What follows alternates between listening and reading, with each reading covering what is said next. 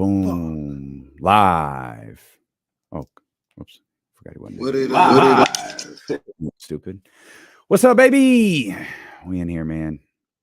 We in here. En route. She is en route. I'll update you as soon as the show started, but I text with her. It was over an hour ago. Yeah, she actually should be really close to touching down. Hopefully she didn't stop in Chicago. She stopped in Phoenix. Oh, that's not too bad. Yeah, she stopped in Phoenix. Oh, man. Okay. Yeah. I'm with you, baby. Yo, let's do that. Yeah, man. Let's do that. Tell him like the bean. I think he's talking about the Kyle Madson bean. I don't know nothing about that. You got like a premium peacock.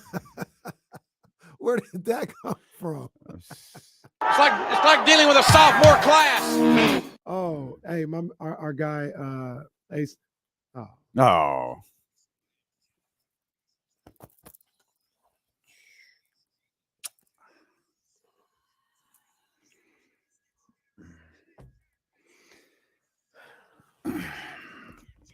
Pretty strong Friday vibes here in the studio on this January 6th, 2023 edition of D-Lo and KC. I'm Damian Barling. Acknowledge me! He's Kenny Caraway. Yes, sir. Acknowledge me. And we are so happy that you are here with us. If you're listening on ESPN 1320 AM, 98.5 FM, HD on your HD radio, or you're in your electric vehicle. If you're watching on YouTube, Twitch, Facebook Live, Twitter, wherever you are, we appreciate you so very much for being with us. James Ham's going to be here live in studio immediately following Sacramento Kings practice. Trysta Krick will be here. Oh, man. Live in studio. It's crazy. Trysta in Sacramento this weekend for the Kings and the Lakers tomorrow. I texted her a little bit ago. There was only a slight delay in Phoenix, but they were getting ready to take off. So all things considered, her travel day has gone pretty well. She should be with us. She's normally with us on Fridays around 2. My guess, with the delay, the drive, she'll probably actually be here around 2 o'clock. That's what I was thinking, too. Somebody asked me earlier.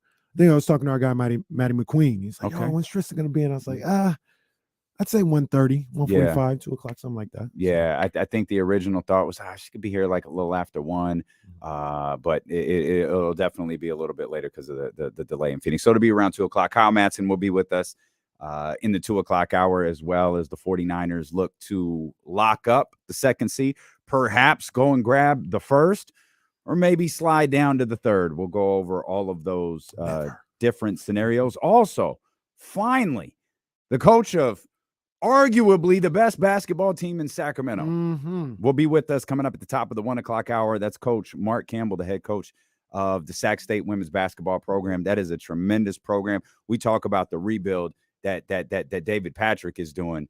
Man, Coach Campbell's doing the same thing. Former associate head coach at Oregon, Coach Sabrina Ionescu. Strong international vibes from those two coaches at Sac State. Man, we're excited to talk to Mark Campbell. They did it again last night. They did. Being Idaho. They did. You know what I mean? These girls are tough, man. They are tough. And the fellas won last night, too. Yeah. Both teams 2-0 in Big Sky play. Come on. Let's go. And we having a double tournament year. Well, let's go. I'll save that discussion for when Coach Campbell joins us. And then, of course, we're gearing up, which reminds me, is we just handle show business on the air because that's what we do. There's no fourth wall. Jesse, we got to get a link to someone at Sac State. We got that? Look, that's the best producer in the game right there. Come on, man. No doubt. That's the best producer in the game. Stacy, let's give my man some health insurance and a raise.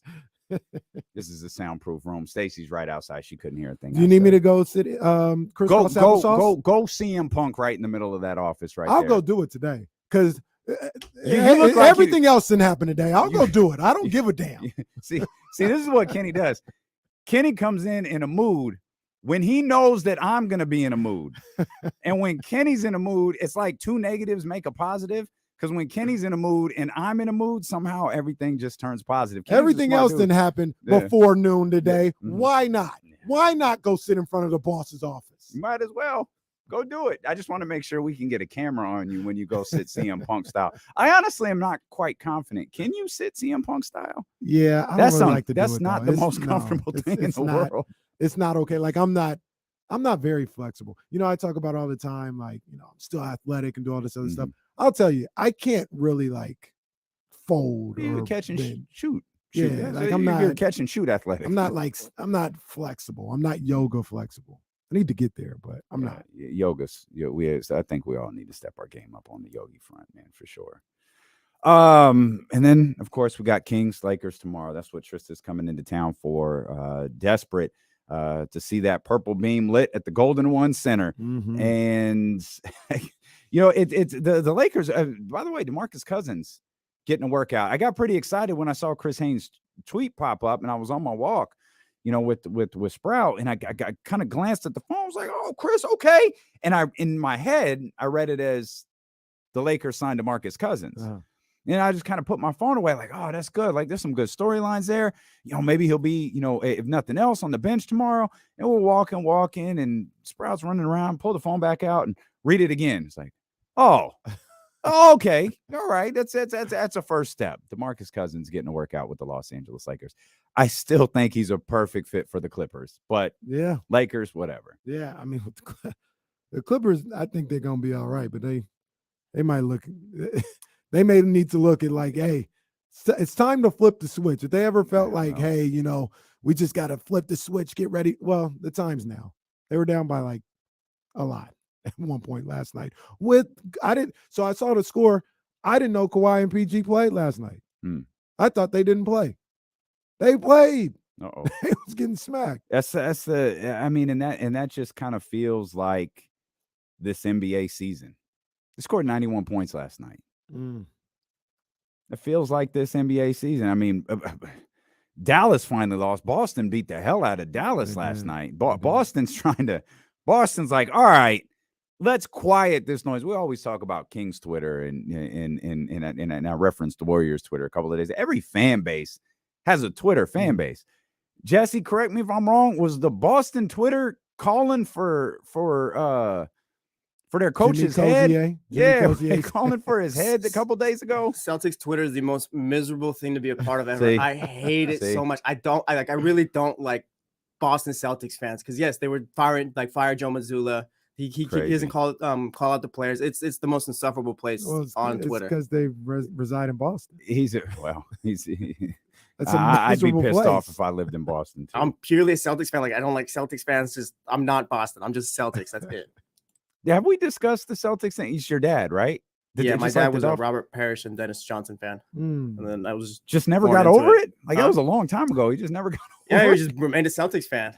He rooted for the Red Sox because my uncle was a Mets fan at that time, so he's just going against him. I love your dad. I'm just envisioning a dude in Stockton representing the Robert Parrish jersey. Well, that's the kind of the story of the Celtics and Lakers out here, right? Like I know a lot of people talk about bandwagon, but a lot of people, the OGs, they talk about, before there was the Kings, I was a Lakers fan and all this other stuff. The Lakers infiltrated the urban areas is what I heard. Then my mom, lots of Celtics fans in El Dorado Hills. Yeah, no, it wasn't Oak Park where all this.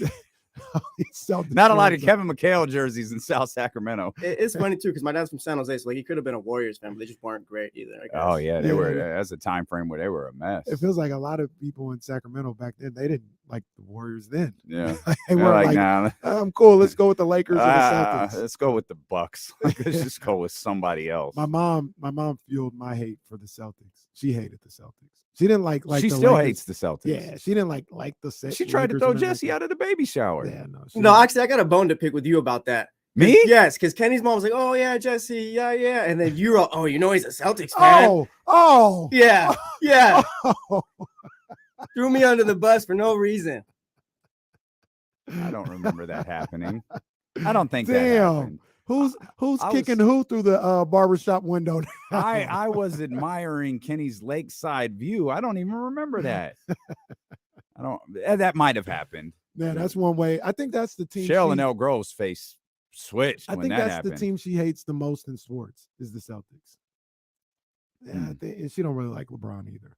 But Yeah, I think it's the Celtics. You don't really She's not care. the biggest Luke Walton fan either. Well, jeez, poor Luke. She must hate the Cleveland Cavaliers now. What did Luke ever do to her? I have no clue. She was not a fan of that man whatsoever.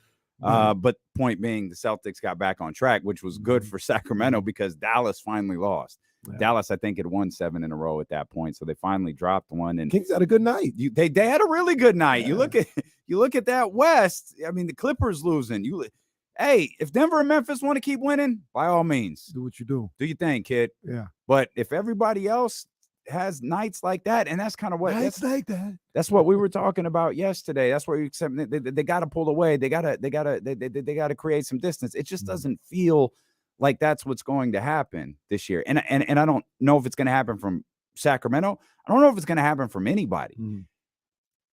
The Warriors have my attention for sure. And I'm still kind of waiting to see what happens for the Clippers. I don't think the Lakers are as bad as they were last year because they were just flat out bad, but I also don't think they're good. I think I keep knock on. I hate doing that stuff the day before they play the Kings, but wait a couple days. I know that's my bad. That's me. I do think the Lakers are going to hop into the. I really like Rob Pelinka. I think he's done a hell of a job. Rob Pelinka, it's a hell of a general manager. I wish they tell the whole story when it comes to him. This guy, give him an opportunity. I wish they really tell the whole story. I do think the Lakers are going to hop into the play-in situation. I think they're a little too far gone for the top 6. I mean, but I do think they hop in. I still think Utah falls out. They're like 2 games back. I think it's 2.5 from the 6. I think Utah 2.5 back from the 6. Utah falls out.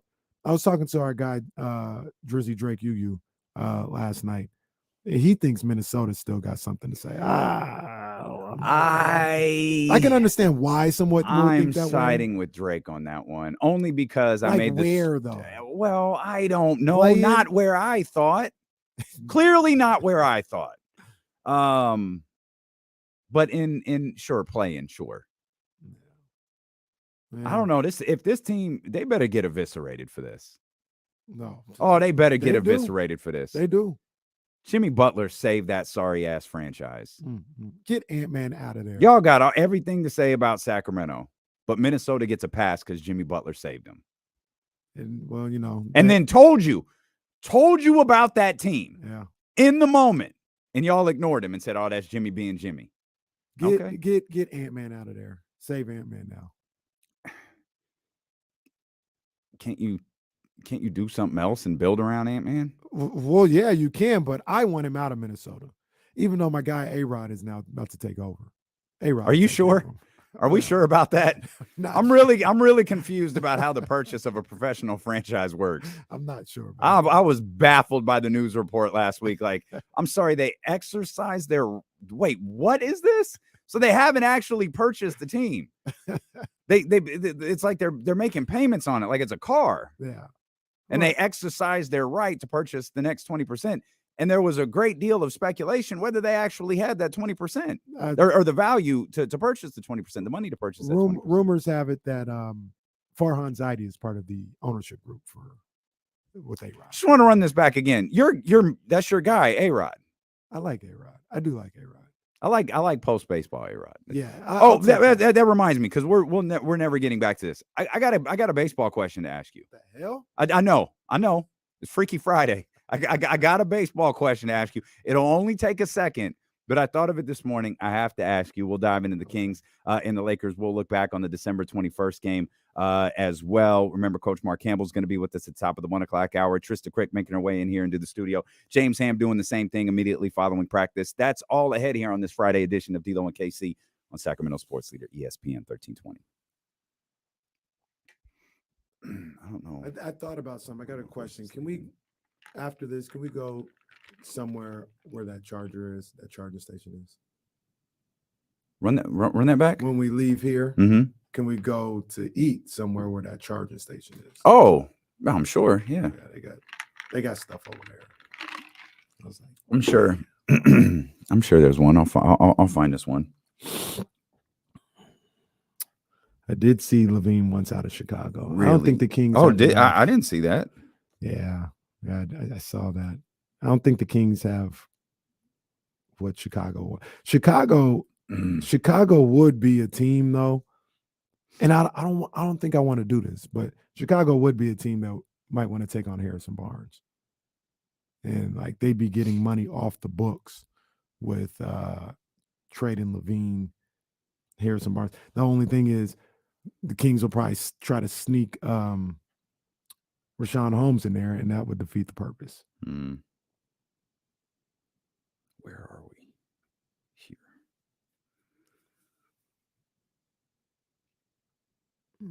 It looks like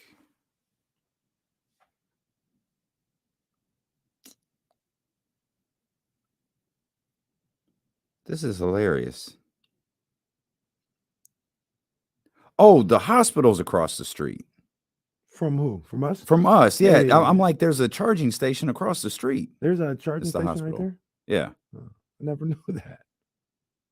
Now I don't know if it's the charging. It says charge point, easy charging. So I'm just looking to see if there's one in the. You know what we could do? We could go over there, drop it off, and go down the street. Yeah. Because I don't know if there's going to be a charging station in the parking lot, which is what I'm looking for. Unless we went out to the mall or something, or that area. ATL Jacob. Pray for my demons, girl. I got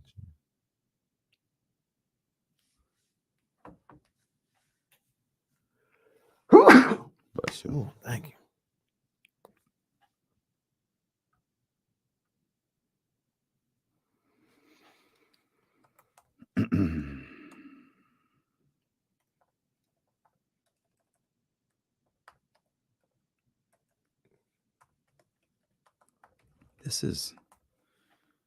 This is bugging me because it looks like it's in this parking lot.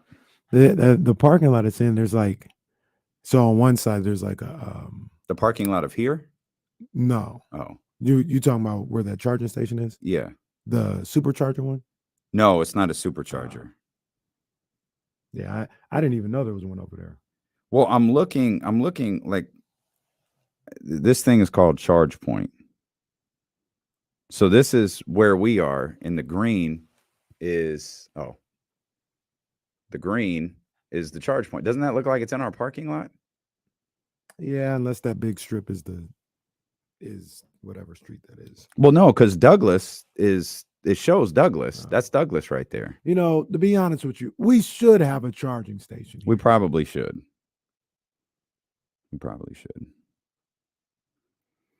We'll get it figured out. Nice like this. Leezy said there's an app for charging stations. There is. But I mean, so like there is, but nothing gets it done like the supercharger. Yeah, none of that stuff I saw are superchargers. My demons, girl, I got you. Let's see. I don't even know what that is. Hospitals across the street in case Casey has too many vending machine snacks. I'm gonna have to go to the vending machine today. I don't think I'm gonna get a snack. I definitely gotta get something to drink though. I ain't gonna knock that. I brought some caffeine with me. Dude, they raised the prices, Kenny. Oh, come on. It's not 150, it's 175. 2023. Damn inflation. Inflation is a bitch. That's what made me walk away from McDonald's breakfast. One day I went and got the McDonald's breakfast for the family, and when it was just the three of us, bro, and it was like $33. Bro, you I'm out of this. Bro, you almost went like 2 days ago. That was only for me though. Oh, like we're as a family, we're not going to McDonald's breakfast. All right. It's like $33. I was like, what are we doing here? I remember when the number 2 was like $2.95. Yeah, what do you mean a McChicken is $1.75? Bryce said it's $2 for a bag of chips where he's at. Oh my gosh. Man, well, hey, you could make the argument. Kenny drove up the prices. Well, or when we're getting some help. Oh, I think there's a Tesla charging station across from Pushkin's on East Roseville Parkway. I don't know where Pushkin's is. I never heard of it. Pushkin's is a bakery. East Roseville Park, but I don't think that's near where we're going, is it? Yeah, that's all the way out. Maybe we just need to change where we're going. Oh, let's go. It's Friday, Come on baby. now. It's Friday. Indeed, it is. You know, people got mad at me because they tried to. Not anything new. Well, and they're wrong, of course. When I said Outkast was top 3 group of all time, they're so wrong. Outkast might be number 1. Well, you got mad because they said Outkast. They got a couple of people got mad at me because you said Outkast is the top 3 group of all time. Oh, you don't need to engage in conversations with those people. And it was our people. Like it was our people. I think I got Rob Jackson was on there. Okay, talking about they're not even top 3. Oh, that's silly. I said, that's look, silly. I know people silly. Love your De La Souls. Come on now. And your tribes. I'm not. Look, they're not my bag. I'm not going to disparage them. Outkast is the greatest group of all time to me. It's them and Wu-Tang in the discussion. Okay. Well, I mean, I think there is a discussion, but like I said, that's the end of it. Well, okay, then I guess that's just the way that it is. Could I ask you a quick question real quick? Absolutely. It'll be quick. This crossed my mind this morning because I honestly hadn't given it a second thought in weeks. Mm. Do you feel any different about the Carlos Correa San Francisco? No? No, I would have signed him. I don't care what. No one is signing him. I understand. I would have if I'm the Giants. Pretty much everyone is doing what the Giants did, except they didn't get as far as the Giants got. It's all circumstantial. And essentially there's 2 teams. It's just the Giants and the Mets. Number 1, the Mets have the ability. Are we sure it's just the Giants and the Mets? Like I'd imagine the Mets held this thing up. Don't you think? Who was it again? The agent. Scott Boras. Don't you think he went out and started talking to other people right away? Yeah, and they're talking, but he's still engaged with the Mets. But he's not getting what he wants from the Mets. He's not getting what he wants from anybody. Maybe not. Maybe not. But Minnesota was willing to give him 10 years and however $1 million before the Giants swooped in there. The Mets. So where's Minnesota now? I don't know. Maybe they're talking to him. They're like, the story is there's another team that they're talking to right now. So I don't know what's going on with that. I don't know if they feel the way I feel, like just give them the money. But the Giants, the Mets can do this to a certain degree. They can do this. They have Francisco Lindor. They got Pete Alonso. They've got what's my man's name? The pitcher.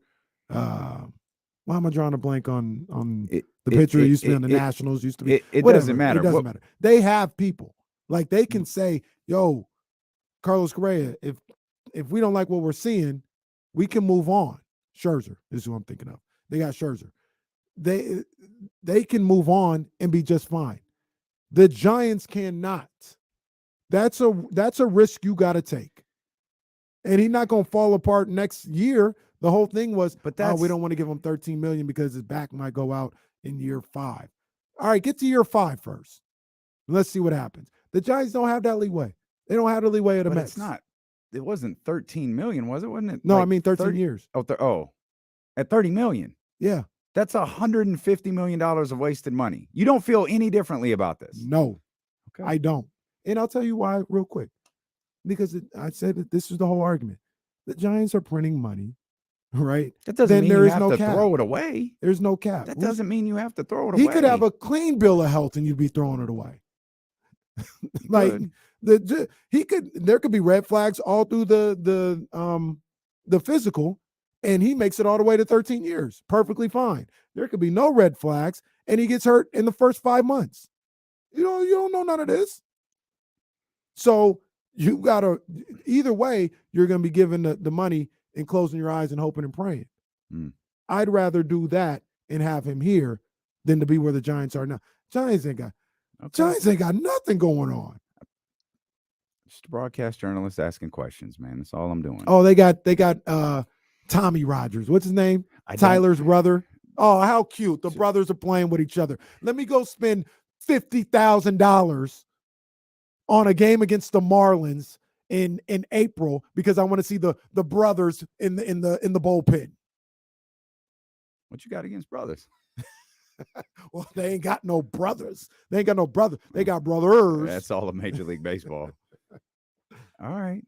kind of sorry I asked, but I was curious. I was just wondering. So you're willing to throw away money? You're willing to throw $300 million out there and just hoping a prayer? They would have been doing that regardless. All right. Would have been doing Managing risks. I think that's part of the games. Well, here's the other thing. They've done enough of that. Okay. If they were spending freely for the last 3-4 years, hey, I understand. You guys have spent. You got to do what you got to do. Time to save or whatever. They've been telling us for 3 years. Oh, we got to get the money off the books. We can't do anything out here. We can't sign anybody. We can't trade for anybody because we got to get the money off the books. All right, you've done that. Time to get some money back on the books. I don't understand that either. I don't know why you have to get money off the books. This is baseball. It doesn't matter. That's the whole point with $150 million. Well, I don't think that's the same thing. I'm not looking at those two same things. The sentence "we have to get money off the books" does not apply to Major League Baseball at all. It does not make sense. And once again, they were saying we have to get money off the books. That's why we can't do anything. No, that doesn't make sense. That doesn't add up. The hell that doesn't work. But I don't know that I'm willing to kill them for not throwing $300 million at a guy that it appears every other Major League Baseball team doesn't want to sign either. That's all. I was just curious. I was just thinking about you this morning. That's all. When nobody's in that ballpark. I was in the shower and I was thinking about Carlos Correa. when nobody's in that ballpark, they can at least they can sleep at night because they kept $150 million. All right. Okay. Green seats everywhere. Seagulls all in the left field bleachers. Seagulls, more seagulls than fans out there. But at least they kept that money. I can't lie. I sneaky love how much you get pissed off by this Giants conversation. Man, I can't lie. I just want a team that is enjoyable to watch, and they refuse to give it to me. I understand. We will move along. I was just curious your thoughts on this. I'm actually really curious how that story plays out. Kings and the Lakers tomorrow night at the Golden One Center. Austin Reeves and Lonnie Walker both out. I bring that up. Austin Reeves didn't play on December 21st. Lonnie Walker did. He had 19 that night.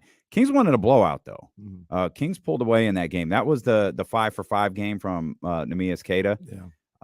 There was no Rashawn in that game. There was no Chimezie Metu in that game. I bring that up because it was a central focus of our conversation yesterday about the bench, and I think it's going to be – I think that's is it a stretch to say the Sacramento Kings bench might be under a bit of a microscope tonight? They are for me. I mean, I feel like especially the way the starters played the other night, I think Keegan was the only starter to not score in double digits. Let me ask you a question. Let me flip that a little bit. Okay.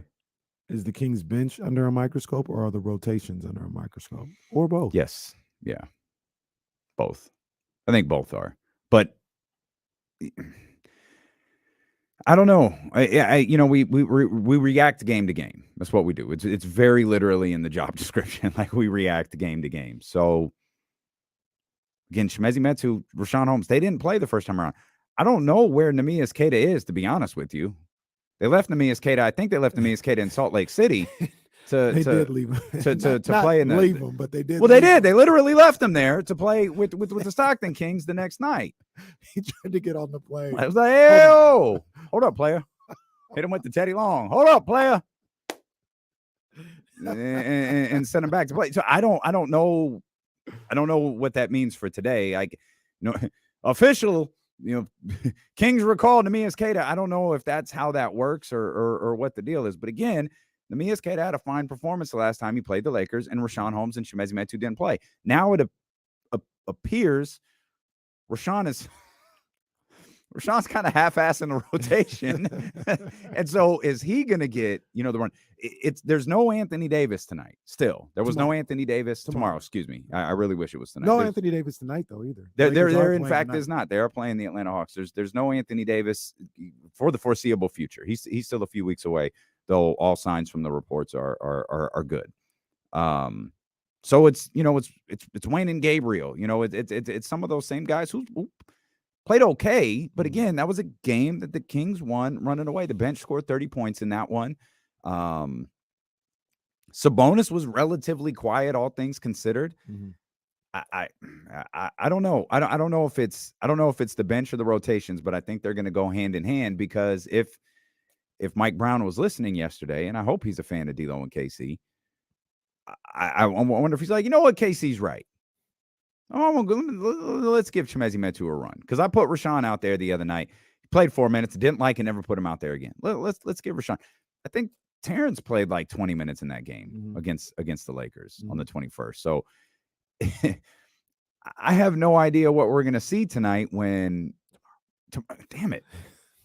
Well, you know what it is? You're so used to them playing every other day. This is the first time they've gotten 2 days off in a while, it feels like. I guess that's what it is. Yeah.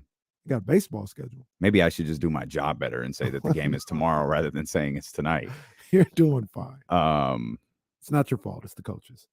Thank you. I really got to load that up here on the soundboard. Yeah, I don't know. I just think we're gonna be hyper analyzing everything that happens once, if it's Davion and Malik, and then what kind of happens after that. And you know what? We're gonna be hyper analyzing the situation if they lose. That's the nature of the business, right?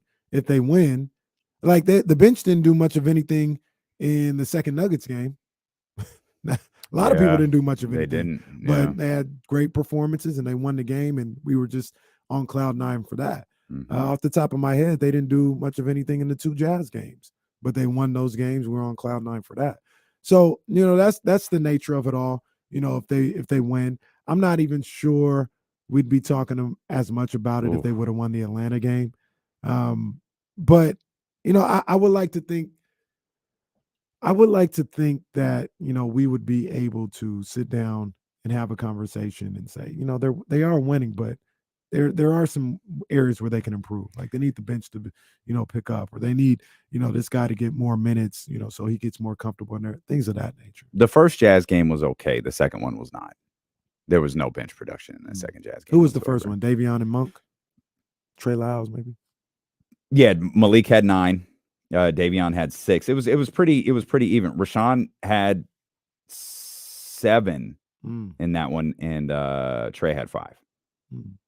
KZ Okpala played 2 minutes, but again, that game, no Terrence, no Chimezie, no Neemias Queta.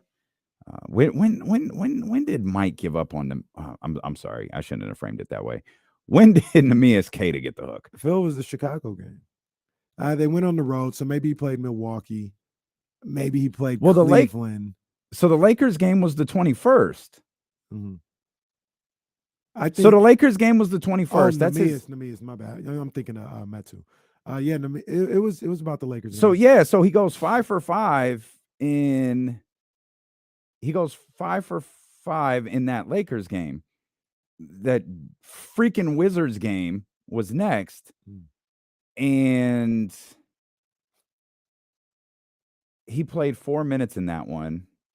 I remember it was a bad 4 minutes, wasn't it? And then Nuggets, that was it. We ain't seen him since. That was December 23rd. We ain't seen him since. Well, I don't know, man. Bulls, you mentioned Chimezie played 11 minutes in that one. Damn, was Chimezie 5 for 5? Okay. Note to role players on the Kings, don't go 5 for 5. It's the freaking kiss of death. Don't be perfect on offense. Don't be perfect on the offensive end. Damn. Chimezie the next night, 10 minutes against Milwaukee. I feel like he might have played against the Knicks, and that was about it. He played against the Cavs, played 8 minutes against the Knicks. I mean, he played against the 76ers, but some of these games didn't really go well. So he's okay. The Raptors game, they won.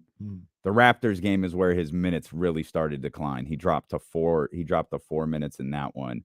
And that's kind of where he stayed to the Pistons game. And this might have been the end. Yeah. When they got to the Hornets, that was the end. So his minutes dropped.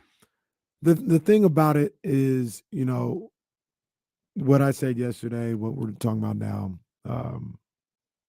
if Mike Brown sees things that we don't see, that's keeping these guys up. He absolutely does. I shouldn't frame it as if. He does see things that we don't see. And what I meant by that was if the things that he sees has him feeling like these guys wouldn't contribute, or I can't trust these guys to contribute in a game situation. I mean, I trust his judgment in all of this. So, whether I think that he should be doing this or that or whatever the case may be, I trust his judgment as of right now, because he's pushed the right buttons, it seemed like, every time this year. So, until I see otherwise for a more sustained period of time, got to go with him. What do you think they're not doing? Shemezi, I guess it Terrence. Feels like defense. It feels like defense, and it feels like fouling.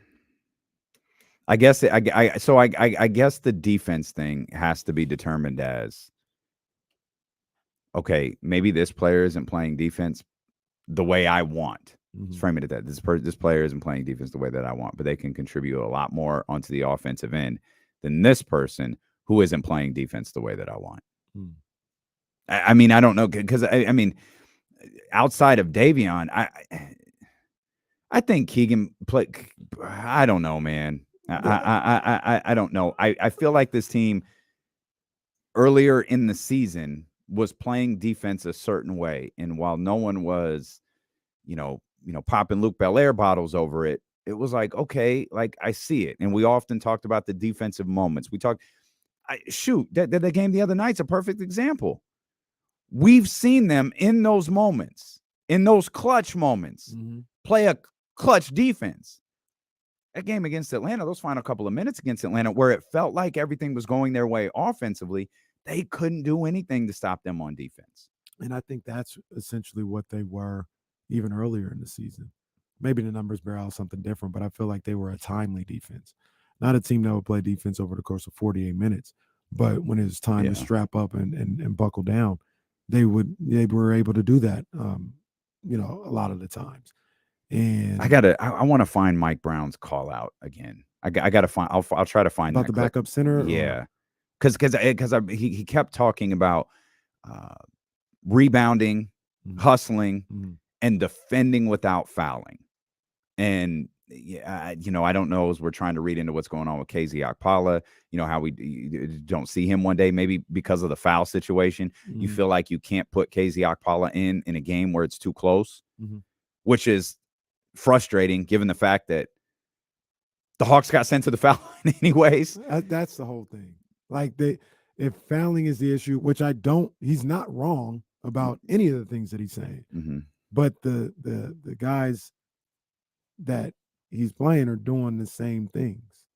They're doing the same things, and you got to play somebody. You can't bench everybody. It's probably, I think that's the upside versus the downside again. But then, and this is just what I see and what I feel. I feel what they had with all those guys on the offensive end, number one, that's their bread and butter, whether Mike or anybody else likes it or not. That's the way this team is constructed. What they can do offensively is their ID and their bread and butter. Your hope is that they can play good enough defense, where where they're not in a shootout every single night. Yeah. But offense is their bread and butter. The other thing about it is, and this is the case with a lot of offensive players, is they would get hyped when they were on an offensive run. They would get hyped to play defense. And when they were cooking and, they're hitting threes and the energy's up and all this other stuff, they're locking up, creating turnovers because they're hyped. That's how offensive players tend to get hyped to play defense if everything is rolling good on the offensive end. Well, they've lost some of that, not all of it. They've lost some of that. And I think that's the reason why they've lost some of their defensive standing or ratings or whatever you want to say about it. Does any of this matter if Terrence Davis comes out and hits back-to-back threes? What you mean? If Terrence Davis, we're talking about defense and fouling and all of these other matches. If Terrence Davis comes out and the ball winds up in his hands, he has a look and he hits a three. Come down the next possession, 2 possessions later. Whatever happens on the defensive end happens. But there's Terrence in the corner. It's his shot. He takes it. He hits 2 threes in 2.5 minutes. Mhm. You could say the same thing for Chimezie. You could. I'm using Terrence as an example because he's a player that's in and out of the rotation. You could use any of these other players that you want to as an example. Perhaps I could more generically state it. If these players are scoring more efficiently on the offensive end, are we having this conversation about fouling while defending or rebounding or defense or any other things like that? Probably not. Probably not. Of course, we did just point out two Mike players Brown who went 5 for 5 and immediately saw a decline in play. So maybe that shoots a hole in that theory. Mike Brown might, though. He might be the type of coach who, I don't really care what you're doing on the offensive end. I need you to do this on the defense for certain guys, not like for De'Aaron Fox or somebody like that. It could be a situation, as we mentioned, Neemias and Chimezie. All right. Mike begrudgingly. All right. I'm going to let you finish. I'm going to let you finish this game. Mm-hmm. We're going to have a talk when it's over, though. Yeah. Like, you 4 for 4 right now. You 5 for 5. I'm going to let you finish this game. Yeah. Those points matter. All points matter. But I'm each and every one of them. every single one. We're going to talk. We're going to run this film. Yeah. And you're going to improve on the defensive end next game. And unless you 5 for 5 again, those minutes are going to be cut. There's history that shows maybe that's the conversation that's being had. I'm going to let you rock today, but you better improve or do that again. Those are your two choices. Be perfect on the offensive end or improve on the defensive end, or that minutes decline is there. And we saw it from two players who had good nights. Yeah. And look, I'll say this about Coach Brown. I've never coached an NBA team, but I've coached before, and that is absolutely a discussion that you have with your teammates or the guys, your players. You tell them straight up, hey, this is what I'm looking for. If you can't give it to me, I'll find somebody who will. And I don't care if they're on this bench, if I have to go to Stockton, if I have to go to Stockton Boulevard to find them. Give me what I'm looking for, or else I'll find somebody who will. I don't care what you're doing. Is there anyone on Stockton Boulevard who could play defense? Maybe. Rebound? Any 7-footers out there? Maybe. It could happen. You never know. You just got to go out there and look. But yeah, I've been there. I understand like that mentality, that thought process. But I do think you got to pivot sometimes. You got to, if it's not working and there's nobody else coming through that door, like you got to pivot and you got to have a conversation with Metu or Terrence Davis. Like, look, I'm gonna go back to you. This is what I'm looking for. And in your head, as Mike Brown, you've got to be willing to say, I got to give them an opportunity, like a real shot. I can't give him 2 minutes. And if he doesn't have the right rotation in those 2 minutes, I'm done with him. I got to give him, that game, maybe a couple games to get a feel or get used to it. That's what I think. Here's the other thing. You talk about their consistency on defense. Like, that's fine. They're not all that consistent on offense either. And that's kind of weighing into some of the things that we're seeing from the bench in these last couple of games. And it stinks when you have big performances from, guys in your starting lineup the way that you did against Atlanta. And people in the chat are correct. They shouldn't go to Stockton Boulevard. They should go to Freeport. Freeport. My mistake. Well, no, Rich, I am not done with Freeport. I'll never be done with Freeport. Shout out to Airway and Jack in the Box. Wow.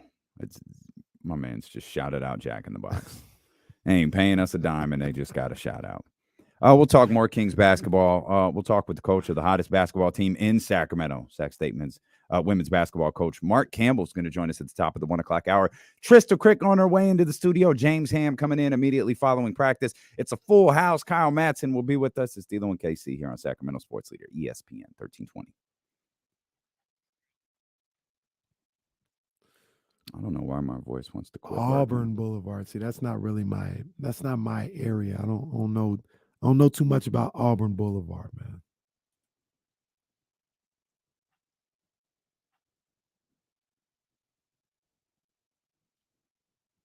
Shout out to Oscars.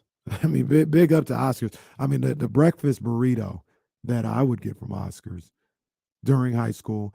And actually, when was that? Was that the summer? I think that was this past summer. I went to Oscars for breakfast. Man, that breakfast burritos. It's pretty damn bomb. Pretty damn bomb. Okay. I don't know any good spots like that because I don't never go out to eat. I don't either. I want to do that more. And I'm going out to eat like 3 times this weekend.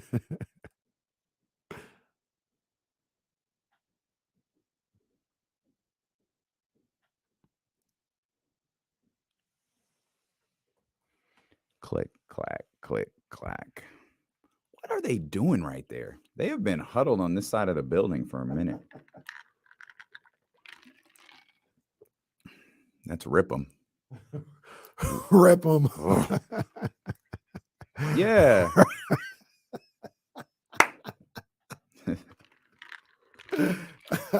Oh, that's what I was gonna say. I'll tag you guys in it. You may know about it. The Ace, the good friend Ace, cousin Ace, tagged me in a video. Do you remember when Gold Dust did blackface? Oh yeah. Yeah. Wow. Yeah. So that's completely off the And app. he didn't do like Triple H rock blackface. He did full on blackface. And the crazy thing is, like, they have the clip, so the clip isn't on the network at all. Like, that's gone. Is DX thing still on the network? No. Okay, they're all off, as they should be. But Lawler, the King, is in there. Like, I know that's his job or that's part of the bit, but he's like playing along. Like, it's crazy. It's hearing the accompanying audio. It's like, yo, to the point where I'm looking at Jerry like, yo, Jerry. Come on, man. That's Memphis's King right there. Come on, man. We know what time it is. Jesus. Like, let's not forget, Akeem the African Dream came out walking like this. Hey, that was. He's gonna be the first black WWF heavyweight champion. Oh, we just got a retweet from Trysta Krick. I think she's landed. Oh boy. I think she and Sonya right there with the big eye emoji. Oh, tremendous. She said in Sacktown. Damn it. She's not from Sacramento. Oh, that's right. That's She's not fair. from Sacramento. That's fair. So I understand. Oh man, Jesse got the steel chair. That's a good call, Dr. David. That does sound like what happened. Oh my God. He's caught us straight for no reason. I forgot I initiated that. That's me. That's my bad. That's my bad. Sorry about that. Hey Jesse, did you see Tank get the face off? No, I didn't see that. What happened? I don't know what's going on with my man Tank. Uh-oh. Is it all bad? It's just looking a little strange. That's your guy, right? That's the guy? Yeah. Tank's the guy. I saw that dude was punching people in the belly again. Oh my. Oh man.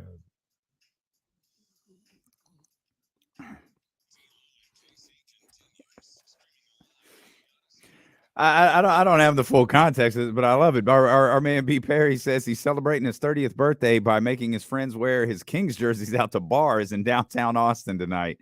Hashtag Beam Team. Okay. I'm with it. Okay. That's the beauty of youtube.com/ESPN1320. That's the beauty of Twitch and Facebook Live. You can watch us anywhere in the world, man. Happy birthday, B. Perry. We'll hit the air horns for you. Now, I feel like I wouldn't have missed this. But did I see a happy birthday, Warren? That's what I thought I saw too. I was going to mention.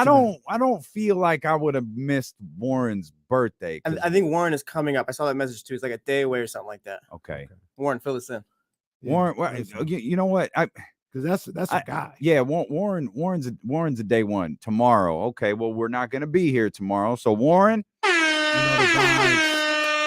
happy birthday, baby. Dog. Absolutely, man.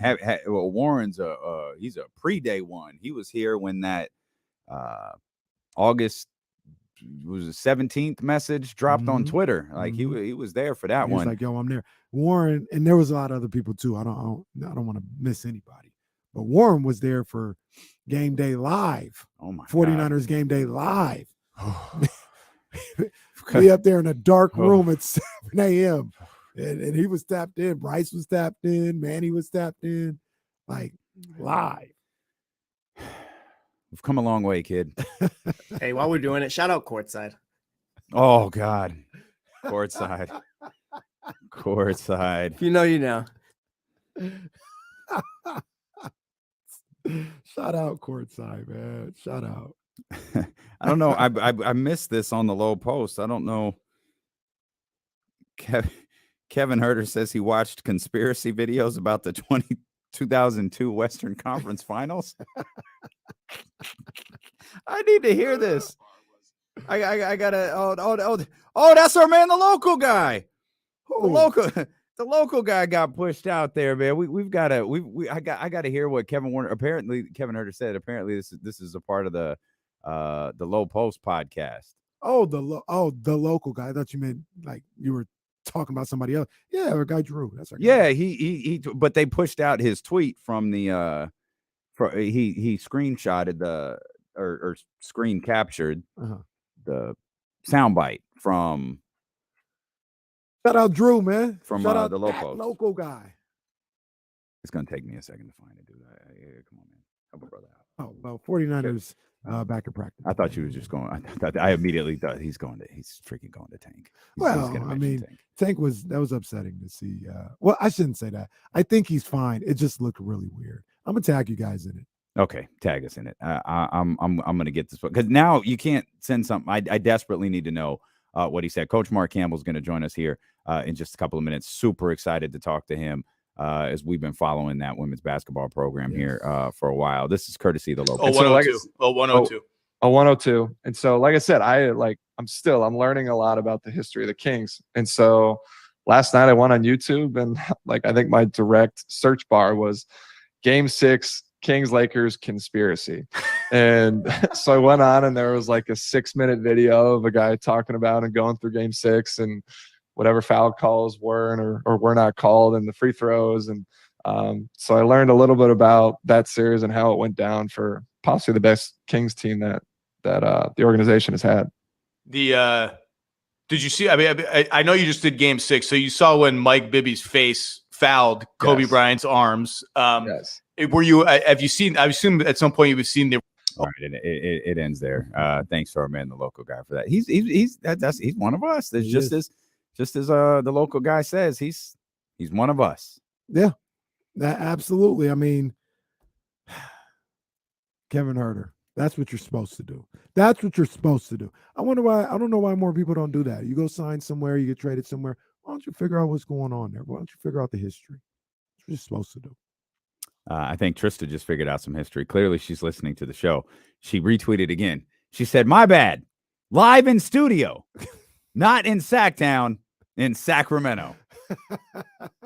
Now, Trysta is one of us. Absolutely. She's one of us. She gonna move here. You think so? Yeah, we want Trysta to move here. She's gonna move from DC to Sacramento. I mean, people have done it before. Oh.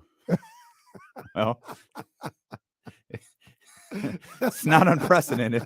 So there is that. Yeah, it's certainly possible. She could be down in LA with Olivia. I could see that for her. No, she's always welcome in Sacramento. I actually don't think she'd leave the East Coast. Get a compound by the Caraways, keeping up with the Caraways. I mean, look, I just got a regular house, y'all. Okay. With a lake and a pool. Like Jesse stepped out of the studio, but he saw it. There was a pool, a huge pool, and then right behind it was a massive lake. It was all Kenny's. Man, don't listen to these people. I was there. I barely got running water. Wait, is that true? No. Oh, well, I mean, given the way things have gone the last couple of days for some people, I wouldn't. My fence fell, wouldn't be surprised. Oh, did it? That's the second time your fence has fallen, hasn't it? I'm surprised mine's still standing. One of mine's trash. I think all of them are they haven't been changed. Like I think the house is 22 years old or something like that. So they've gone through some of those Sacramento windstorms, for the last 2 decades. And it's time. It happens. Little crypto.com, okay, though? Oh yeah. We made sure everything was good there. I made sure the courtside seats were down. I Yeah. didn't want nothing happening there. Yeah. Brought the nets down, all Uh-huh. this other stuff. We don't nothing. You- And it's not crypto, by the way. Oh, I was gonna say, did you notice how he didn't even react It's to not that? crypto. I was Just- just, No, that's fine. I don't even listen to That's this fine. nonsense. Okay. You ain't no need to listen. Okay, Lake That's Show. fine. Casey took that in stride. He and sure then caught did. himself. There ain't no damn crypto. He was like, ain't nothing wrong with that. There's a lot wrong with that. No damn crypto. This little G1C. Little G1C. Indeed it is. And G1C is going to be popping tomorrow. It's going to be loud, and crowd's going to be invested in that one. Mm-hmm. It's always interesting to see how this team responds to games, and I don't think they didn't play well on against Atlanta. I just think they couldn't close, and that's what it came down to. They were all right. They did what they do at the end of games, which was on par. For the majority of that game, though, I didn't think they played. They just were there. They were all right. And I guess my frustration is I kind of thought that's where Atlanta was. I felt like they were just there. Atlanta was. I mean, they weren't far from there, but they were enough to. They did enough, though. Be up Yeah, the that's entire right. game. Yeah, they did enough. You're listening to D-Lo and Casey on KIFM West Sacramento 98.5 FM, KRX QHD2 Sacramento, ESPN 1320. Driven by Lasher's Elk Grove Dodge. Always live on the free Odyssey app. Happy to bring in the coach of perhaps the best basketball team in the city of Sacramento. Straight up. Coach, we've been anxious to have you here on this show for a while. This is Coach Mark Campbell, the head coach of the Sac State women's basketball program. Coach, what's happening? What's up, fellas? Thanks for having me. Yeah, no doubt, man. We've been eager to have you on, man. We've been following your Hornets team all season long. They're 11-2 here so far. And one thing that you and Coach Patrick have, Coach is kind enough to join us every week. Man, you guys got a real strong international vibe to these teams that you're building over there at Sac State. No doubt. Basketball has become a global game, and obviously in the NBA and the WNBA, that's evident. I mean, shoot, in the NBA right now, the best players are international. Giannis and Luka, Joel Embiid.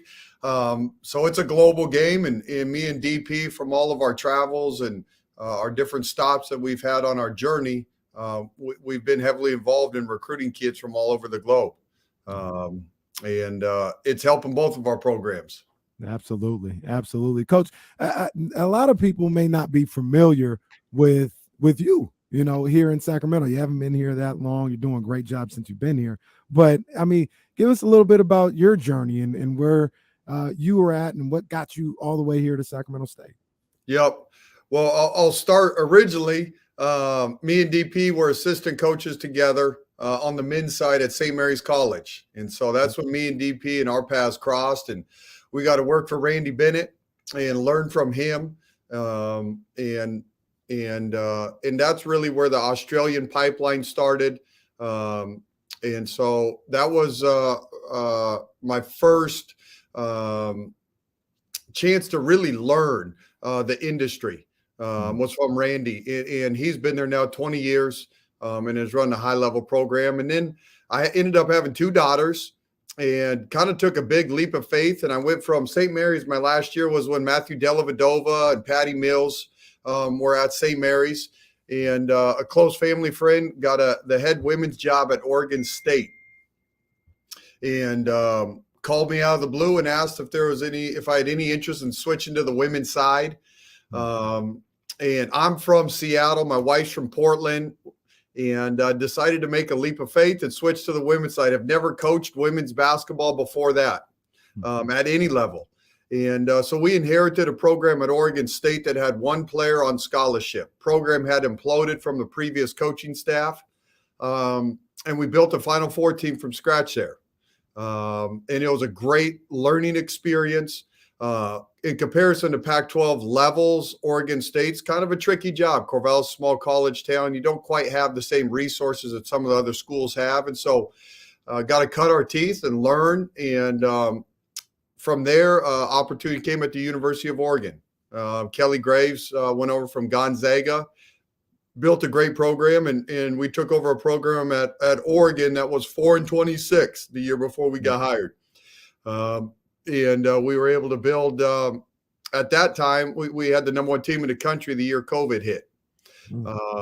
And so I think it took 5 years to go from a 4-win program to the best team in college basketball. Now I say that we didn't get a play for the NCAA tournament. We didn't play in a Final Four because of COVID, but that team was rolling through the country, smashing teams. Yeah. And then real quick, coach, for those that didn't do the math with Oregon, you were there with one of the hottest players, who still is one of the hottest players in the women's game, in Sabrina Ionescu. You were coaching her. Yep, Sabrina. So I was the first college coach to find her. So her going into her freshman year of high school that summer was recruiting a player on her AAU team. And so she was on the young team, and the player I was recruiting was on the top team.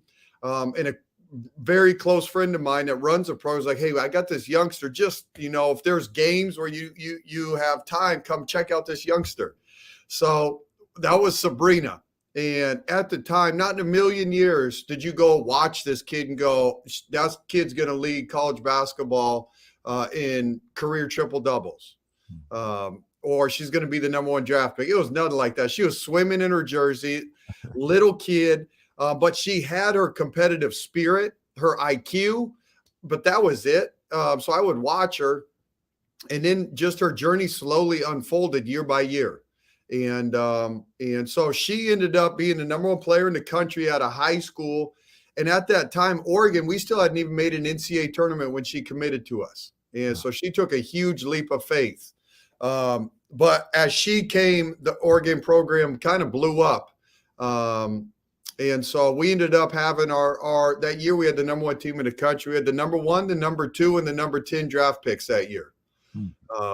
And so then after the Oregon situation, and I got all sorts of stories from my time there that were fun, but the Sacramento State job opened up. Mark Orr, our athletic director here, was the same athletic director for me and DP when we were at St. Mary's. And so the first thing is that this whole deal is about people, and just completely trusted Mark and his vision for what he wanted to do for Sac State athletics. And he sold me on that, and I believed him. And then when you studied it, the football team was getting momentum. The baseball program's been elite for a long time, and then came down here and studied it. And the city of Sac's beautiful. And so as you're starting to peel back the layers, man, you just saw all sorts of potential here. And so decided to move from Oregon to here, and now we're about a year and a half in. I'm gonna tell you, Coach. I was talking about you the other day, Coach. I'm first of all, I'm setting up your first tournament game because y'all gonna make the tournament. I'm setting up your first tournament game. It's gonna be Sac State versus Duke. Oh, I've already set that up, and I've talked, Coach. I've talked to the head coach of Duke, and I Coach Lawson. I know her. I know her pretty well, and she says you're you're a star in this industry. Oh, I don't know about that. She's awesome. Did you get to know her when she was with the Monarchs? I did. Yeah, I did. I got to know her pretty well. Yeah, followed her career pretty closely. She's the rock star. What she did as a player at Tennessee, and then her different life experiences that she's had through basketball, with USA basketball, with the NBA. She's crushing it at Duke, and which is no surprise. And they got this year. They're off to a phenomenal start. And I wish it was that easy that you could just pencil us into the NCAA tournament. We just got to figure out how to beat Eastern Washington tomorrow. There you go. Absolutely. That's coach speak right there. Because Kara, you say, oh, Duke's off to a great start. Don't tell her that. She's like, yeah, well, we'll see. We'll see. And she's just like you. And that's those are coaches' mentalities. We just got to figure out a way to win the next game. Absolutely. No doubt. The journey of a season is fragile. It truly is. And you guys follow the Kings so closely, right? If Sabonis ends up having a thumb injury where he's out for a month, it changes the whole dynamic of that team. And so seasons are fragile. And you truly got to take it one game at a time. And an injury here can change the course of your whole season. And then just with personalities and managing all that, for us, it's young kids, 18 to 22-year-olds that are navigating life. They got a lot going on. So I remind our team all the time and our staff, but seasons are fragile. Yeah. Hey, Coach, man, you guys 11-2, absolutely killing it this year. Did you see this coming with this group? I mean, you look at the team, it's a team effort, but you got the dynamic duo at the point guard spot and in the center, and they are big time there. But, you know, everybody is in there playing their role and doing a great job at their role. Did you see this type of success coming with this group? No, because we have 9 new players.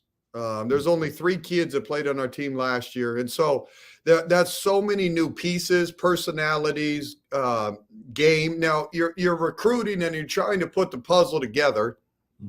And, but there's a lot that has to go right. So KD, Kalasia Dean, our point guard who came to us for her 5th year, she's from Bakersfield. She never played point guard in college basketball. She was a shooting guard at Oakland all 4 years. And studying film, you saw the gift that she had, but she wasn't put in position to play in pick and roll. She wasn't put in position to be a lead guard, a playmaker. And so you see some stuff that you hope she can do it once we put her into the spread pick and roll, but you don't know. And then you're studying video. But on video, you can't tell someone's personality. You can't understand their leadership qualities. You can't understand their competitive. You got to be in the trenches with someone. So there's stuff that you're taking educated guesses as you're putting this puzzle together. That's one example. And she's been beyond what we could have hoped for. She's a monster. Her leading scorer, right? Leading scorer, has never played point guard in college basketball. And she's playing 40 minutes a game on an 11-2 team. And everything goes through her. Last year, we had Leanna Tillman that was a league MVP. Same thing. She showed up, had 1 year, and crushed it. And so you didn't know how she'd get plugged in, but she's done great. And then our center, Izzy, you guys, her story is bananas. Izzy played, I think she played about 14 minutes a game at junior college. Averaged like 7 points, 4 rebounds. Okay.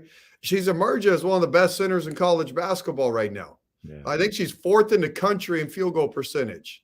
She was leading the country in field goal percentage for a long time, but you're working with these youngsters, but you don't know how quickly they're going to progress and develop and whatnot. So now I didn't see 11-2 coming, but I do know we were starting to assemble the pieces that all were starting to complement each other.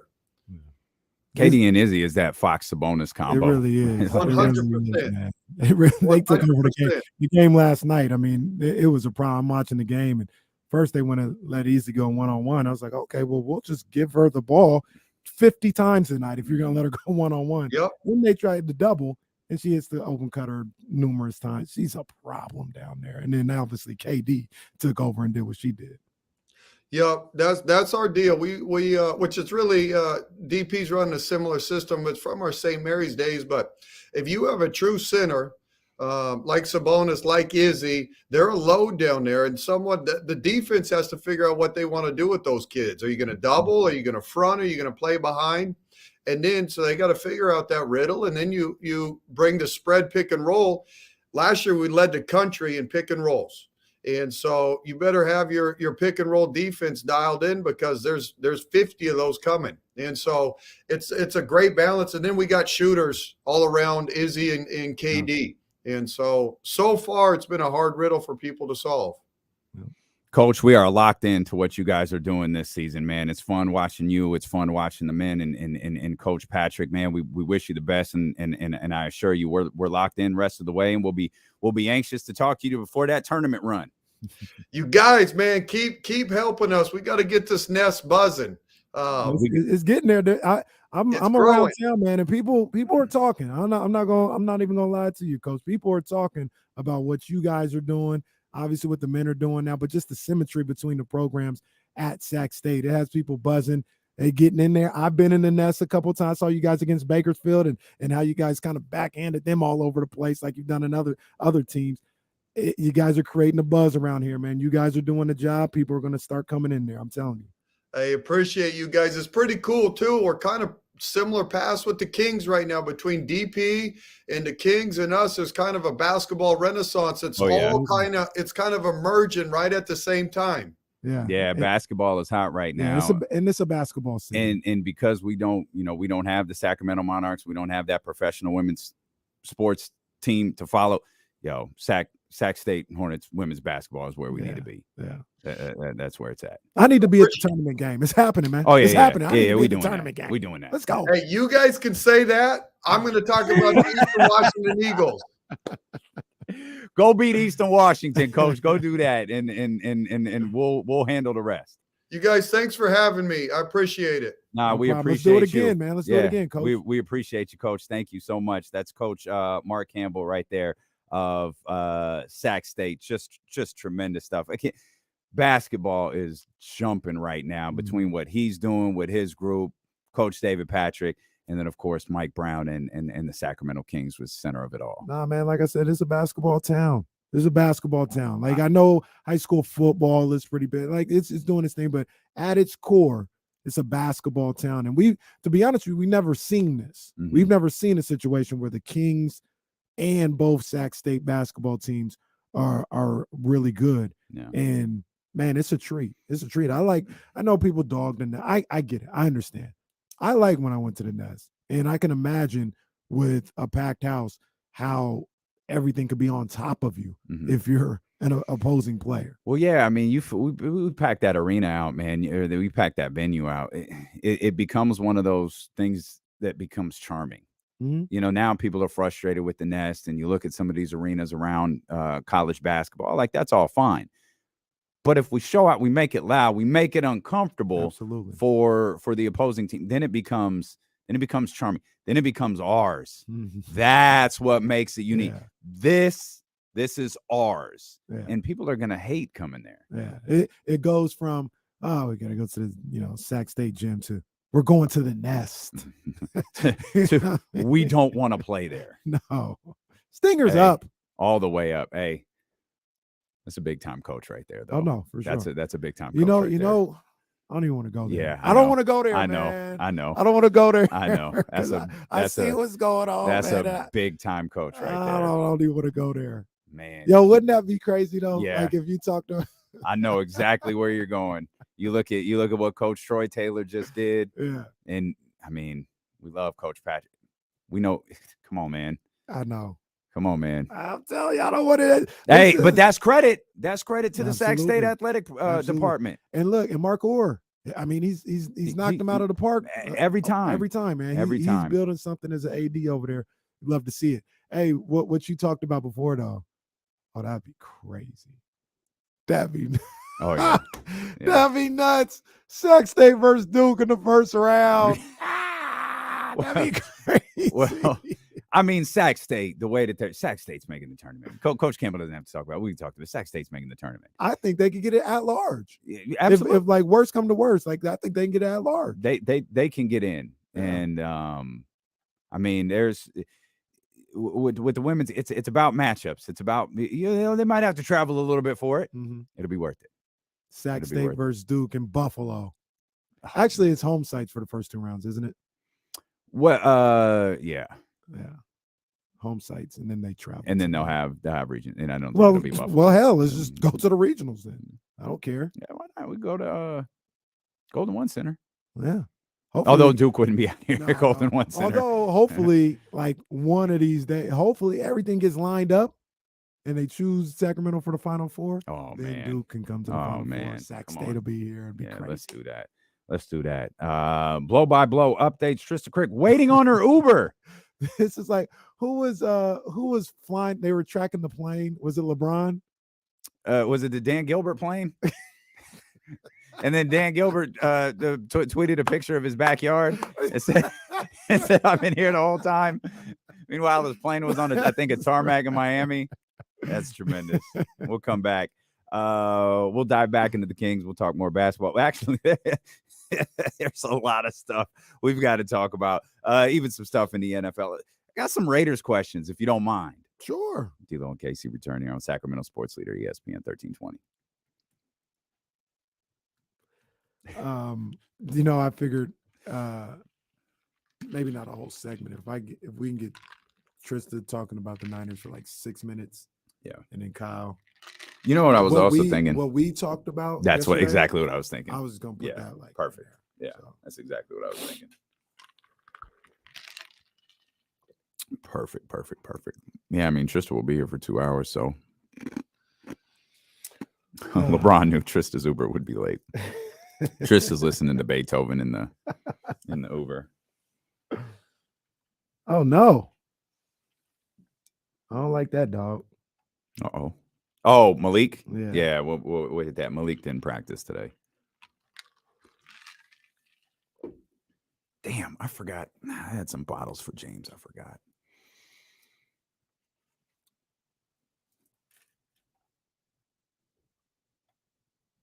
Hey, yeah, we can take calls. Did you see that, Tank? I think he's okay, but it just looked weird. Bro, what the hell's going on?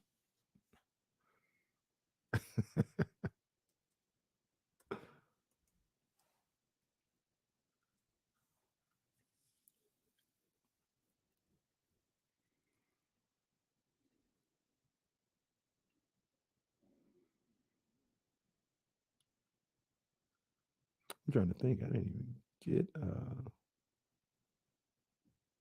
That DeMar Hamlin news is just phenomenal. It is. That brought a smile to my face. Just phenomenal. Brought a smile to my face. Yeah, I just watched that. That was weird. I don't know what that was. Yeah. Get it together, sir.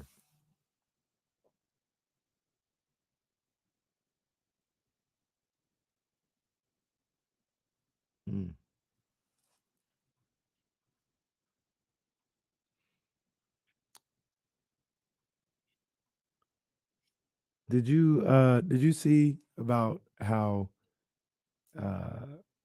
ESPN put a gag order on the employees allegedly? Yeah, it was a little reckless because he like clarified it a couple of minutes later. But we all know it. But his first tweet was the real tweet, and then he tried to clean it up. Yeah, no, I'm not surprised. Man, oh man.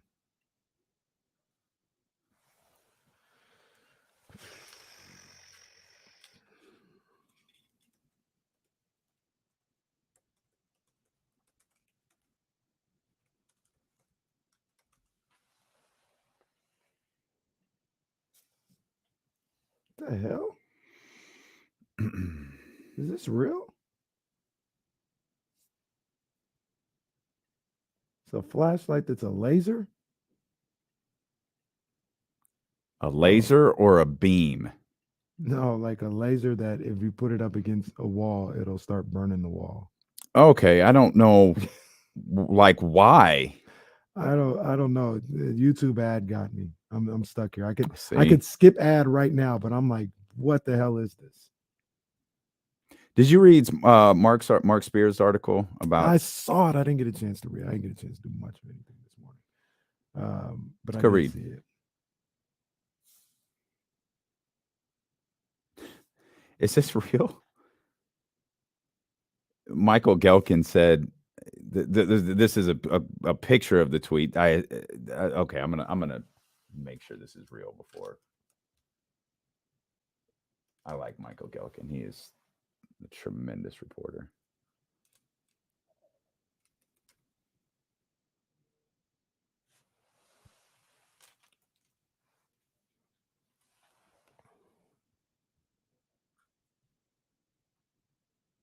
Oh no. Oh, it was real. Betting odds are no longer available for who will win AP Defensive Player of the Year, according to Bet Online AG, due to insurmountable odds lead by Nick Bosa. That is spectacular. Damn. That is spectacular. I just seen I just saw a tweet from the Arizona Cardinals. Last dance with a picture of JJ Watt. JJ Watt just hit the injury report. He might not even play. What? I don't mean to laugh at him. No. It might be one of those ceremonial snaps where. Oh no.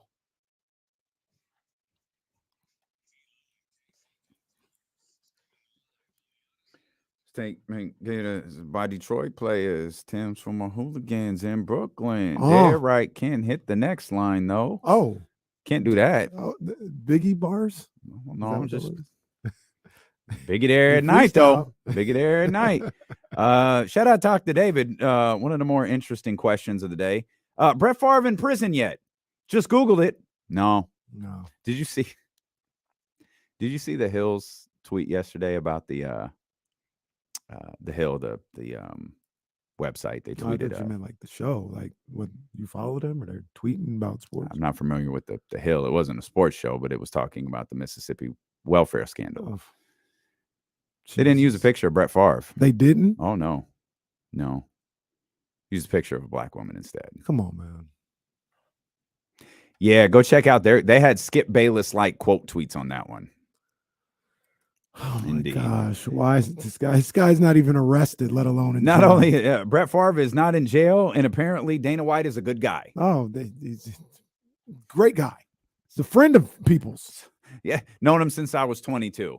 And guys, we shouldn't be so judgmental when alcohol is involved. Alcohol, you can make bad decisions with alcohol. You know what I mean? I know I've eviscerated professional athletes in the past for domestic violence, and I've eviscerated sports leagues in domestic violence issues in the past. But God damn it, Dana White is my friend, and I've known him since he was 22, or since I was 22. They really said that was one of the most embarrassing pieces of sports media business I've ever seen. They said Stephen A. Whatever. Molly should be ashamed of herself. That was disgusting. She should be ashamed of herself. Absolutely terrible. I can't believe they did that. I've known him since I was 22. Dana White, not a good dude, man. I've seen enough from him in his life to be like, he's not a good man. Oh man, it just reminded me of something I wanted to look up. There's no way I'm gonna be able to look it up quickly, so I'll check during the next commercial break. There's a split. Like we were talking about this yesterday with the NFL with Olivia. I don't know. I think with the NBA, it's 50-50. I think with most leagues, it's 50-50 owners, players. NFL, I think, is actually like 51-49 or something along those lines. But it's somewhere around there. I remember Dave Meltzer once did he tried to figure out what the split between revenue and fighter was. And he did the same thing with wrestling. Professional wrestling. In both cases, it was stunningly bad. Two entities with no unions. I mean, stunningly bad. And these dudes just go, take it. Yeah, they just go and do it. Kiss the ring and keep it moving every time. Once again, like it's even worse than football. Like how we talk about the players have control over the situation. The fighters, they absolutely have control over the situation, and they just go ahead and do it. Speaking of, let's hit the trifecta here. The Vince McMahon story is pretty wild. It's getting wilder. No, it's done. Vince is back. So Vince McMahon is back as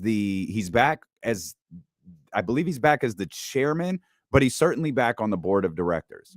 And their media rights deals are coming up. Their last media rights deals were phenomenal. Like that's where they got the $1 billion from Fox and the $1 billion from, I can't remember who USA's parent company is, but them. And isn't it NBC? That would make sense. I think they're all in the same group. Sure. Universal, I think NBC Universal or something like that. Yeah. So that would make sense given the You got like a premium Peacock. The addition of the WWE network there.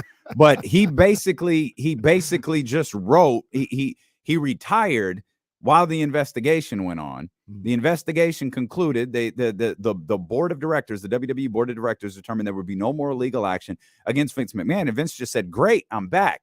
And not only am I back, if you're thinking of not allowing me back in my own company, because I'm still the primary vote, I still have the primary share of the votes here. He has like 80% of the say in the company, despite the fact that it's publicly traded and all that different stuff. Yeah. He still has primary say. If you think you're going to make a media rights deal, if you think you're going to sell the company with me not in on the board of directors, oh, no. You will reinstate me onto the board of the directors. And as the executive chairman, I will have my say, and I will be involved in every single decision for this company moving forward. When trading opened up this morning, do you know what happened to the WWE stock? It skyrocketed. It went up like 25% the second trading opened. Wow. It's incredible. Jeez. Absolutely incredible. Where is we've talked about this before. They always will have the kids, right? They'll always have the kids. It feels like, at least for whether they stick with them, because like Reese, they had Reese, right? Reese don't really watch it as much anymore, but at some point they'll have the kids. I actually wonder if you've got it flipped around. You think they always have the adults? I think they'll always have the people who grew up with it. So I don't know when that's going to run out. Well, but like if you were a diehard fan in the Attitude Era, you're probably still there, because their thing is the kids are important, but the kids aren't buying the $5,000 dual night seats for WrestleMania in Los Angeles. Those aren't kids. Those are the bros. Those are the guys who have been. You can often look in the first 4 rows of WrestleMania for the last and see the same people. Those are the people who aren't going anywhere. Those are the people who are spending money. So, but what I was going to ask you is, do you think they've fallen off a little bit in the last 3 years? It feels like they have. Yeah, they've fallen off significantly. But I also it's. But it depends. It's the money that they're bringing. Oh, no, money. Oh, God, no. The money's still good. They hit $1 billion revenue for the first time last year. And when I say for the first time, Vince McMahon bought the company in 1982. They hit $1 billion in revenue for the first time in 2022. This was after they fired people during the pandemic. Because it comes from Peacock. So that makes sense. Premium Peacock. It comes from Fox. It comes from NBC Universal. It comes from these massive media rights deals they have. And here's the other thing: we talk about how the product is consumed. I think often, man, I'd love to do something with this show as it pertains to wrestling, like a separate 10-minute show, like you do with the 13th round. Like I started with the house show, but I can't watch 3 hours. Well, you don't have to anymore. You just go to the WWE YouTube channel, just like you could do with D'Lo and KC. You can't listen for all 4 hours, but you want to hear what James Ham said. You can't listen for all 4 hours, but you want to hear what Jason Jones said. You could go to youtube.com/ESPN1320 and do that. With WWE, you don't want to sit through 3 hours with all of the commercials and the bad skits and the breaks. Just go to YouTube the next day and you can virtually see all of it. You can see the stuff that matters in 30 minutes. True. But I would think so. The media rights deal is up or they're about to get a new one. If I was NBC Universal, I don't know what Fox is looking like, but if I was NBC Universal, I'd be like, that deal you got last time, that's not there no more. You routinely have some of the worst ratings that you've had in the last 30 years. They do. And I don't think they're getting the return. But it's subjective, though, because we base this on those, we used to see ratings numbers from the Attitude Era where they just looked extraordinary. They're still regularly a highly rated show on cable television. 2.9? Back then? No, now. 2.9? Yeah. No, they're much lower now. No, they're in the ones and the twos. Back then, there was 4. It was like back then, I mean, there were 4s, there were 5s, there were 6, there were 8s. Like there That you know, I don't remember. There's some like I think the highest rated segment was like an 8.9. Oh my gosh! Which means you know for like those numbers, that means 9% of the televisions in this country that were on at the time were watching that WWE segment. Yeah, which is just insane to think about. Yeah. Now it's like 1. Yeah. Or somewhere in that vicinity. But viewing habits are different. There's Hulu, there's second day viewing, there's all those sort of, you know, different things. DVR only has, I think they have a +3, where if you watch the program within 3 days, it counts to the initial rating, and a +7, which creates an entirely different rating. If you watch it on the 8th day, it doesn't matter. It doesn't count towards anything. I don't think they're getting the same deal. I think you're wrong. You think they will? Yeah. Fox, I'm curious about though.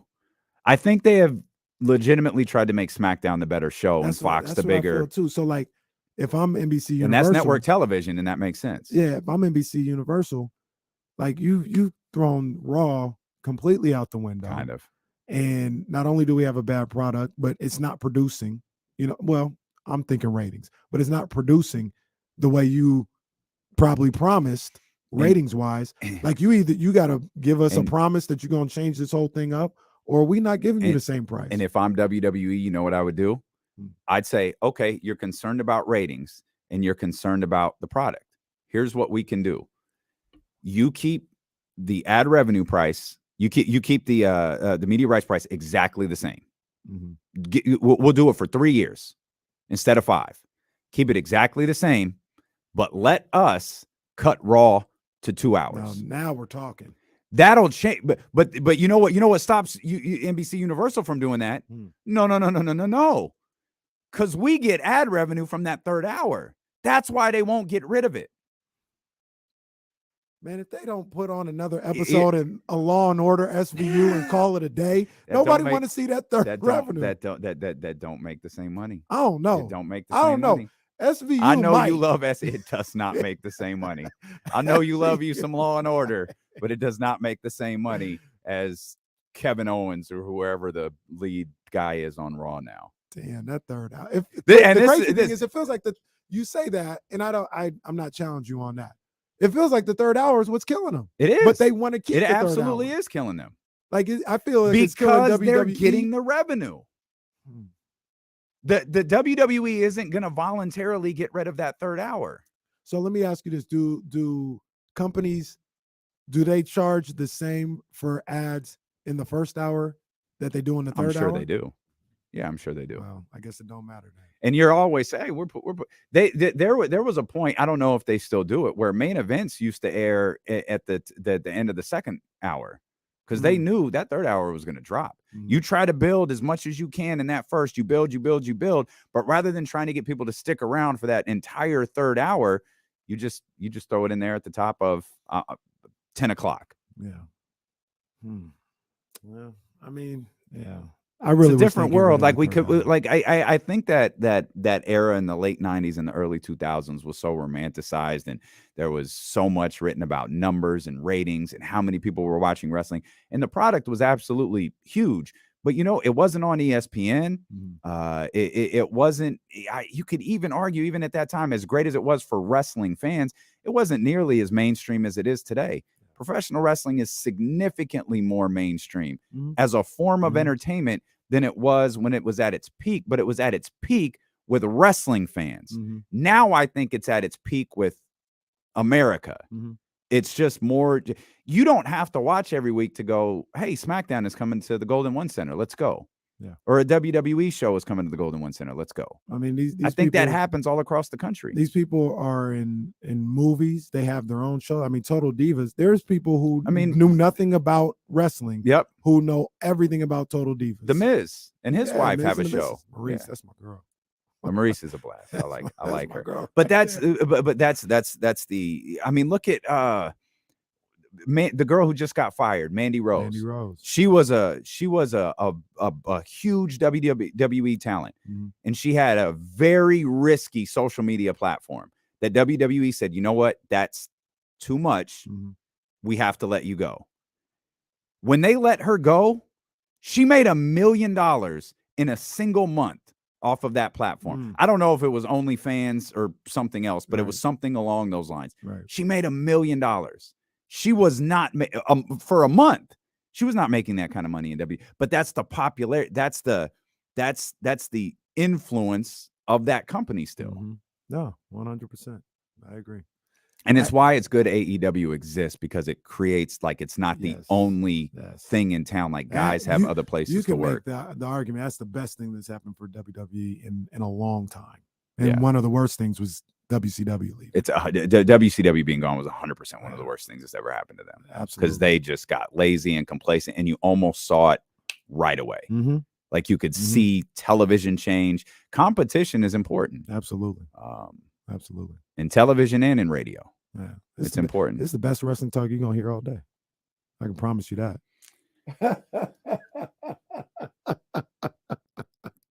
Coming up in just a couple of minutes, we'll discuss the New England Patriots and their big matchup this weekend. It's not true. I'm not going to do that.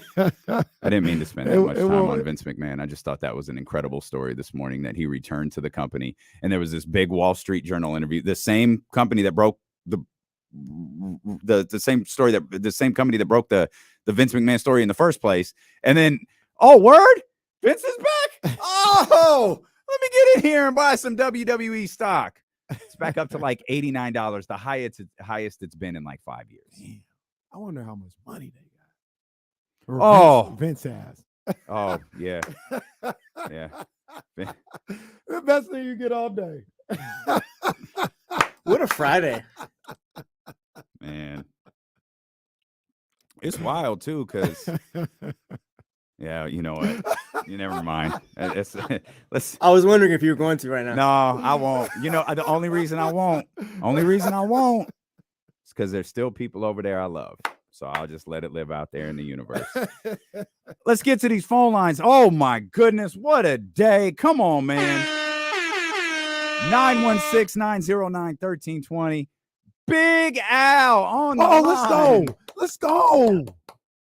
And I'm smacking me a 20 rating, baby. Come on. Let's go. Let's go. Hashtag fever. I mean, I loved it. You were talking good old broadcast dirty talk, D-Lo. I loved it. Ain't nothing wrong with that. Ain't nothing wrong with that. Old days. Big Al, what's up with you, man? Yeah, when I was at San Diego State, we did studies. We had the guys. We had Armatrons. We had all. It was cool. Yeah, I love that stuff. Yo, Arbitron is the most ridiculous thing ever created. God damn, that's so stupid. Like, and that's the thing. There are still a lot of older people in radio and television who ride by those numbers and like radio ratings. This is why people never talk about them. It's why like we thank everybody who listens to the show. We're post ratings because they don't. If it said 10 million people were listening to this show, like great. This month it says 10 million. You know what it might say next month? 2. It might very well say 2 people are listening to this show. And it's so circumstantial. Like there's so many it's so circumstances. And Big Al, it's not a good metric as to what's really going on. Go to YouTube though. Go to YouTube. Check out those views. Check out the engagement on. So that's more indicative of what's going on with radio stations and hosts and shows and different things like that. Big Al, you know what a fraud that old stuff is. I know.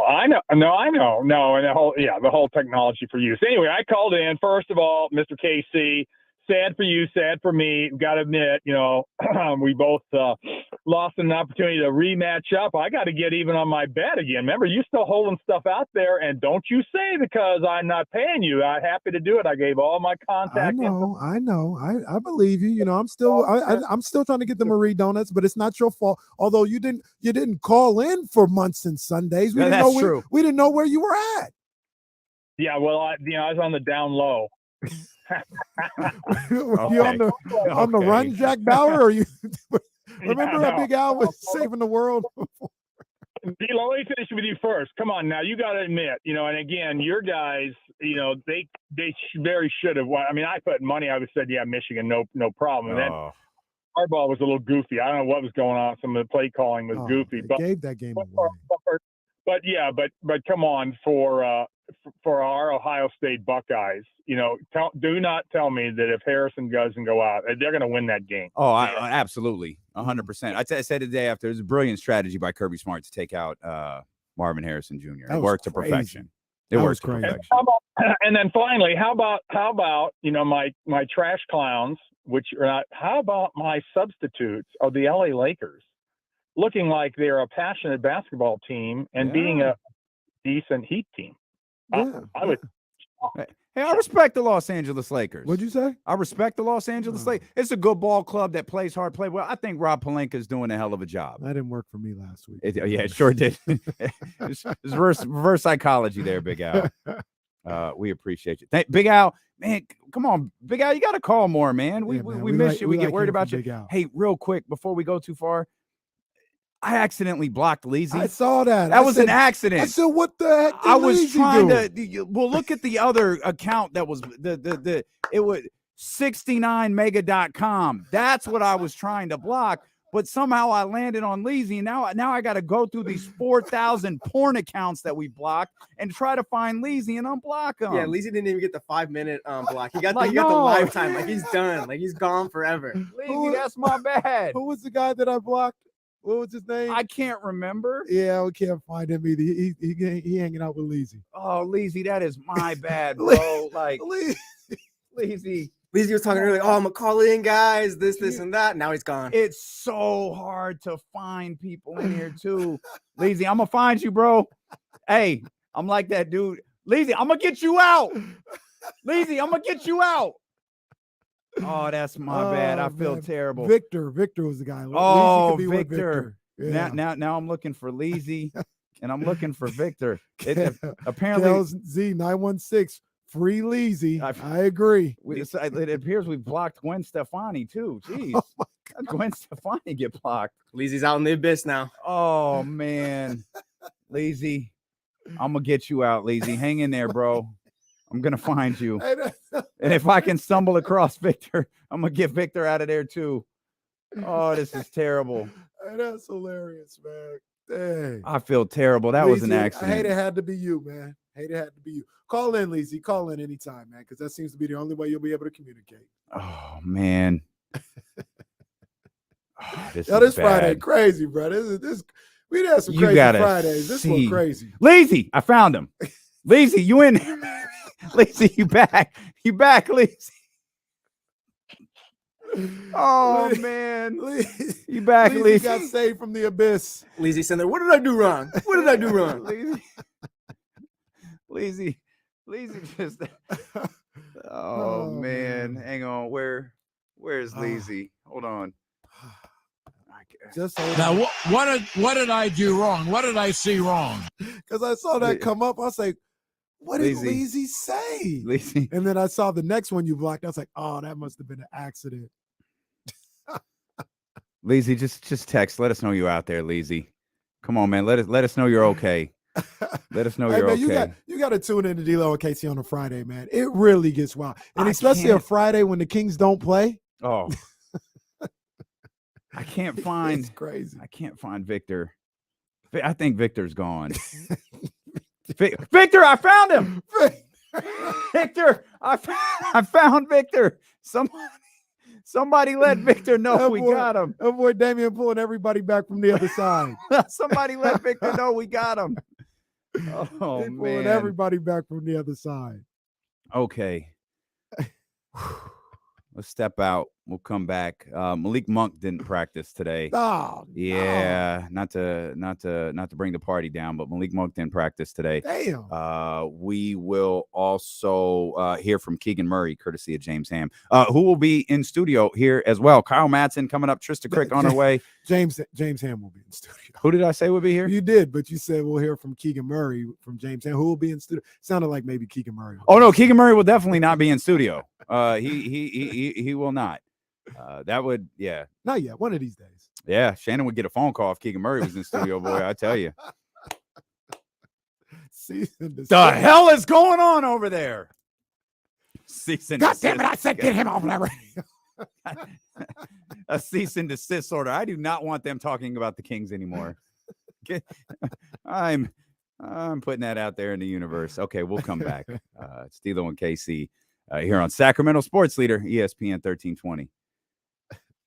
Come on, Leezy. Send us a message, man. Come on, Leezy. It was an accident. Send a message, Leezy.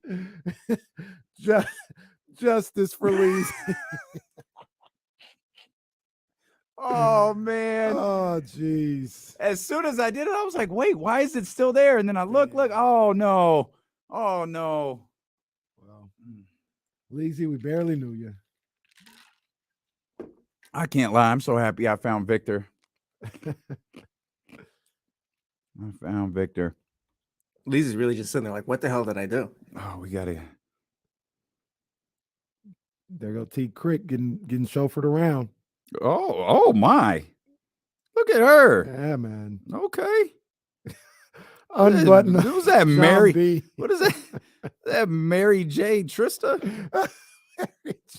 Trista's here. You want to? Can you? I guess I can go get her. It's the commercial. Yeah, So I should. Oh no, it's not 140. I don't have 13th round today anyway. But we'll do it right now. Who get her? No, did Jessica going to get her? I'd find something to talk about. I know you would. My stuff for the guests.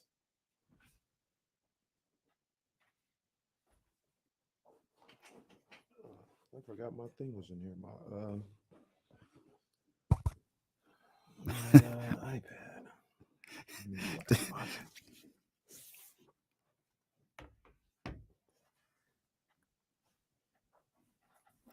Leezy hit me on the IG DM and said Deuce wouldn't treat me like this.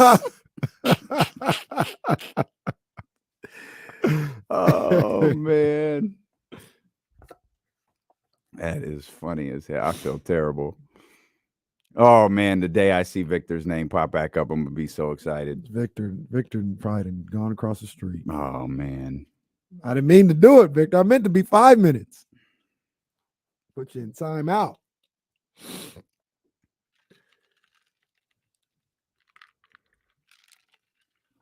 And so,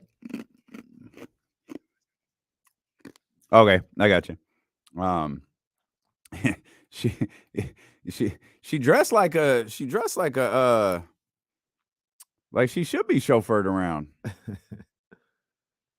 Jesse, you see my boys PSG got another win. We getting that Champions League, baby. Oh, this wasn't even in Champions League, but still, we getting it. Is that still going on, by the way? I don't know. Wait, is what going on? Champions League. I don't know, man. What? Months ago? No, they took a break for the World Cup. Can Leezy fake a sad voice for once? Hey, guys. Hey, guys, I'm really bummed out. I'm really bummed out because you blocked me. Dilo and KC.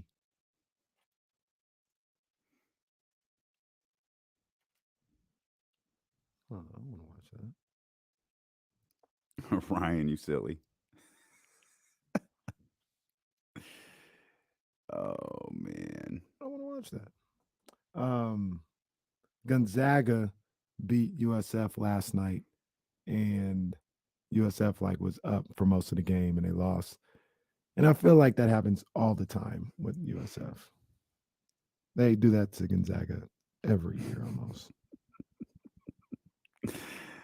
Damn shame what happened to Leezy. Ramsey, Kid Polk.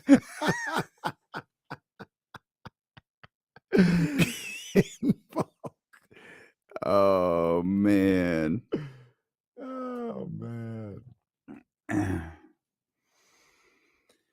Oh goodness gracious. That's hilarious, Dr. David. Y'all are funny. Whoops.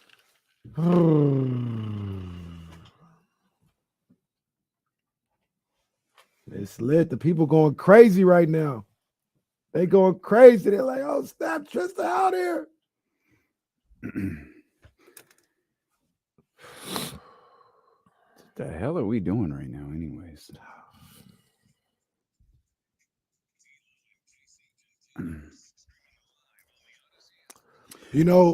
Yesterday wasn't all good for the Kings. The baby Rockets, they weren't able to beat the Jazz. I would have liked the Jazz loss. Jazz snap. What are they? A 5-game losing streak? Yeah, they lost 5 straight. I noticed that too. So, well, that's all right. We got the Dallas. Yeah, I'll take that. Yeah, and we'll the take Clippers. that. Yeah, we got the Clippers lost. Yeah. Yeah. So we'll take both of those. Absolutely. Trysta Krick is here in the building. She'll be joining us here on the show in a heartbeat. Kyle Madson will be joining us coming up in about 30 minutes or so. And James Ham will join us following King's practice. There is some news coming out of King's practice. Malik Monk didn't practice. Yeah, calf strain. You know how I feel about calf strains. Yeah, I know those worry, man. Feel like calves, hamstrings, some ill stuff going on. Hey, woo! Look at that. Trysta Krick is in here. What's up, buddy? How are you? I'm good. Oh, great to see you. Come on, man. Trysta Krick is in the building. She really did. She's in the building. Hit the sparkle joint. She did. Hey, the superstars in the building. I think you're here. You're good. We got you. Let's get eye emojis all throughout the chat. Yo, it's really real. Get in her. Yeah, we've been talking about it for months. It's really real. She's got the small seat too that doesn't raise up. It's okay. That seat doesn't raise up for real? No, that's the one. That's the one y'all broke. Well, no, that's Mia had the one that it rose up, but for whatever reason it was really low. But this is the one that I had before, and I moved it over because I was sitting behind the screen the whole time. It's a nice studio. Yeah, it's not bad. Nice. It's not bad. Do I got the right mic on? Mic center? That's Yeah, you. it's Yeah, good, you good, good. Okay. Yeah. Oh, yeah, and here come the eye emojis. I was wondering, man, like, man, everybody's tapping in on YouTube. Oh, yeah, it's because we told everybody Trysta Krick was going to be here around 2 o'clock or so. So Trysta's here. How long have we been planning this? What, like 2 months? Many months. How was the trip? DC to Phoenix? Here's the thing. First of all, it's like a little weird being in person because it's like you usually wait and then you don't interject because there's like a delay. There's no delay here. No, we're here. We're just in the flesh. We're just in the flesh. Not many people get me up at 4:45 in the morning when I work until 11, but you guys do. Woke up at 4:45. That's love. Had a 7 a.m. flight. Had a delay, a little connection in Phoenix. Placed some bets because it's still legal there. Yeah, had a couple of free bets to be made. That's what it is. What bets did you place? I don't even know. I placed something on EPL. I placed. Let's look. Where would you place your money on Josh Jacobs ever playing for the Raiders again? Oh, not great. I should just ask him. See if. Well, after you sent the picture to him, he should respond to you. He should at least. Should at least. He's like, hey, look, buddy, you owe me one. He don't miss the Trysta Krick DM from here on out. He doesn't know what's going to come through. He does not know what's Trysta got like come through. 4,000 Snapchat followers after that, like just like, in what case. Is this? Oh my gosh. Well, what's the news? What's the news? Did you hear something about that? Because you teased the Raiders before we went to. No, that was my question. Is Josh Jacobs? I don't think he is. Are they blowing it all up? They should. Well, wait. What do you mean, though? Is like Derek Carr, Devontae, Yes, no, Josh Jacobs, all gone? I don't think Devontae is. Yeah, Devontae said he want to stay. Yeah, I don't. Why? Because that Tom Brady thing is really loud right now. Yeah, that makes sense. And it sounds ridiculous to me, though. Why would you want to go there? Well, wouldn't you? Hey, tell me about your offensive line, fam, because I'm 45 years old. I mean, Ryan Jensen went out, and it was a wrap. It was just an immediate wrap for him. The line had multiple issues. One of the guys went to the Bengals. Like, it's if Tom Brady isn't a top 5 offensive line, it's night sleep mask for him. Like night. And that's the thing though. He don't have he ain't got nothing else to do. I'm laughing because I just looked at the screen and both y'all sitting over there with your dark glasses Oh, on. you I know, feel like I need to. Well, I said I wasn't going to take them off until Kenny takes Oh, them off. I'm not taking them off. So we just here all day. We just here all day. Don't bother me. Oh, that's what we doing Put out them here. on. Put them on. That's what we doing out here. Let's do it. Oh, All we right, ain't here we playing. go. We ain't Here we playing. go. That's what we doing. man. ESPN 1320. We You know, here. KC. Trysta Krick in the building. That's what we do. We could pull it off. I Everybody put on my bespoke sparkly. Yeah, jacket there's that a you lot. got. Yeah, that's because you said, listen, all you do is hoodies. All you do are these comfy clothes. And I was like, you know what? I'm gonna just. I ain't never said that to you. I don't think you want to really show out like that. I don't think you really want to do the silk leopard print like me. That's what you said. I was like, I'm gonna take that to heart. Yes, Take that to heart. We brought out some things. We went to LA a week early. We got some stuff from LA. You know? Oh, I got something for us tomorrow. All right. Oh yeah, I got something for us tomorrow. It's lit. Oh yeah. And luckily, there's no what was it called? Why am I boombox tornado or something like. What was it The- called? A boom, The- a cyclone. Oh yeah, the bomb cyclone. That's Bomb me. cyclone. It was a. That was me. That was literally them just teasing me coming. The Wow. bomb cyclone. Coming. That's legit. That's Trista's Why new am I nickname. so far away? Like you guys are perfectly zoomed in. I don't know. I think it's that chair. Well, I'm you could telling pull the computer closer to if you want to, because the you could screen, bend because that would you bend the the screen. microphone up here. Uh-huh. I got you. Yo, don't worry. We'll just work through this on the air. We're It's not like we're on the radio. yeah. No, I I never actually know. no, that's okay. Like we're the most You're the we're the most non-radio show. But I think what she meant was the camera. Yeah. Pull the screen closer. There you go. Yeah. There we Little. I just go. have a little head. There you go. Mic is muted. Okay, my mic is muted. Why? I don't think your mic is No, muted. you're good. No, you're good. You're good. That's for the whole. Are you thing. comfortable? Are you good? I'm working on it. I should have brought some alcohol. We should have brought some Luke Belair bottles to open up for this moment. Like this is You ever been to Sacramento? No, this is my very first time. My very first time. I am so excited. Sacramento's kind of like I think. I don't imagine Sacramento's one of those places. Oh, I've been there like 4 or 5 times. Unless you have a connection here, like what are you? Never arriving seen for? Fox live. Never seen Sabonis live. Oh, there you go. Last time I saw LeBron live was finals appearance. Well, you didn't see LeBron in LA? No, I've never seen him as a Laker. Oh, wow. Never okay. seen him as a Laker. I saw him against the Wizards. I obviously saw him during the finals, Mhm. but saw him once against the Wizards in DC. I think he dropped like 60. It was that iconic one where he was just doing post moves over and over. Was that the one where he hit the game winner? Yes. On the off the back. Well, he tied the game to send it in overtime. That one was iconic for And no they got reason. The steal shot of Kamaya Adams. Yes. Sitting there with her mouth like stunned. Yep. Yeah. That's the one. That was a classic. That's the one. So yeah, I haven't seen him in a Laker uniform. It's gonna be great. You've seen Thomas Bryant though. I haven't seen Thomas Bryant. Yeah, you're right. I've seen a lot. Too much Thomas Bryant. You're gonna miss Austin Reeves though. He's not in the lineup. That's a shame. Yeah. What were you guys' thoughts on the early? Because I felt disrespected. I'm not even from here. I was like, we've got Austin Reeves votes and no De'Aaron Fox votes. Well, there was a theme to it. Like Lakers fans and Warriors fans showed out and they voted and like it's a gimmick and it's an email capture and it's getting people to go to NBA.com and do all of those different things. And it's a smart strategy by the NBA.com. And it's also an acknowledgement. We're never going to take your vote seriously. You're never going to get Austin Reeves, with all due respect, or some random player into the All-Star game because we're just going to eliminate it. But we want you to keep going to the website and keep going to vote. Yeah, we want your ad. We want the ad revenue. That's we it. want the CPM. Yeah. That's it. And then on Mondays, it's like American. I said this on the podcast. It's like American Express. On Tuesdays, you get triple the votes. That's right. Yep. Triple, 5x the votes today. Yep. So place your Josh Hart votes. Place your Austin Reeves Jordan votes. Poole. I can't remember what did happen when Zaza was leading. Did he just nothing? But did he didn't finish as the leader? He didn't finish as the leader. So when whoever took the next spot, Jaja was just gone. It was just gone after that. And I don't think that happened. If Zaza was the leader with 2 weeks left, I don't think there was a mad dash to get him out. The NBA said, to hell with this. Yes, Zaza does not have the most. LeBron closing in on Zaza Pachulia here. They're just making up votes. We don't know how it works. That's what I think. Well, that's how most electoral processes work. Yeah. Just votes being found from anywhere. I mean, except for the Senate right now, because they just can't find those votes anywhere. It's rough. It is a rough situation out there. Kevin McCarthy. I mean, I live in DC. I don't hear not a peep. But I went out to California and everyone was like, "You see this stuff happening over here with Kevin McCarthy? He can't even get one vote. He can't get." And that's the thing about Sacramento is it's still a government town. Like you get in Sacramento, and that's what they talk about. Because it's the central area of power, right? California. The capital. The capital, yeah. I've Salem, Oregon is the capital of Oregon, and nobody's like. Is that the same? That's Salem power. witch trial?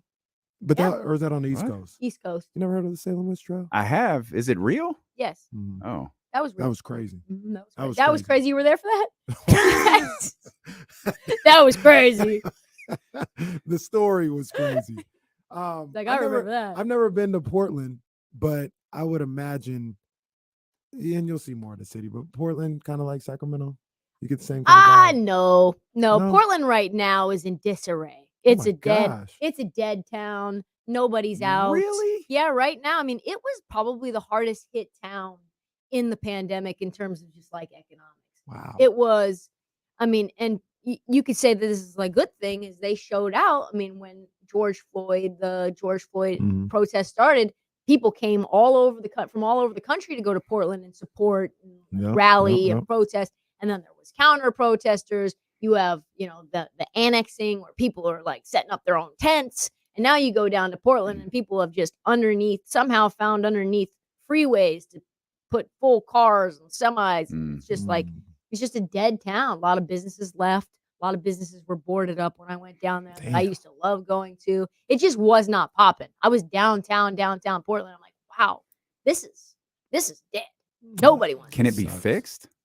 I think it will be. I think like maybe 5-7 years away. Oh, wow. But it's like I don't want to go back for the holidays. That's crazy. That's crazy. Yeah. Does and part of I think about like being fixed and revitalization. Are they good with it's not the Rose Garden, Moda Center? Are they good with it or are they trying to get a new one? No, I think they're good with it. I mean, it's a great environment. I've never seen what it's like at Gold One, but the environment at Moda. I only ask because that's been around for a long time now. Yeah. It's been like 25 years maybe. Because I remember they were at the Memorial Coliseum when I was a little kid. And then they moved on. Memorial Coliseum is like a high school gym. I saw Phil Knight Invitational at that gym. I know. They were at the Moda and the. I wanted to go up there, but I'm never getting away for Thanksgiving. Come on now. You don't think so? No. Why you couldn't make it a family event? They don't want to go to Portland for Thanksgiving. I get that. Come on, guys. Let's go watch some college basketball. I told you guys, I saw Rob Pelinka there all by himself. You did. Sitting by himself, walking by himself, scouting by himself. This past year? He probably shouldn't be scouting by himself. Yeah. That's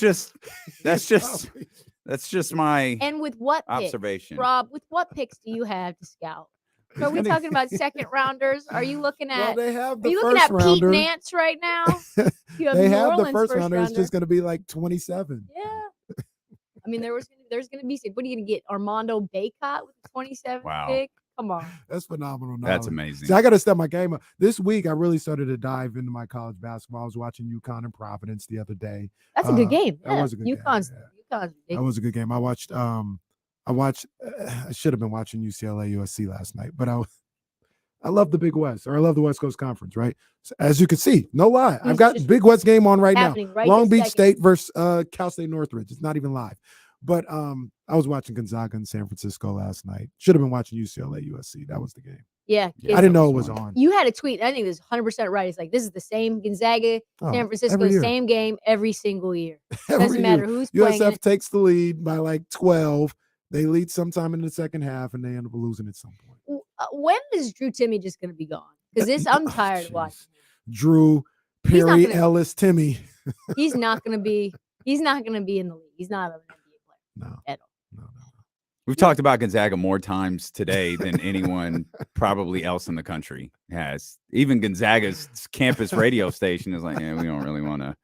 Let's find something else to discuss here. You're listening to D-Lo and KC on KIFM West Sacramento, 98.5 FM, KRX QHD2 Sacramento, ESPN 1320, driven by Lashes, Elk Grove Dodge, always live on the Odyssey app, live on twitch.tv/ESPN 1320 and youtube.com/ESPN 1320. It is officially Tristamento, Let's as go. pointed out there. Somebody said I'm cutting it Twitter.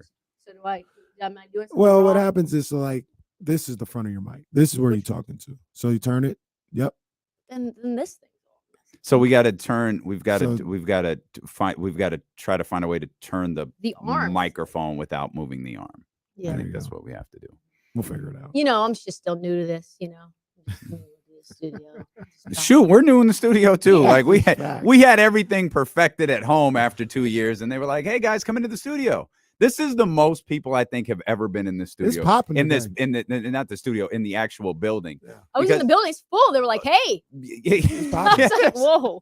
There's never this many people here. And the crazy part is that young lady, she's like the epicenter now of the entire building. Like everyone surrounds her because she's the executive assistant for our vice president. So now I've just noticed like everyone is around her all day, and that is directly in front of our studio. Just like, hey, could you maybe get some time for me? Yeah.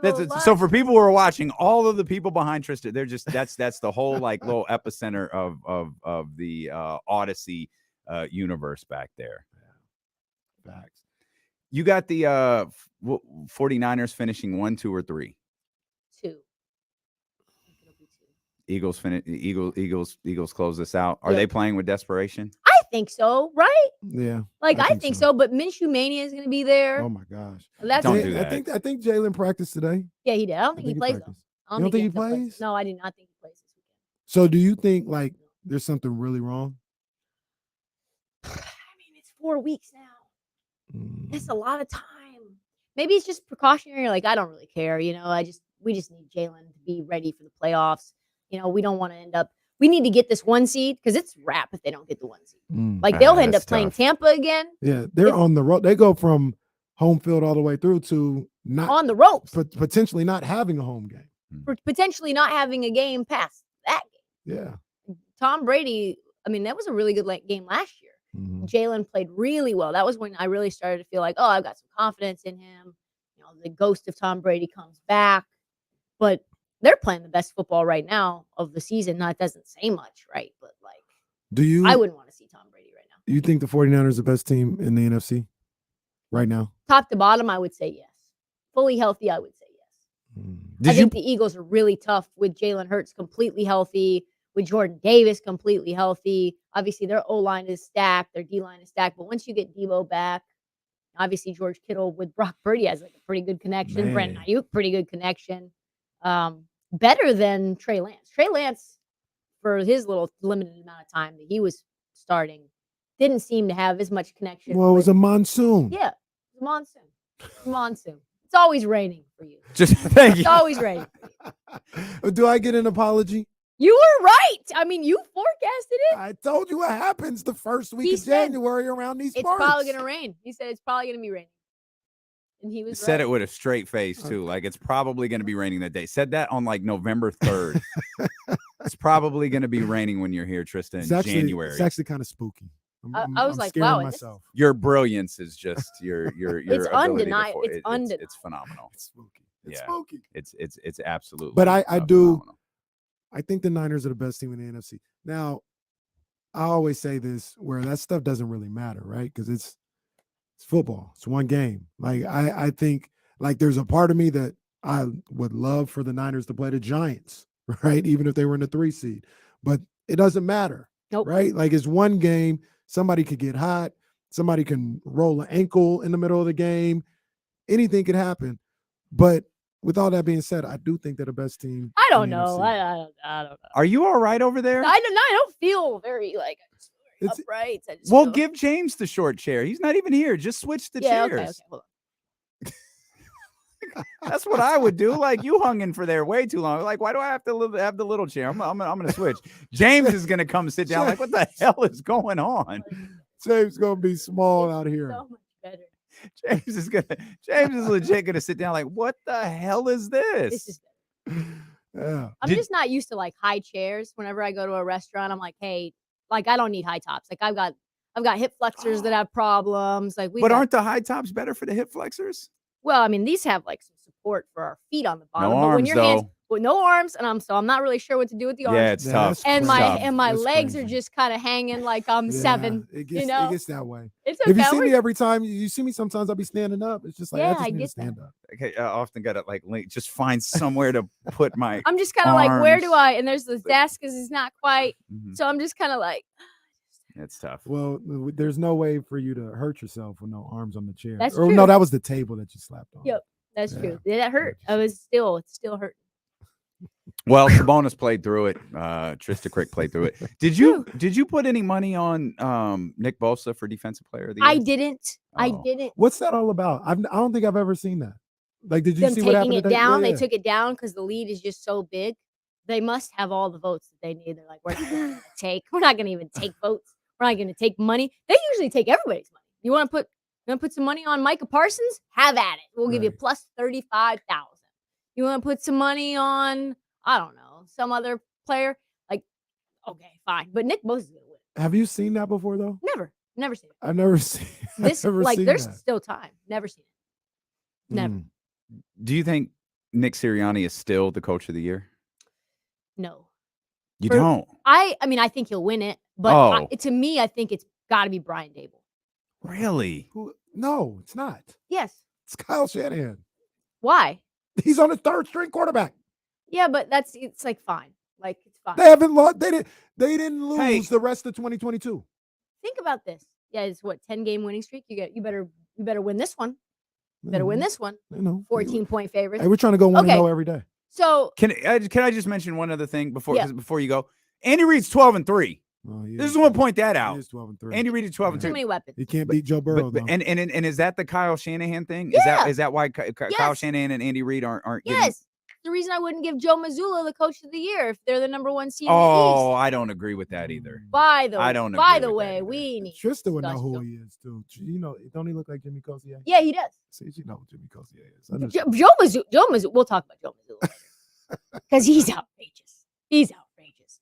But I think when you have that many weapons, and you read the amount of weapons, you got the amount of weapons that Kyle Shanahan. I don't care about the quarterback because he's figured out a way with mediocre quarterbacks to do this. That's what he does. That's because he's his a great thing. coach. Yeah, he's a great coach, and we've established that. Mm. But what Brian Dable has done in his very first year, like this team, remember, it's win total. The Giants' win total, I believe, was either, depending on what book you looked at, was 4.5 to 5.5, and they're in the playoffs. They have lost Sterling Shepard. They're rocking out with Darius Slayton as their number 1. Richie, you guys remember Richie James? Yeah, Richie James Jr. If Shout Richie out to him. James was your number 1, number 2 option, what do you do? What do you have? They don't have a tight end.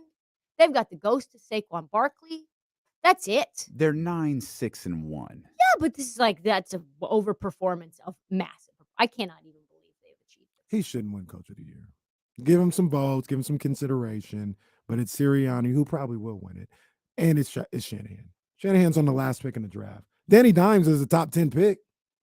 Yeah, but he shouldn't have been. No, he shouldn't He have been. shouldn't have been. Brock Purdy almost not even drafted. No, yeah, that's true. Mr. Irrelevant. Mr. Irrelevant. I don't feel like He's pretty anything. good, though. I don't feel like there's any points given to that. The fact that Kyle Shanahan has lost 2 starting quarterbacks.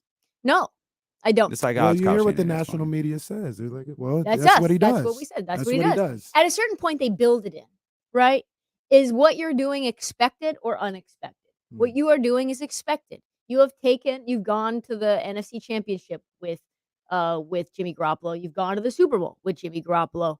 I mean, might as well do it with Brock Purdy too. Might as well do it with Brock Purdy too. You have all these, but you add Christian McCaffrey, can't give it to you.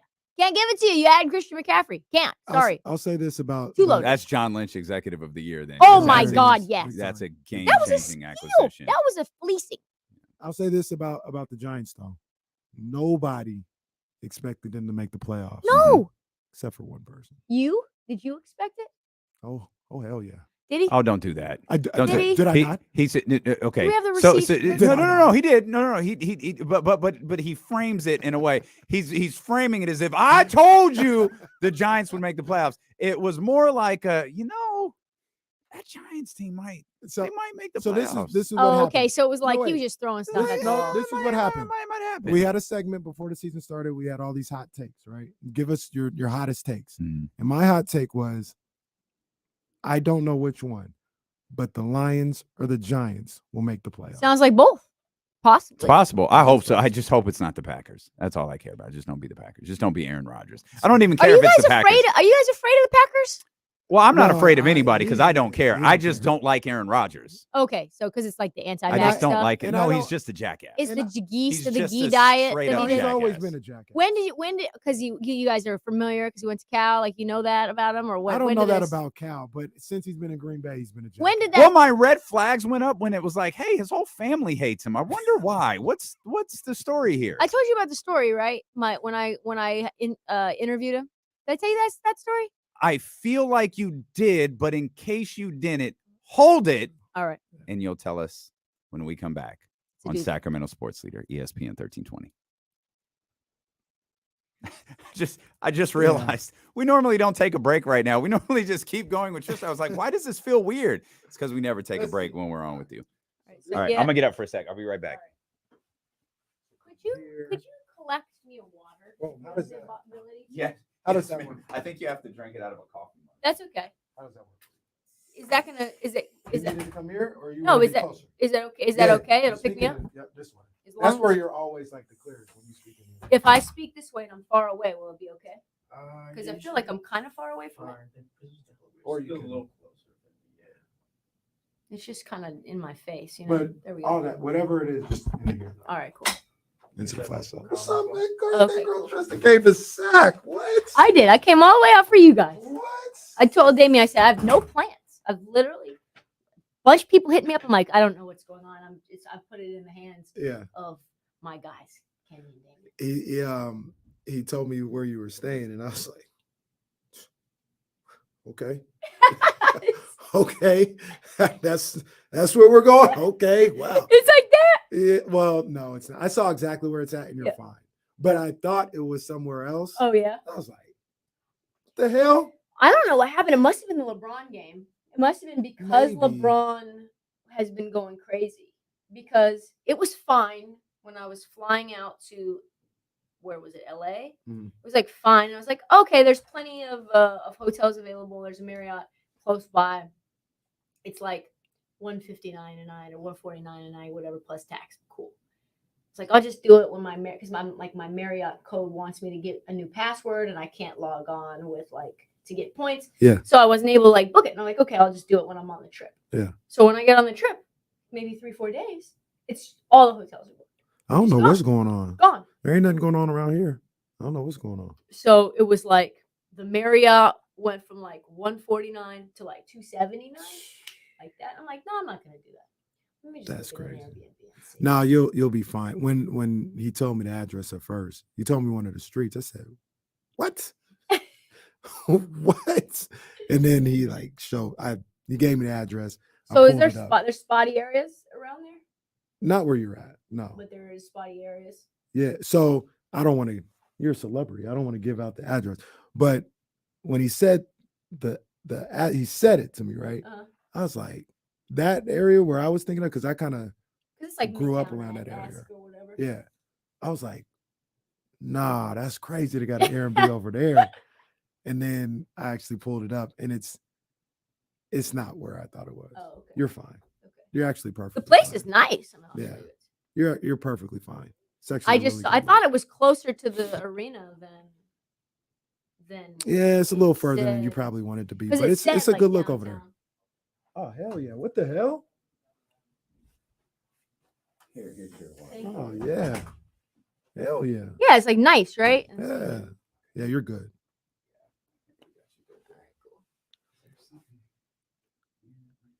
Nah, that's Cap. Everybody, she's not in South Sac. I thought she was in South Sac, but she's not in South Sac. That's what they're thinking. Now they're trying to guess where you're at. Tristan Oak Park. They have one of my favorite pizza places in Oak Park. I actually think you would really enjoy the place. Oh yeah, I'm in your hands. I'm in your hands. Oh yeah, this is a moment right here. Kyle Madson. Live from the broom closet. Apparently, yeah. they got Yeah. Kyle back in the broom closet. We out here. Kyle, I posted that video and people got very mad that Jordan Poole take. Well, see, this Check. is the other thing. There you go. You're good there. That's Well, better. tell Jordan Poole to stop turning the ball over at end of quarter Fine. possessions, and everything will be fine. Did you ever make up with the Warrior fan base? No. I mean, they get so mad when I call them our dubs. I Like thought they about get that the so other mad. day. I was like, damn, Trysta really. You deserve it though. You're a lifelong Warriors fan. Everybody knows Yeah. that. Everyone won. knows that I ride or die for our dubs. Everybody knows that. Our dubs. Kyle will be here tomorrow. Can't wait. Can't wait. Credential season. Let's go, gonna baby. be great. Credentialed media member. Let's go. Credentials. Can't wait to cover the Kings game. Let's go. I'm gonna be all over it. Where are we gonna sit? Where are we sitting? Do we know? Is there an element to this? Do we Well, know? yeah, we're They sitting don't in- call him courtside Kenny for nothing, Tristan. well until I leave. I'll leave. Do I have? I'm gonna be. That's I'm gonna already be set right up. there I'm with set the up. with the I mean- media. Yeah, you're That's good. where I'm at. Yeah, yeah. That's where I always. But am. don't you always sit on the court? Thank you. Come on, man. Nobody buys your crap. Stop selling it. I heard some rumors there's a lake on your house. That's like facts. No, there's no in a lake. pool. See, don't listen to the media. Don't listen to the media. Where's that? We will. What's that Sierra Nevada bar? That's where I'll be. Yeah, Find me there. I thought it was Drought Lounge. It's draft. How do you spell drought? Drought. DROUGHT. How do you? Hey, hang on a minute. This is a moment here. We got the 4 screens. Kyle Madson is in the building. Kyle Madson covering the Sacramento Kings for 95.7 The Game tomorrow when the Kings take on the Lakers. But before we dive into this conversation, can we get our brother Leezy on the phone here real quick? Hey. Oh no! Can we get Leezy? Come on, man. Leezy, get in here. Leezy, that was my bad. That was me, Leezy. Yo, D-Lo, I want to say this, man. I met Aaron Rodgers twice in Tahoe. He's never blocked me. So I'm putting that out there. Easy. I'm out here. I'm serving more time than Brett Favre out here, man. Say what? Oh my God. That's true. You definitely are serving more. That's my Leezy. That's my fault, man. I apologize. There was the little 69 site below. It was just my bad. Yeah. Whatever. This ain't the first time I've been blocked. It's okay. Oh. HAL, we got love for you, brother. Number love. Happy ass Leezy. You are kinfolk, Leezy. Segue real quick. Yep, go ahead. Well, yeah, kinfolk. I just want to give a quick shout out to Trysta, one of my favorite guests on the show. I've seen her on the Deuce and Mo podcast. And I really loved her story. So much respect to Trysta. Real quick question. Who do you think's gonna have the better season going forward, Trysta? Your Blazers or the Kings? Remember where you're at. I honestly think it's Sacramento. Honestly, I don't think that's close. Gary Payton's going to need to be like point of attack defender, locking people down. I don't like Nurkic at all. I like him less than I like this version of Rashawn. Well, you got him for a while. I know. A very high price. I'm starting to go back on. Remember earlier in the season, I was like, I think the Blazers are going to be here. I'm starting to fall back. I am too. Boy, you flip flop a lot during a season, man. I tell you, it's hard not to. You went with, but they were your Panthers like 2 weeks ago. Well, I thought they were going to win the division. Steve Wilkes had them playing well. They ended up losing. But hey, you see our guy? He's about to be a star after All-Star Weekend. Oh my God, he's about to be a star. Put your money. Does he have the most bounce in the league? I said that last night. Yes, he's got the most bounce in the league. Absolutely. Are you talking about Jonathan Kuminga? I think Kuminga's up there, but Shaden Sharp got the most bounce in the league. Kuminga should enter the. Isn't Kuminga in a boot? Oh yeah, got a swollen foot. That's unfortunate. Really? You do a boot for a swollen foot? I guess so. You do like a pack it back down. Our Dubs training staff, they've taken some heat recently, so they want to take every precaution to make sure they don't turn into a Kevin Durant popped Achilles situation. You know, don't want that. No. Too soon. Is it too soon? Yeah, kind of. It kind of is. I guess my shout out will come from Leezy on the next call. That's fine.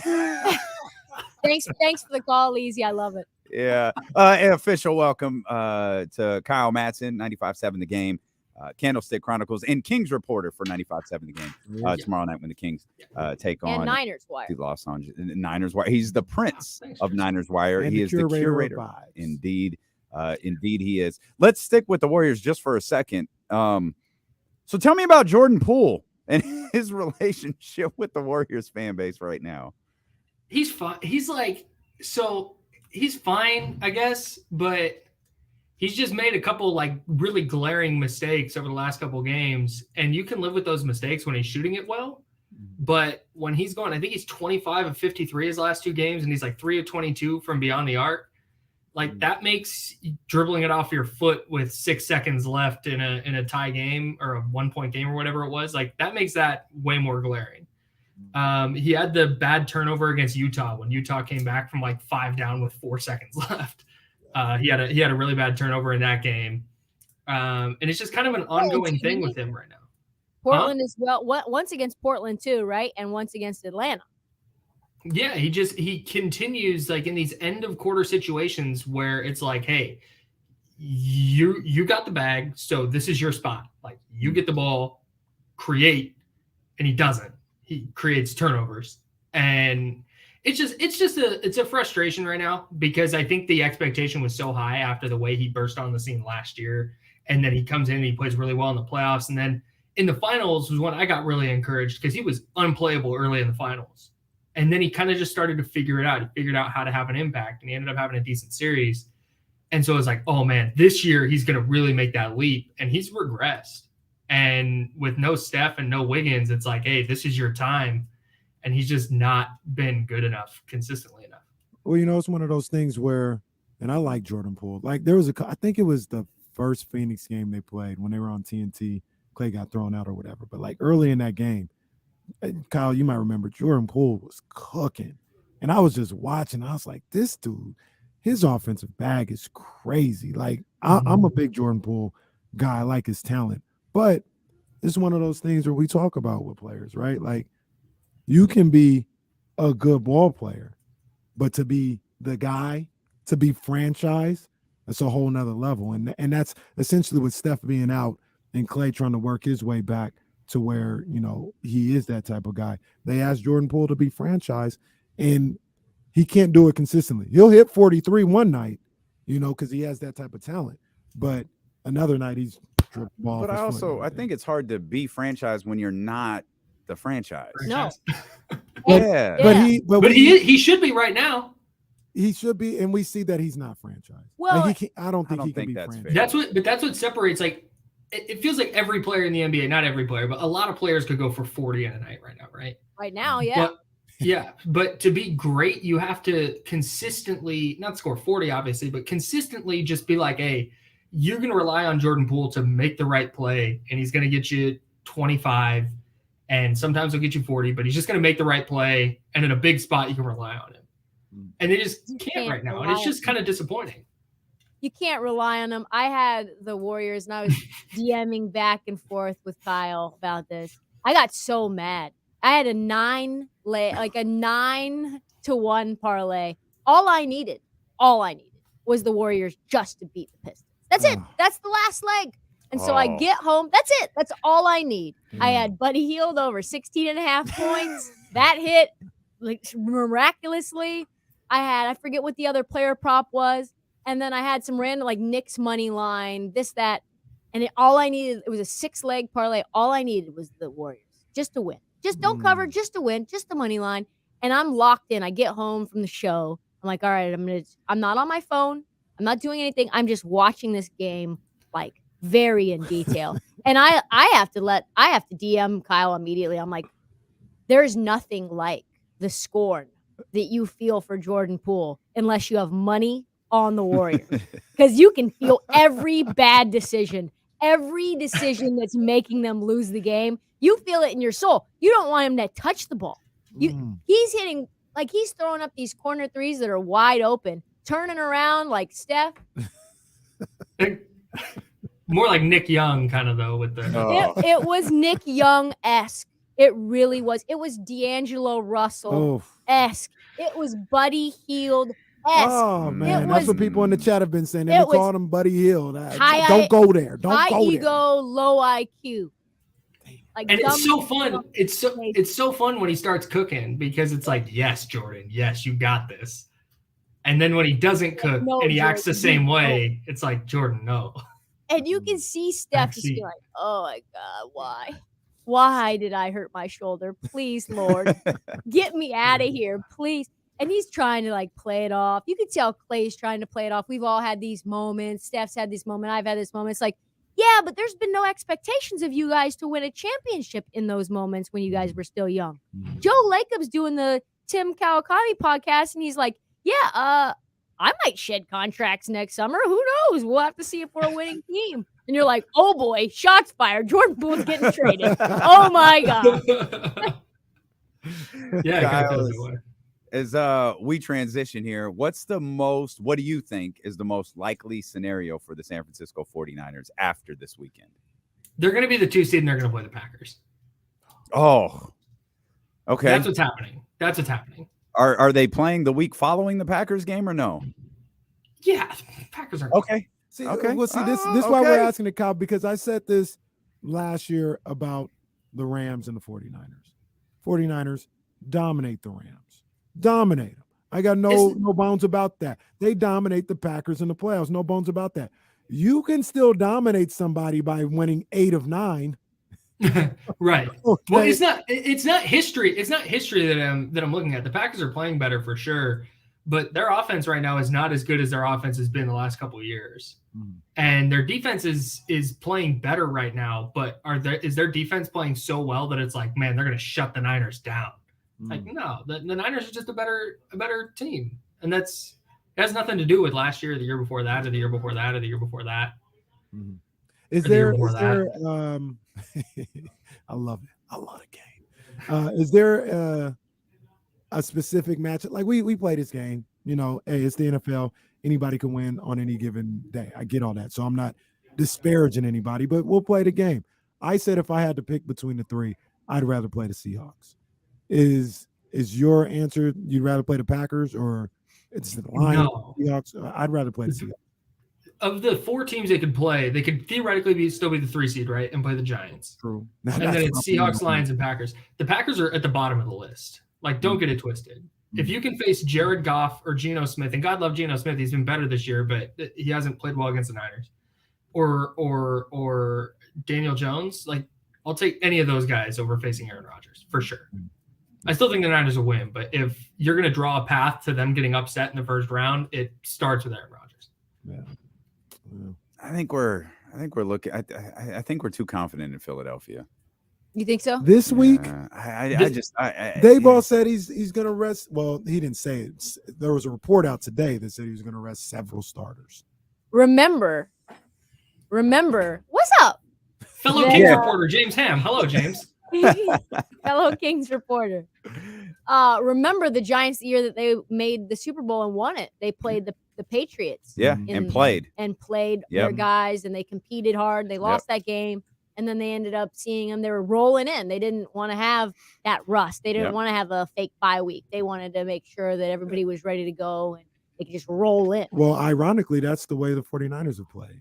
They clinched a lot of stuff. Yeah, they just started 2 months ago. Right, that's what I'm saying. They clinched 2-3 weeks ago, and everybody's like, okay, well, you're going to stagger some of the guys that you played, arrest. And Kyle Shanahan, not Kyle Madson.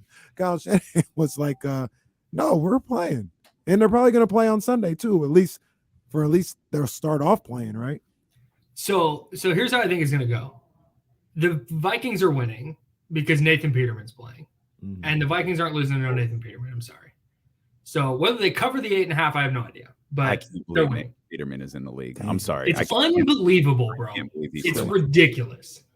It is unbelievable. But anyways, I've been waiting for this moment. I'm sorry. Boom. We're all here. Let's go. For those that are watching on youtube.com/ESPN1320, James Ham, our 1320 Kings Insider, is here. Now everybody in the little chair is on the screen. Box. This is great. I love this. This is incredible. Please continue. All right. So Nathan Peterman stinks. And so the Bears aren't winning. So the Niners are going to have to play at least a little bit to get the 2 seed.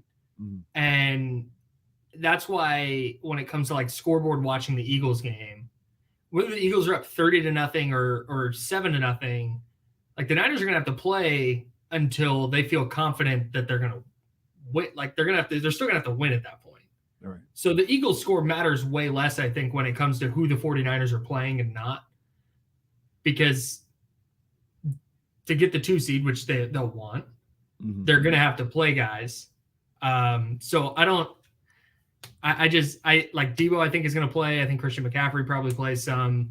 I think everybody's going to play until they feel comfortable. Okay, let's pull guys. How did Kyle get witness protection? Yeah. We're all in the studio. You're in a small box. Yeah, why somewhere. aren't you here? Kyle's in parts unknown right now. Because I was filling in for the show after mine because we're a shorter person. So just been producing my rear end off today. I do want to ask you this, though, Kyle, because me and Trysta got into a heated debate. Well, it wasn't really that heated, but we got into a heated debate about Coach of the Year. He says it's Dayball in New York. I've said for the last two days, Kyle Shanahan's your Coach of the Year.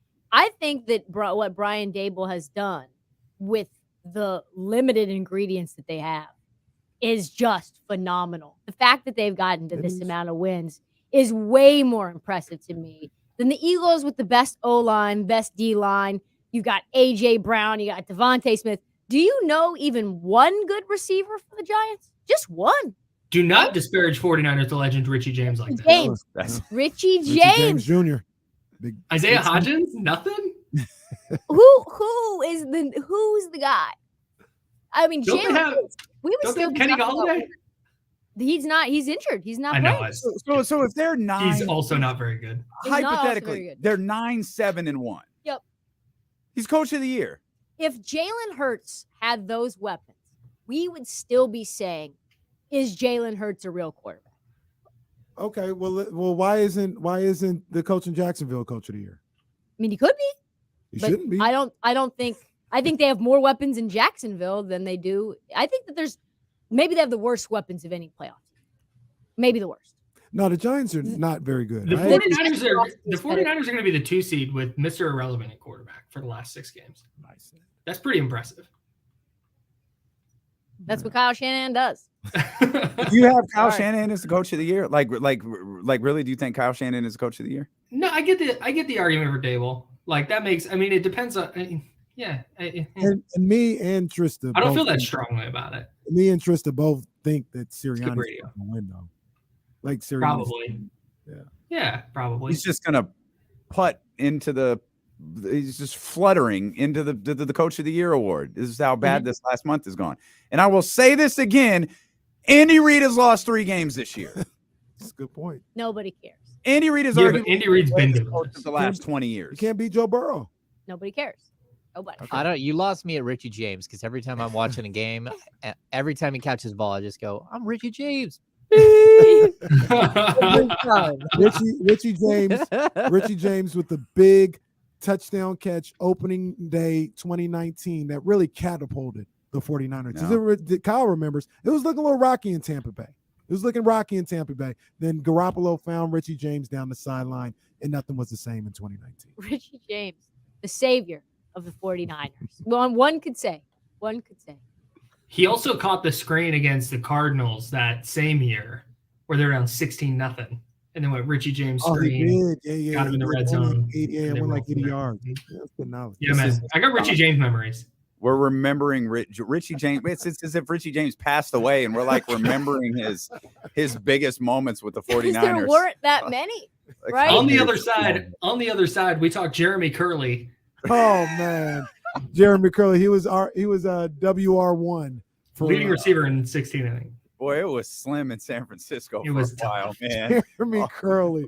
The times I tried to talk myself into, I seen some of them highlights with the Jets. He's not that bad. It's like, I think Rod Streeter's got something. That's like every Kings 15th player. We look at the highlight. Yeah, this could work. This could really work for Sacramento. Kenny needs a shirt. I talked myself into that. Yeah. That's right. You do that a lot. Did Kyle win Coach of the Year in? Was it 19? No, he's never won one. Yeah.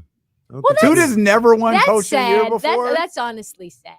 It really is. It's ridiculous. I mean, to be fair though, he's it's only not. had that one. And then And last this year he probably should. No, I wouldn't give him last year. Yeah. I'd give him this year. I'd You absolutely wouldn't give give him. them last year. They were 3-5 and they made the playoffs.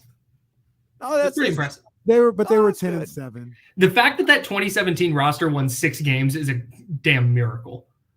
Yeah, they were They terrible. were abysmal. Won Coach of the Year that year. Yeah, You should have won. I would have voted for him. I would. But here's the thing. So Bosa's going to win DPOY. I saw a bunch of books took it off the board entirely. Yeah. Mhm. Yeah. He's going to win DPOY.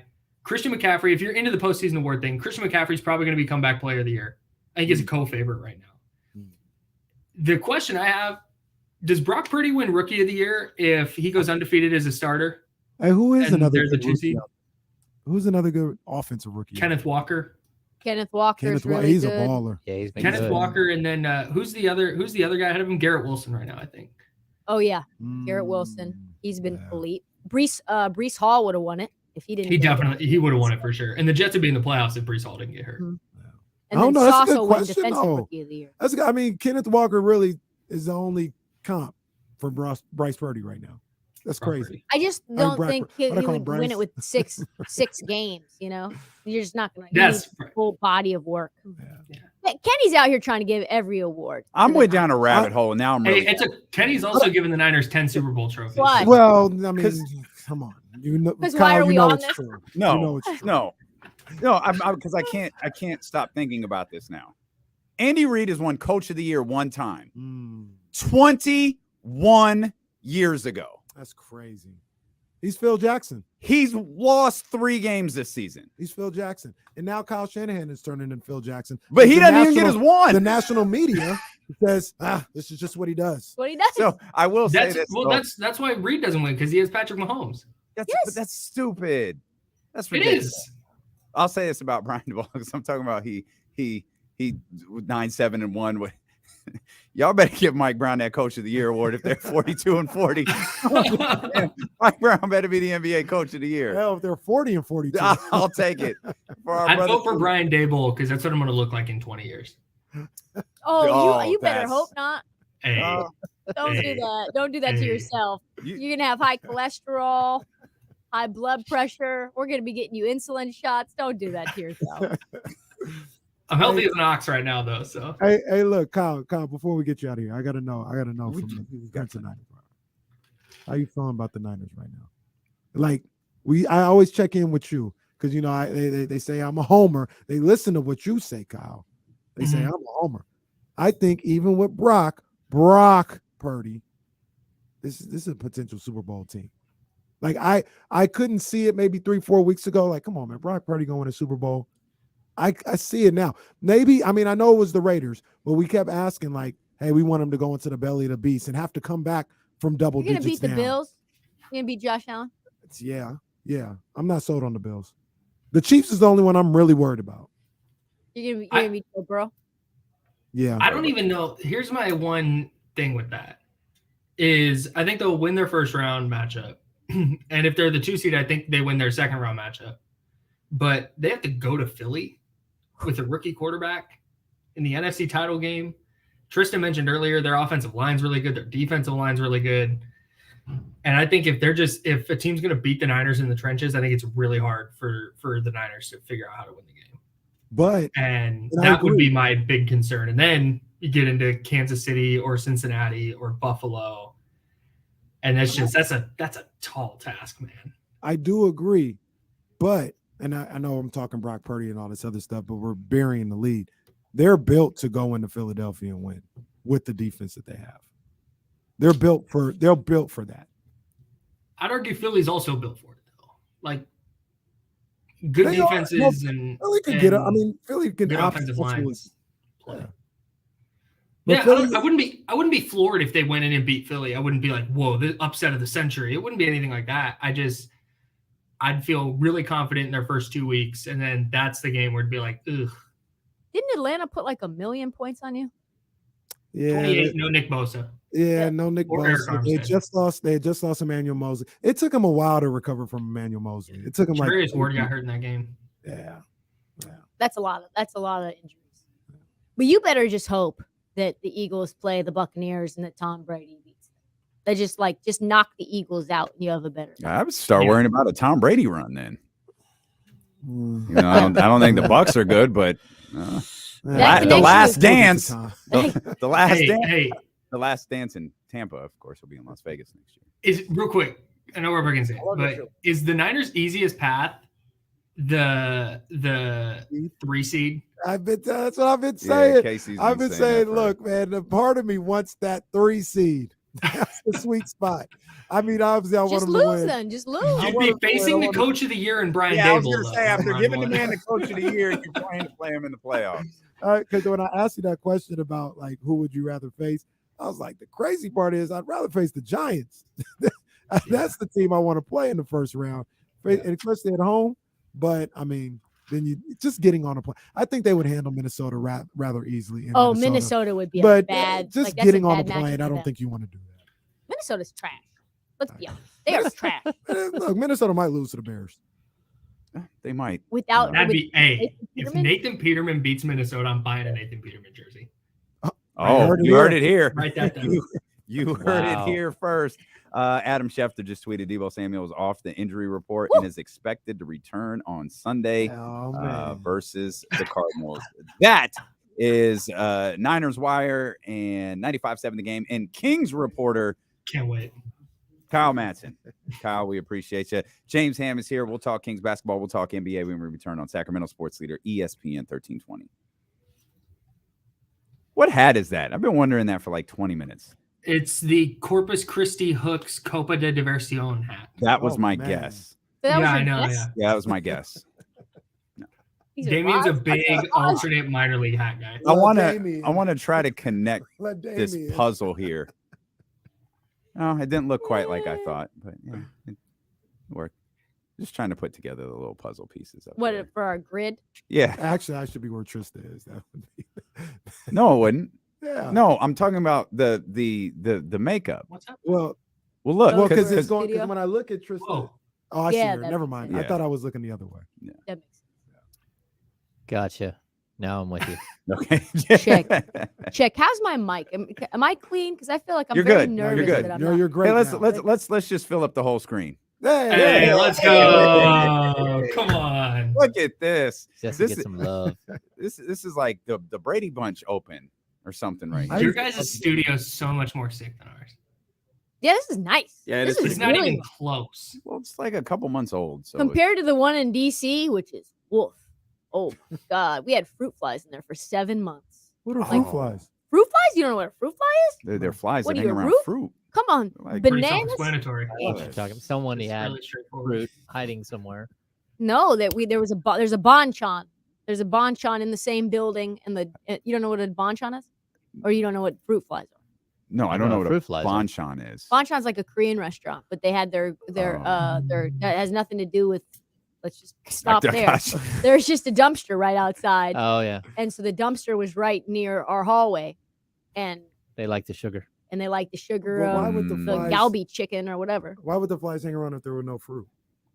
They might be on the fruit from the dumpster. Who knows? So They they would- would just go into They the would go inside of our studios. mouth while we were Oh, God. on air. Oh yeah. Like into our eyes, into Come our on, nose. man. And I'm Come like, yo, on, this is an man. OSHA. This is an OSHA thing. Like, Yeah, we that's need a to get problem. this set. And they would do nothing. They were just like, there's nothing we can do. That wouldn't Yeah. happen. They wouldn't like fly in these guys' eyes That's- because they have their glasses on. Yeah, I had mine on. And it Sure. was Well, just that's too- it why was just mine too are much. on is because she had hers on and Kenny had his on. I was like, oh, I'm gonna put mine on because I had my regulars on. But these are so I'm dark. okay, by the way. everybody. So I'm definitely wearing sunglasses tomorrow then. Yeah. Oh yeah, you better be fly Okay, tomorrow. okay. Yeah, you know the I've rules. got the outfit planned, bro. Are you gonna be at the game? He's Yeah. coming. I am a Kings James. reporter. I'm a professional Kings reporter. So yes, I will be attending. Been I'm following- Chimezi following Met 2 this takes. For a very long Wow. time. Play him. Oh, Play him. you got to. We got to tell the Aaron Rodgers story when you get back. Oh, yeah. Shout we out need to do that. Christina Warner who just reminded me. Yeah. She wants to hear the Aaron Rodgers story, and we teased it and didn't Mm-hmm. get to it. Oh no. Yeah, got to do that. Christina Warner is our person who's in charge Can't of the tease weather. and then deny. Can't do that. We regularly do that on this show, very, very regularly. Yeah. Yeah. Sometimes we have topics that we are going to talk about, and then we never get to them because we get sidetracked by Yeah, that happens. some. It had just strange dawned to me things. as Chris Biederman tweeted. I love that the Candlestick Chronicles guys are going to be at the Golden One Center tomorrow to cover the Sacramento Kings. Oh, he's gonna be there? Of course, Biederman will be there. He told me he was gonna be there. Okay, Oh. wait, that's my fault. I assumed he was going to be there. Maybe Did he he won't tweet be. this? I just assumed he would be. It's the Kings and the Lakers. Why wouldn't he be? Did he just tweet this? Well, no, he Kings tweeted Lakers are something playing about the Kings. He's at like all of the Kings games. I just assumed he would be there. Maybe he won't. He was a practice today. Practice. Hmm. The people I'm going gonna crazy. double check with them. People I going might have crazy. misheard. No, they're going crazy. on Twitter. They're going nuts right now. Are I can't you wait. in the dinner? Have you invited Deuce and Mo to the dinner? Are they coming? Or are they I can invite Deuce and Mo for sure. I didn't. They work. I think. Yeah. Oh, they actually have a job, Yeah, right? they- Doing that they- They dinner? like do stuff. Mo's, They like do stuff. Mo's She on like TV she's now, on right? TV, right? Mhm. She probably can. Yeah. I mean, it is early. It's I mean, just we will be at downtown though. So, Kyle, I'll shoot Or you all of after. the. But they do their night chat too. Whatever. Oh yeah, they definitely won't be with us after. Yeah. But, Yeah. I'll shoot them a message. We're gonna be downtown. It'll be one of like 3 restaurants in Doco to pick from. Cool. If Also- anybody wants to hang out beforehand, I think I'm pulling up like a little bit before. Pull up. 2:30. Tell them like the beam, huh? Whenever you want. You can come down whenever you come down tonight if you want to. You can come down whenever you want. I can't. I'll let you know when. All right, we'll talk. Okay. All right. Very good. And then now that it's raining on Okay, Sunday. we're coming back. Thanks, Kyle. Oh.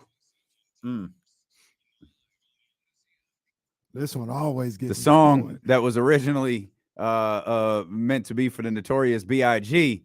That's phenomenal turned knowledge. into a Little joint corners of the culture here. for LL Cool. Oh, corners of the culture. You know, we were mentioned in the Trade saw magazine that. yesterday. I did see that. It's like, thanks for the mention, pal. You know, maybe I was thinking about maybe it should be seasonal. What would be the season? Like summer? After Kings. Yeah, like after Kings. Well, the whole point was the 50th year of hip hop. That's a good question. What is the season for the corners of the culture? Every season. It's more of the a corners. spring. Yeah. Like, are we getting like a colorway with it as well? Yeah.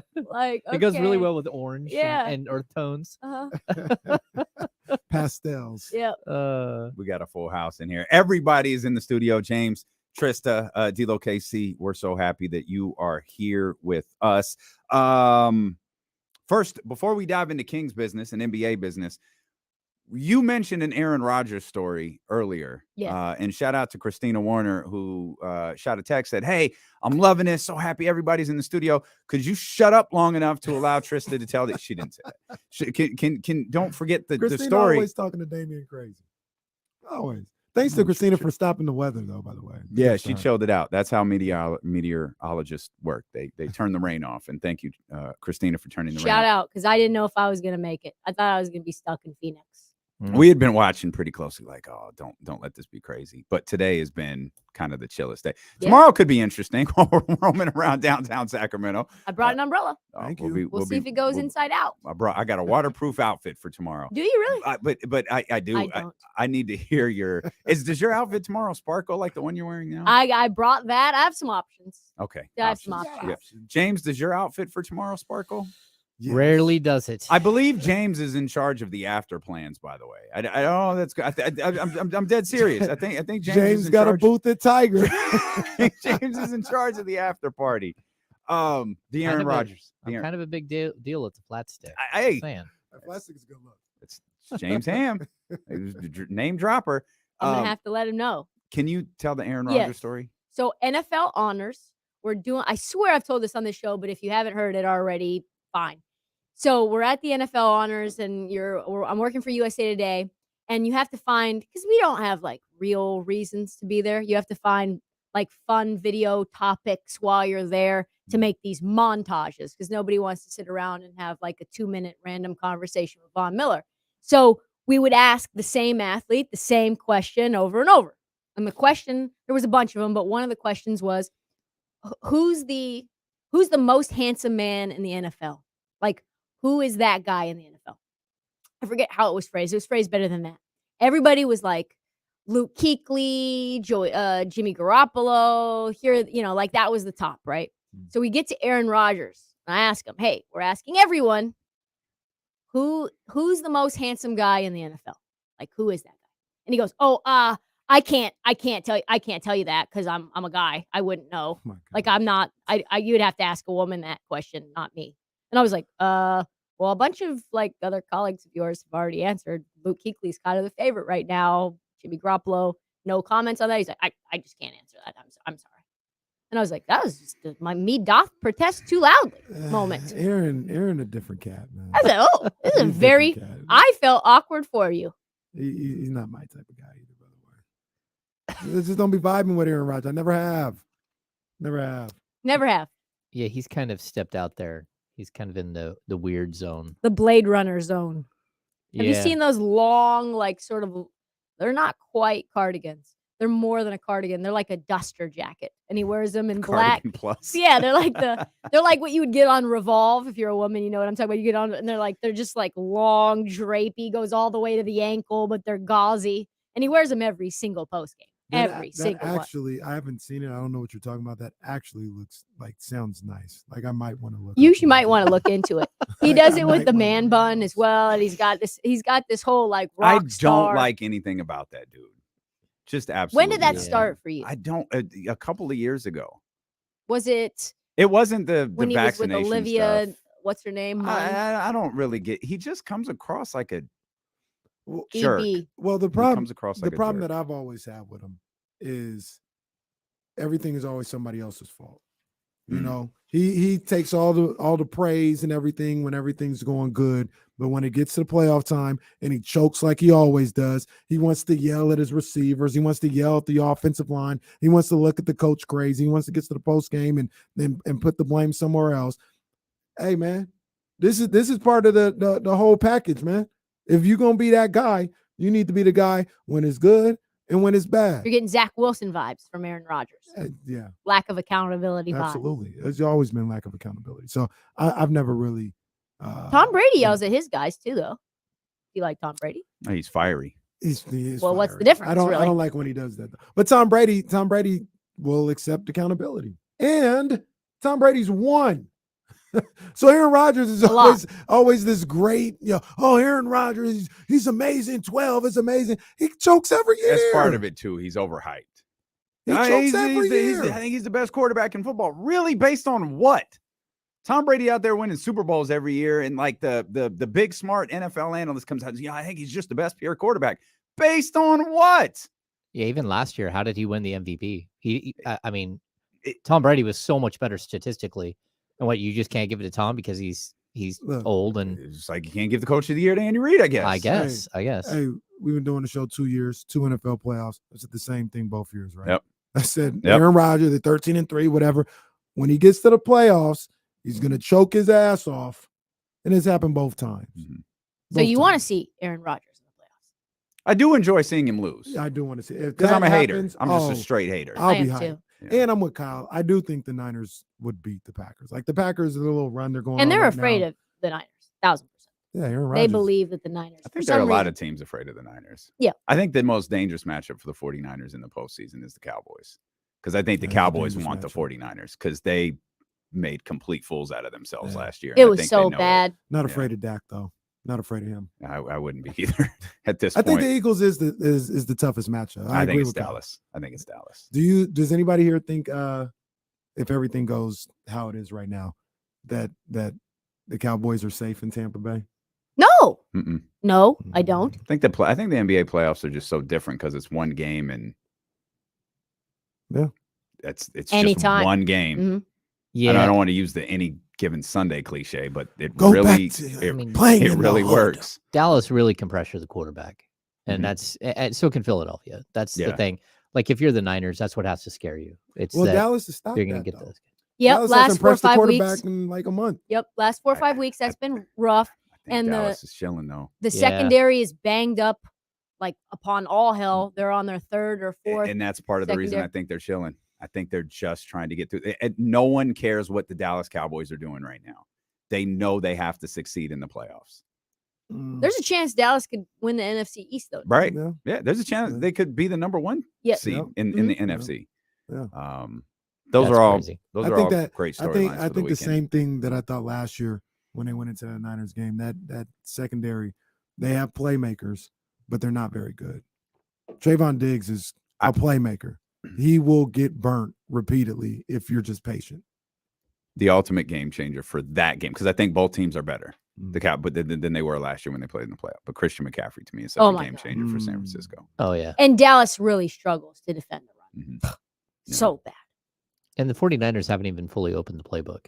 I don't think they have. I think either. they're just hanging Yeah. out. They're slow playing this. Debo coming back too. Yeah. Ooh.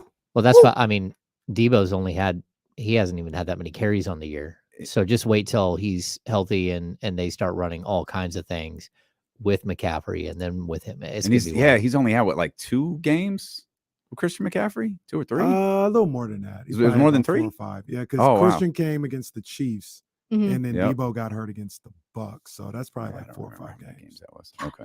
Christian McCaffrey's been so Well, they damn didn't good lose this year. either. Right. Yeah. No, they that's just not good enough to win coach of the year. That's the only thing I guess the Nope. 49ers are going to lose. Yep. 9-7-1. James, I saw you tweeting Malik Monk didn't practice today. Any reason to believe he won't play tomorrow?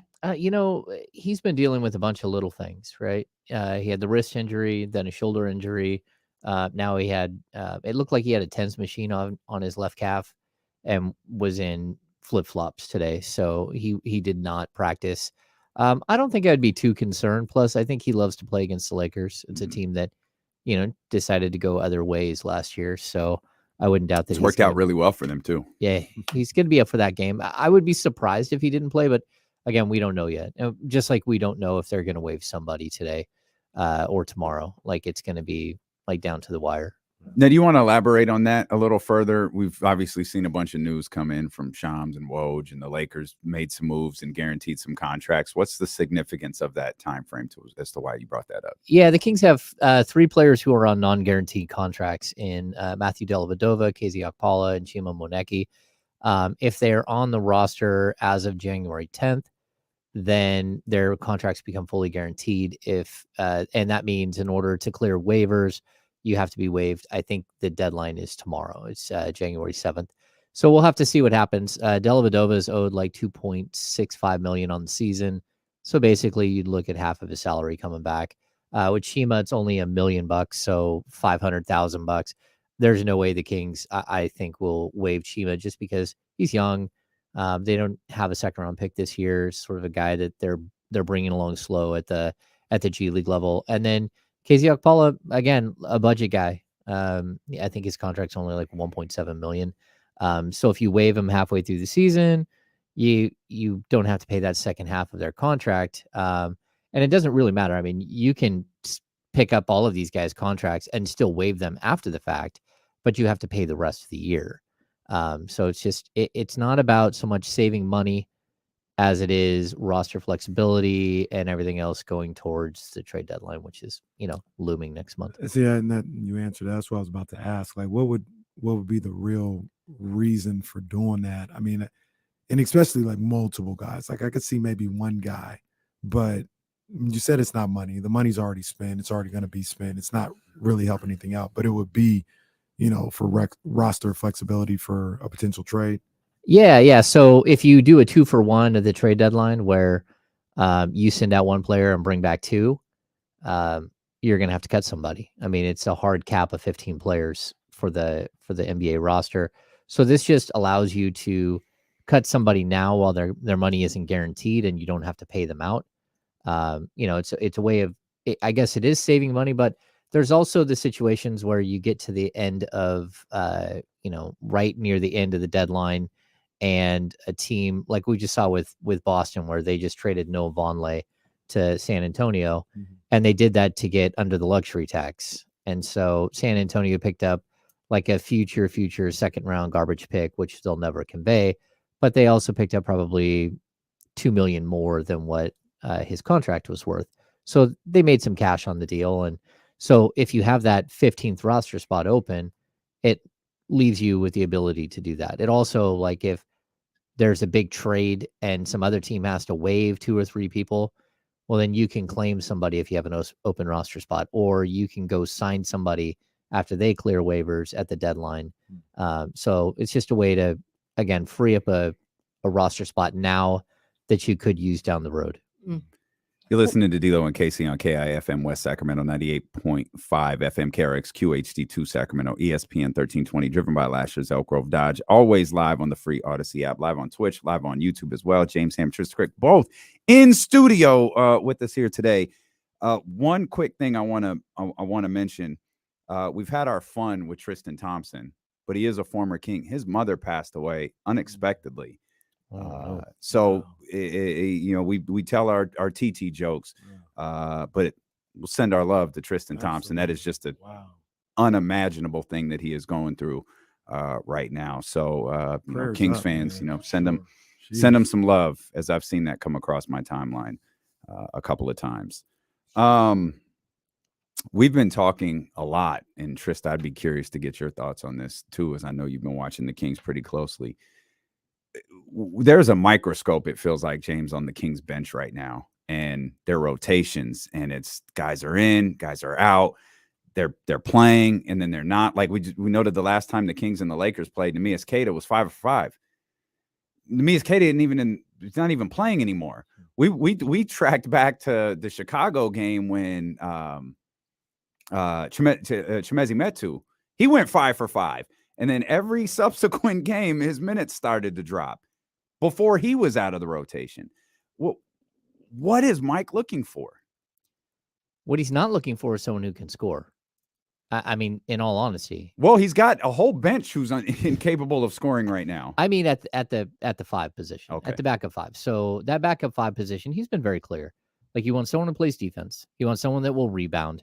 He wants someone that will set screens. And he wants somebody that is not going to go out and pick up 3 fouls in 2 minutes. Defend without fouling. And put you in foul trouble. Like, either at the end of the quarter or at the beginning of a quarter. And then, you pick up 2 or 3 quick fouls, and which is what Kate has done quite a few times. Well, I'd say quite a few. Probably 2 of the 4 times he's played, he's got 3 fouls and like no time at all. That's 50% of the time he plays. So he wants him to rebound, and that's been a huge issue. And they all take turns like failing. They get to a certain point, and I think scoring 10 points for Keita, and the same thing I'll say about Chimezie Metu. The second he scored 10 points, it was like, it's like when a dude hits a home run in slow pitch softball, you might as well kick him off your team then. He's worthless from then on. All he does is fly out for the next 5 years. And like, that's what happens in slow pitch softball. You got dudes who hit home runs all the time. And then you got that dude on your team who hits 1 home run, and then it ruins him forever. He just wants to hit home run. That's what it feels like with the bigs. They score 5 points, they score 10 points. All of a sudden they start to feel themselves, and then they stop doing everything else, and it just becomes a disaster. And I'll say, unfortunately for Mike Brown, it's not just the center position. What's happening at the center position is impacting the other guys, because once you pull one of those things out and they start to fail, then it makes it really hard for Malik Monk to get loose, or even De'Aaron Fox to run with that second group when your center's not doing what he's supposed to be doing. And we're watching this second unit completely collapse over the last, I don't know, it was 3 or 4 games, right? Mm-hmm. There's been 2 games that I know they didn't score in double figures, and that's just unacceptable. Hammy, what happened to our guy, Rashawn Holmes? I used to love him, like maybe 2 years ago. He was the #1 roller, pick and roll in the NBA. We talked about this maybe last year when I would come on with you guys. He has declined to the point where he is unwatchable, unplayable, unusable. Why? Well, first of all, the Kings don't run pick and rolls. Yep. Secondly, they no longer have Tyrese Halliburton, who is one of the best pick and roll passers that you're ever going to run into. Mm-hmm. I mean, look what he's doing in Indiana. He just is killing everybody in the pick and roll. That's what he does. They don't have a natural pick and roll guy. And then they're asking their bigs to do a lot more. They're supposed to be like screen setters and basically bumpers on the outside. Sabonis is a guy they're running the ball through the whole time. But when it comes to Holmes, like, he still wants to roll to the basket. He doesn't set the screen. He more gets in the way than sets the screen. And it's just not what they're trying to do. And so it's a problem. And I think when he's not scoring, he's a guy that instantly starts to like struggle a little bit and loses focus. And he loses focus on the defensive end. He loses focus as a rebounder. There was a point where, I mean, Rashawn Holmes averaged 1.6 blocks per game like 3 years ago. Mm-hmm. Like, where is that? Because when we talk about him and what the Kings need, they need an active rim protecting rebounder that, you know, and you're looking at it, you're like, I'm describing Rashawn Holmes from 2 years ago. He's just not the same guy. He got poked in the eye a couple of times. One of them was horrific, where he had to have like stitches in his eyeball last year. He got COVID. He had the off the court stuff. It really just kind of like knocked the wind out of him. And like, I still see him. I saw him like maybe 30 minutes ago, 45 minutes ago, and said hello. And, you know, he's still cordial. He's still like, he seems like the same guy. He's just not the same player on the court. And it's hurting. It's hurting the team, because he's a guy that if they would have known this is who he was now, they would have tried to move much harder during the offseason. Yeah. You know, I saw the Memphis game was really, I guess, illuminating, because Sabonis was getting absolutely eaten up by Steven Adams. Mm-hmm. Like, Steven Adams, somebody that size, somebody that can do those things, obviously not him particularly, feels like somebody like that, maybe like a backup 5 for different matchups for the Kings. Like, is there any possibility there's somebody out there like that for the Kings to go after at the deadline? Yeah, I mean, with Steven Adams in particular, I think that's Sabonis had just come back from the broken thumb. Like, it was really new. And it's one thing to try it, like, again, you're going up against whoever for the Lakers tonight at center. It doesn't really matter. They can't hang with Sabonis at all. He doesn't need his hands to push around these guys. He can just drop a shoulder and get to the rim with no problems. You can't do that against Steven Adams. You need like every single thing that you can possibly throw at the guy. And the fact is, Sabonis can only throw one hand at him. And he needed his teammates to step up and help him with Adams, and it never happened. And so at some point, I mean, Sabonis still had 14 rebounds in that game. He was really good. It was the fourth quarter where like the ball just seemed to find Steven Adams. And he's a great rebounder, and he's a big, like thick dude who can just shove everyone around. But I just think that like that was one game where Sabonis just couldn't use his hand. And it's very seldom that you see that. I think Steven Adams is probably the only guy in the league that I would put in the same ballpark as far as strength as Sabonis. Yeah. And if you can't push, if you can't, it's like a boxer. You can't go into a boxing match with one hand. It's just not going to work out for you. And that's what I felt was the biggest issue. James, going back or staying with the bench, Mike Brown's done a phenomenal job this year. He's done a phenomenal job. One of the questions I have about what's going on right now is it feels like in the first 15 games of the season, he was empowering that bench. We got 10, 11 guys that can go, and we going to go. Like, we going to get, and I know he's a defensive guy, but we all kind of marveled at it, right? Like, oh, he's a defensive guy, but man, him and Jay Triano, they got this offense buzzing. We talked about that clip that KD had on his podcast when he was like, yo, they got Metsu you got to worry about. Terrence Davis hit us for 31. Like, there's so much on offense. Like, we don't know what to do. It felt like Mike Brown was empowering the bench. Now it seems like he's kind of sucking the life out of some of these guys. When you talk about Terrence Davis not being able to be part of the rotation. I know, some people feel whatever about Metsu, but I thought he was part of what was going on in a positive way earlier in the season. And now he can't get off the bench. And you have the comments from Mike Brown when he was like, I'm looking for this. I need this and that's this and that. And it just seems like he has Terrence Davis and KZ be defensive player of the game one game and not play the next. He's got these guys on edge as opposed to empowering them and letting them maybe play through some of the mistakes and still get a feel for the game. Do you see the same thing with what's going on with this bench right now? Yeah, I understand what you're saying. Before that, to answer Trista's question before, I keep saying it. I think the Kings should go trade for Mason Plumlee as the backup center because I think he does everything that they need. Plus, he also knows Triano's system. Plus, he knows how to pass. But to get to what your question is, look, guys fade in and out throughout the season. They have their moments. But the one thing we also know is the fun, crazy, up-tempo style that we saw in the first, 3-4 weeks of the season, other teams around the league are able to adjust, and they're able to take some of the things away. And the problem is that when you take something away from Sabonis, he can counter because that's how good of a player he is. When you take something away from Fox, he'll counter. Huerter will find a way to get open. Some of these other guys, first of all, they're playing out of what their comfort zone was anyways. Chimezie Metu is not a passing big man. He's not a guy who sets a great screen either. And so when you start to take things away, they start going back to what they're comfortable with. And that's not what the coaching staff wants. So I was talking to someone about the telecast earlier today, and they're like, yeah, we haven't really seen those moments where Mike Brown is coaching on the court, like during a timeout. And it's like, well, because Terrence Davis isn't playing, and he was always yelling at Terrence on the court.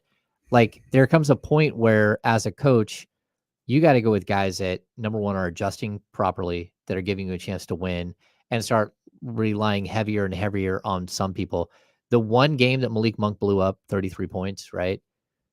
You remember who was coaching that game? Jordy. Okay, well, every game since, Malik's back to playing 18, 19, 20, 21 minutes a game. Like, there's something that happened in that game where he was clearly, like what you're saying, empowered by somebody to go do something. But not everyone steps up every game, and that's what we keep running into. We keep running into this problem. We got a bunch of guys who have never been this good needed to be this good for this long, like Huerter, like Monk, or, they've always been part of something, but they haven't been such a big part of something. And it's hard to sustain that. It's hard to understand how to make an adjustment as a player and to be that player for 82 games or whatever it might be for you. A lot of guys just cooking, just know how to cook, know how to get their own shot, know how to just be kind of singular, or they have certain skill sets and then that doesn't really fit into the scheme. Well, the other thing that I was saying, and you're right about that, but Terrence Davis, like my where I'm, looking at is Terrence Davis, Metu, and KZ Okpala, and them not consistently or at all being part of the rotation. And you talk about like Mike Brown always had to talk to Terrence because Terrence was in the wrong spot. I get that, and I get how that can be frustrating. But what you're doing isn't really lighting the world on fire either. So why not go back to what, and I'm not saying they're going to win 7 in a row, but why not go back to, hey, I got to get Terrence in there. I got to find a way. This is coaching. I got to find a way to get the most out of Terrence. Is he going to give me what I want every single time? Probably not.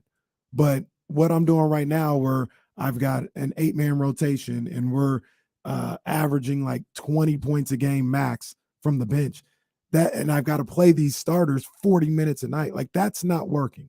So I got to find a way to get the most out of Terrence Davis and Metu. Not playing them isn't really helping us right now. Yeah, but you can only play so many guys. And I'll even say, like, I know, what's your line? Today's price, yesterday's price is not today's price. Yeah. Okay, well, it kind of goes the same way. Like, a player who was good 2 weeks ago might not be good now in your system. And that's up to them. It's up to them to buy in and fully stay locked in on what they're supposed to do, and then to make the adjustments that the other players, that the opponent is doing. And I'll bring up Trey Lyles. I think Trey Lyles, the last 5 or 6 games, has been superb. And you know why? Because he's hitting the glass. And he saw the same thing that all of us did when Steven Adams took them to the woodshed. And you're just like, holy cow. And he's taken a mental approach to say, I have got to be a guy who goes and gets rebounds. And so not only did that translate to him getting more minutes at the 4, all of a sudden he's starting to play the backup 5 role as well. And it's not because he's a lockdown center. It's because he's going and doing something, one of those things that Mike Brown has asked him to do. He's making the adjustments on the court that are necessary. And some of these other guys aren't. And we talked about it all the way from the beginning of the season. There's going to be maybe a 9-man rotation, and that 9th man is going to go from one player to the next, from one game to the next. Sometimes it is KZ Okpala who gets those minutes. Sometimes it is Terrence Davis. But when Trey Lyles is rolling and he's playing really well, you got to feed the guy who's actually listening and doing the things, making the adjustments, and sort of promote that, like, this is, we're asking you guys to do specific things. This guy figured it out. Go do what he's doing. And for a long time, I thought Chimezie Metu had kind of figured that out. But I also feel like he lost his way a little bit. And it's hard for someone to, like, once they lose their way and you're out of the rotation, like, getting back in isn't easy. You're dealing with 3 or 4 other guys that are all clamoring for that same spot in the 9-man rotation. Well, but isn't that kind of like what Mike Brown is supposed to be doing too, is trying to figure out a way to motivate each player individually and find out what buttons push them, or whoever his, the lieutenants on the staff are, to work with these players individually to know what gets them going and, what tunes them out. Yeah, I totally agree. But at the same time, like, what are the Kings? Are they 7-8 over the last 15 games? They're actually really, if you look at the schedule and you saw at the beginning of the season, you looked at that stretch of games, you go, oh, 7-8? No way. There's no way they'd go 7-8. And now you're looking at them going, okay, like 7-8, they had some battles. They had 2 games where they messed up and they let teams get by them, but they rebounded. They went 3-3 on the trip. They went 3-3 at home.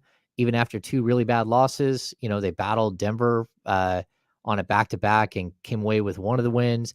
They've got 2 wins against the Utah Jazz, which is not only huge for you, but it also stymies one of your competition and, like, shoves them down in the, break it up category.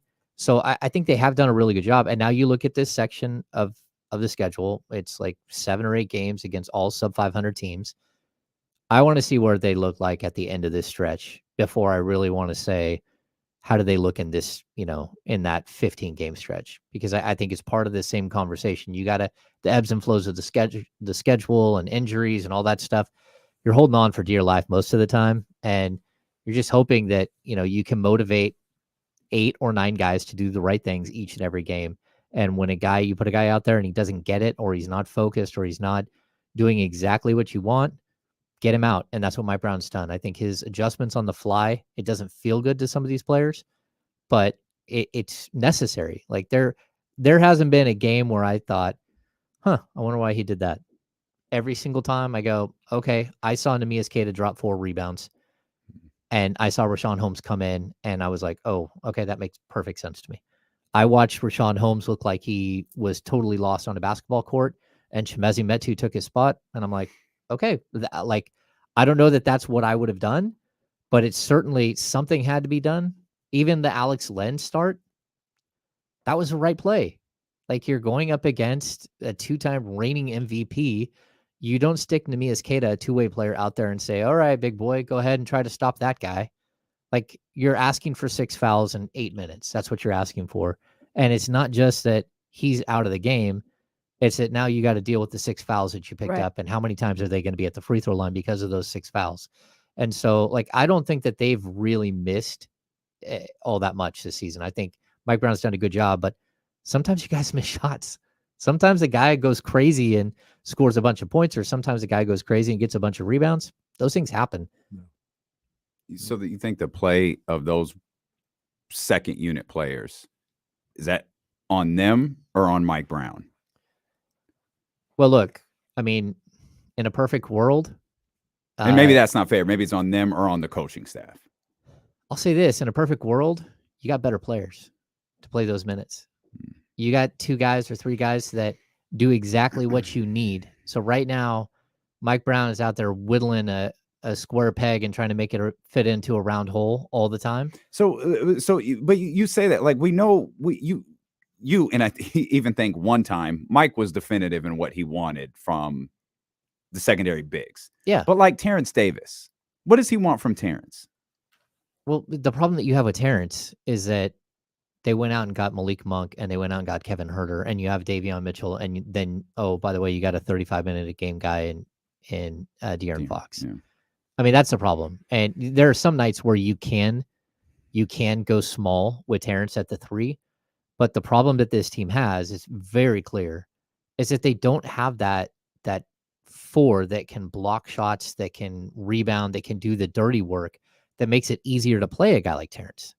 That's the problem. It's like you can't mix, we always do the Batman, the original Batman, don't mix the shampoo and the deodorant, or you'll it'll kill you. Yeah, it'll kill you. Yeah. So but that's the problem. Like, Trey Lyles and Terrence Davis are 2 guys that really, I don't know, they can play together. And you have these players that, if you look around, they aren't natural fits together, and they're missing. Again, if you had Jaren Jackson Jr. on this team, like, everything falls into place. If you had Lauri Markkanen on this team, everything falls into place, and you can make a bunch of other moves at the 3 that, to gamble with a guy like Terrence, or, whatever it might be.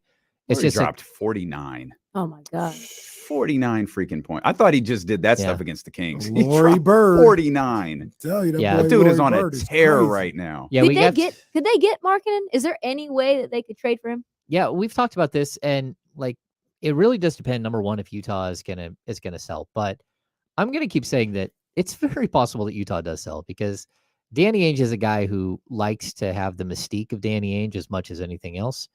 And the fact that he was able to get 2 or 3 first-round picks for Donovan Mitchell, and then could take the other piece that he got from that trade and turn that into another 2 or 3 first-round picks, all of a sudden he looks like a genius who went out and got 11 first-round picks for 2 guys. And that's something that I think he would listen to. And if I'm the Kings, it's probably going to cost you one of 2 things. Well, maybe one of 3 things. You'd probably have to negotiate with Atlanta and take protections off your pick for Kevin Huerter. And so you would have more range in your picks. So you might be able to give up a 2023 and a 2027 if Atlanta would take a 2025 pick. So I think it would take 2 first-round picks, or it would take Keegan Murray and something else. Ooh. But like we say, but he's a 25-year-old guy who's under contract for 2.5 seasons who's averaging Would you do it? 23.5 points. I think I would. 23 and 8, and he's I think I would. He's a perfect fit. He's a perfect fit. He's a next perfect next fit. to Sabonis. He's a perfect fit. The only hesitation that I would have is Lauri Markkanen has an injury history, and he hasn't been injured this year, but this is like the first time he hasn't been injured. Yeah, but you know what? Like the player I think we're starting to see him become a little bit more like is Michael Porter Jr. Right? He's just this like rangy, crazy, like can do all this stuff. He doesn't have that kind of injury history. No, he don't have it like that. No. But I mean, skill, to me at least, skill was never the issue with Lauri Markkanen. I loved him at Arizona. He just wasn't able to stay on the floor. And when you talk about trading Harrison Barnes or Rashawn Holmes, that's one thing. When you talk about trading Keegan Murray for somebody with sketchy injury and I keep telling you guys, I'm not promoting that the Kings go trade Keegan Murray. I'm just telling you that what it's going to take. It's not what it sounds like to me, Hammer. Okay, so somebody in the chat said that somebody like Clint Capella might be a fit. What do you think about that scenario? No, because Clint is a natural pick and roll guy. Like, is he a bigger version of Rashawn Holmes? Sure, but the Kings don't run that offense. He's not a fit for Mike Brown. Right. Yeah, he's not, and he's not a fit for Jay Triano's system. You know, I don't even really know who the perfect fit is, but I'll say this, even if you got Lauri Markkanen, you still need that set. You still need Mason Plumlee. Yes. And so that's where like it's kind of, if you look at the way that the Golden State Warriors are built with Draymond and Looney, like you need something similar to Looney. Yeah. But you also need that player to be able to pass because that's just not what Looney does. But you need a strong man like that. And that's where I really do think that a guy like Mason Plumlee fits because he does have the passing element. He does know Jay Triano's offense. And again, I don't think he's on an expiring deal. He's 32 years old. What's it going to cost you? A second round pick and a couple of expiring contracts. And you land a guy who really could change not only your offense, but also he's a really good defensive player. He can hold his own. He can go get you rebounds in a pinch. He's kind of like a guy who he knows his role. And when I say like you got to get a better player, that doesn't mean that Chimezie Metu can't be a good NBA player or Trey Lyles or Terrence Davis or any of those guys. But Mason Plumlee is defined in who and what he is. If he's in your 8 or 9 man rotation, he stays there and you know exactly what you're getting from him each and every night. These other guys, you still don't know what you're getting each and every night. And it's really hard for Mike Brown to like expect, KZ Okpala to come in and give him honest minutes when he talked about this today at practice. Like, how many minutes has KZ Okpala played in his career? Like and how many of those minutes were real minutes, not scrub time minutes? That we don't have a sample size for him. And so it's hard to put your faith and your trust in somebody and leave them out there when they don't have a track record for doing it, especially when you're already doing that with Keegan Murray, because he's your young guy who you're putting all your faith in, and you're bringing one guy along and allowing him to make some mistakes, like getting beat in crunch time. But you can't have multiple guys like that that are making mistakes. Sometimes you got to do it. And especially when that's your problem. Like you can't guard anybody. What's the alternative? Not put him out there and still keep getting beat on the perimeter? Because the guys that he is playing, they're not getting the job done in that respect. It'd be one thing if like you didn't want to wear down Harrison Barnes and he's a lockdown on the perimeter and he's keeping guys out of the middle, but I have to play this guy 42 because he's the only one that can do it. No, I'm not shading Harrison, but they're not doing it either. So like, what's the alternative? You just keep on not having it get done, or you say, hey, let me take a chance with KZ here, or I know this isn't the best fit, but let me take a chance with TD right here for 3-4 games and see if we can improve in that area. What if I told you that as someone who's watched the Sacramento Kings for as many years as that you have, and as many years as I've covered them, that we are so preconditioned to watching players who aren't good enough to be on the floor? We're so conditioned because the Kings don't have 5 or 6 guys that are good enough to be out there for 40 minutes a game. And so we're so used to somebody who realistically isn't good enough to help a team win 30 games. And so you're like, well, just give him a shot because, we've seen it so many times. Like how, let's just try it out. Yeah. Yeah. I mean, like the year before I started covering this team, John Brockman, like he played serious minutes for this team. That's my crazy. first year. Pooh Jeter played minutes for this team. Antoine Wright, Luther Head, Darnell Jackson. Darnell Jones. This is a hell of a list. Like it's Dante Green. Like I could keep going. Like there are so many players from that team. Luther Head sounds like a Vince McMahon creation, not a former Sacramento King. 7 players were no longer on the character. roster, right? 7 players were no longer in the NBA a year later. Okay, so the team we talked about, the Monty McNair's first team. Mm-hmm. How many guys are not in the NBA from his first roster? And we're talking Whiteside. So some of them he signed. Yeah, well, Whiteside and Glenn Robinson, yeah. right? But Justin Jackson. Mm-hmm. I mean, I'm Justin James. Who is the other guy, the crazy leaper, who was on a two-way now? Daquan Jeffries. Kyle Guy. Nemanja Bjelica is no longer in the league. Mm-hmm. Jabari Parker. So what I'm saying is that Bjelica chose that path. he by the at way. 34 he chose that path. He chose that path. But my point is that are we so conditioned as people who have watched this team forever that we're so used to these guys who are fringe NBA players and we're saying, just go ahead and give them a shot. It's like, that's not the goal this year. The goal this year is to snap a 16-year playoff drought. And that requires really good players because you're not just fighting against 15 other teams in the Western Conference. You're fighting against 16 years of absolute drag that's pulling you back in every single step of the way. And so it's tough, but like, I hope these guys figure it out, but that's not what this year is about for the Kings. 2 things. Number 1, we've got tickets to Uriah Faber's Night of Champions on January 13th at Hard Rock Live. Caller number 3 right now, 916. Is that a wrestling? 1320. MMA. MMA. Yeah. Uriah Faber's Night of Champions. January 13th, Hard Rock Live. Again, caller number 3 right now, 916-909-1320. What are you children doing over Chatty there? House got us laughing. Daddy house. Dave Garcia got us laughing. Sorry. 209 Dave Garcia. 2, we have to let James go.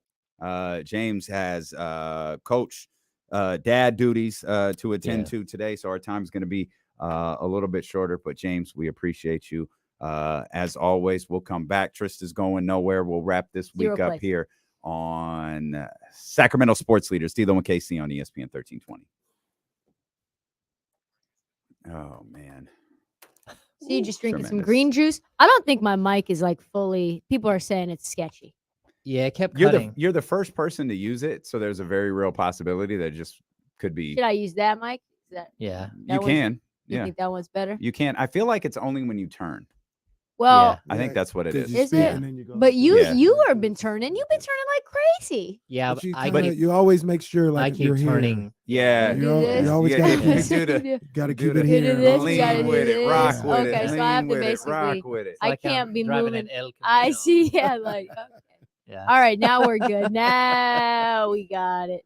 We got it. Lean with it, rock. Nope. with David Jackson says the mic just continues to stink no matter what. David, tell me if it working now. It's like performing, like when you're on stage. Yeah, and, like they're always like, and they always move with. What would I do without my baby? No, he's banned here. He's banned here. He's banned here. We don't do Ja Rule here. Oh my God! Hey! Hey! Live performance. This is the remix. Hey! Let's go! Let's go! Babe, What you know about this, Hammer? Come on. we were alive. Hey! What? Oh my God! And our Timberland boots. Who is wearing Gucci velour outfits now? What? Oh, let me find one. You probably. Let me probably find you. one. As long as it has leopard print on it, you're down. I ain't scared. Hey! There was no original. Yeah, there is no original version. There was none. We just went straight to the remix. And just stayed me. We just went straight to the remix. We thought this part right here, and I can knock you out, like the little auto tune. We thought that was like gonna make us right there. We thought that was gonna. This was like when Confessions Part 2 dropped, and everyone was like, "Wait, when did Confessions 1 drop?" Where is Confessions 1? Oh, it is. He's a thug. We gotta find it. Hey! Hey! And that's me. Make it cold hard. Come on, baby. You GQ or even torn up. What? Down for whatever that you want me to do. See you tomorrow? I see the clock if you call from your crew. Nice. I'm a R-I-D-E or D-I-E. Down ass chick from my T-A-U-G. But I'm tripping cause he mugging while we hugging. Even though my man is thugging, you know that I really love him. Cause after all of the bricks are shipped, it's a stress-free zone. Taking first class trips, shopping bags in my hand while he's holding my hips. And when he's hitting it hard, he just covers my lips. Nobody above him. And if anything goes wrong, I'll wear his ice around my neck until it's back. Are you in charge of bathroom? Okay.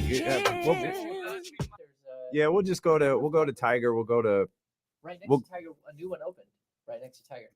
we'll do all of it. Yeah, We'll take Trysta everywhere. Yeah. I'm staying out past my bedtime for Trysta. We'll go. What's his name was in the chat saying he's doing the DJing at Flat Stick. Well, It was Jay Stahl. It was. But can he get us into the speakeasy upstairs? So then that way we can. Well, if actually he's still sit watching, he'll and let have us a know. chat. It was DJ. I forgot when you mentioned Flat Stick, he was like, "Yo, I'm doing post game DJ We over could go there." downstairs and get a drink and hang out with the DJ for a few. But then if he could get us in the speakeasy, that way we can actually hear each other. Yep. Talk and hang out Hearing for a each few. other. Yeah, hearing each other will be It'd be a vibe. huge. Hearing each other would be a vibe. Vibe. Awesome. For sure. Okay. Good seeing you. Thanks, Hammer. Yep. I'm moving to his mic. We'll see. man. See how it goes. Good seeing you. Good seeing you, big dog. You got it's a game. It's a game tonight that you're coaching. No, my son one is coaching, one is playing, Oh. and then I got them jackets like. Is this better? Fundraiser, and I have a whole load. Is this better? Breakouts. Hang on, I can't. Because it's freezing cold. Is this better? All right. No doubt, man. They say it doesn't. Yeah, That doesn't sound good. They no, said. no, you was good. Oh no. Oh, he complains every no. show. Over there. Oh, That's underneath. Got it. got it. Boom. Oh You- yeah, I can hear it now. Yeah, you was good. Woo! He's a thug. What happened? What happened? What I miss? Oh yeah. This Come is on, also man. the remix. Come on, man. This We is got also you. the remix. We got you. We got you. We got you. We're not back on yet, are we? No. Okay. I'm louder now. I think I am louder now. That's fine. That's good. This is better. It's Here, better. I'll get. Wait, is that the wrong mic? This is good. There, This is good. Got that off. Trysta Krick. Do you need to? Do you want to switch the chairs back? No, it's good. It's actually good. This is Okay. good. This is perfect. All right. He had Got set like up the 20 mic minutes for him, and now I can just use it. I don't have to like move anything around. This is good. It's not gonna get the job. What? It's fun. It's funny. Well, Jesse. we'll get it. We'll get it. What? Yeah.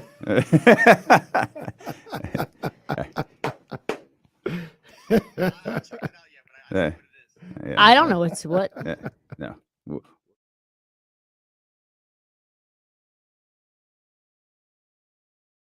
Ah, Bunch of children here. Sophomore you class. guys have Why is the 6 camera- stations in here? Yeah. Wow, so Yeah. big time. Yeah. Oh, goodness gracious.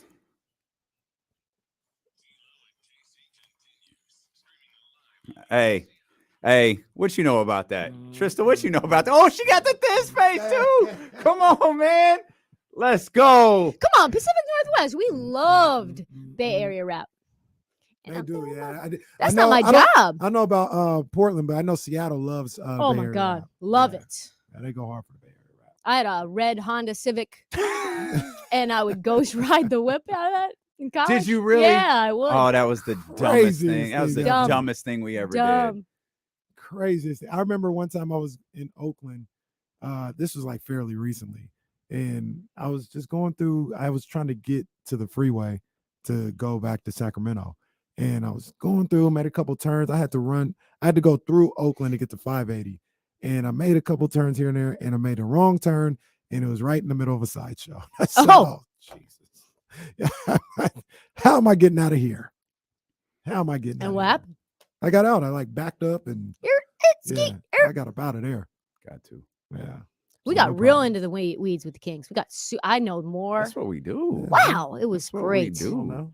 I mean, like with that team, we can Just get in there. Just Yeah. dig in. Just diagnose. Deep tissue massage It's with like the Sacramento it's like Kings. operation in there. What is that massage called? Shiatsu. That's it. Yep. That's it. I need a massage. I heard people throw up, Jesse, when they get it. That's what he said. What the heck? Wait, what are you talking No, about? I Sounds don't terrible. want that. See? I don't want that one. You see that? I threw. Look at. I threw an Office reference at my guy, And and he he had missed it. I'm in the zone right That's now. all I'm right. working right That's now. all right. In the Jesse's zone. in there working. You a big Office fan? I'm a little bit of an Office fan. I don't have I've never been somebody who can remember quotes or lines or anything. It's just not. If I'm working or just sometimes I just need something familiar in the background, and if the Office is on it. just put it on. Really? Yeah. I'm better with music. Oh no, that's same. I could do music. If too. a TV show that I care about even a little bit is on, it's like TikTok. I'm just there. Even if you've No, seen you it a locked million in. Yes, times. I'm just there. I've Oh, now that's not I've me. now just stopped doing everything that I'm supposed to do. No, I love having familiar background noise. Yeah. I watch like Big West basketball for the background noise. Well, that's familiar background noise for you, and it's ridiculous. Because You and the parents. I am the same way. If a show's on, even if I don't know the show, I'm telling you, when SVU's on in the background, boy, good luck getting me to do anything for the next 6 hours with That the was 6 straight hours. that of was me and my SVU they grandma. do. I would just go to her house. I would stay on her couch. We'd watch about 15 straight episodes SVU. Boy, they be playing them things Woo! back to back. Bum bum bum bum bum bum.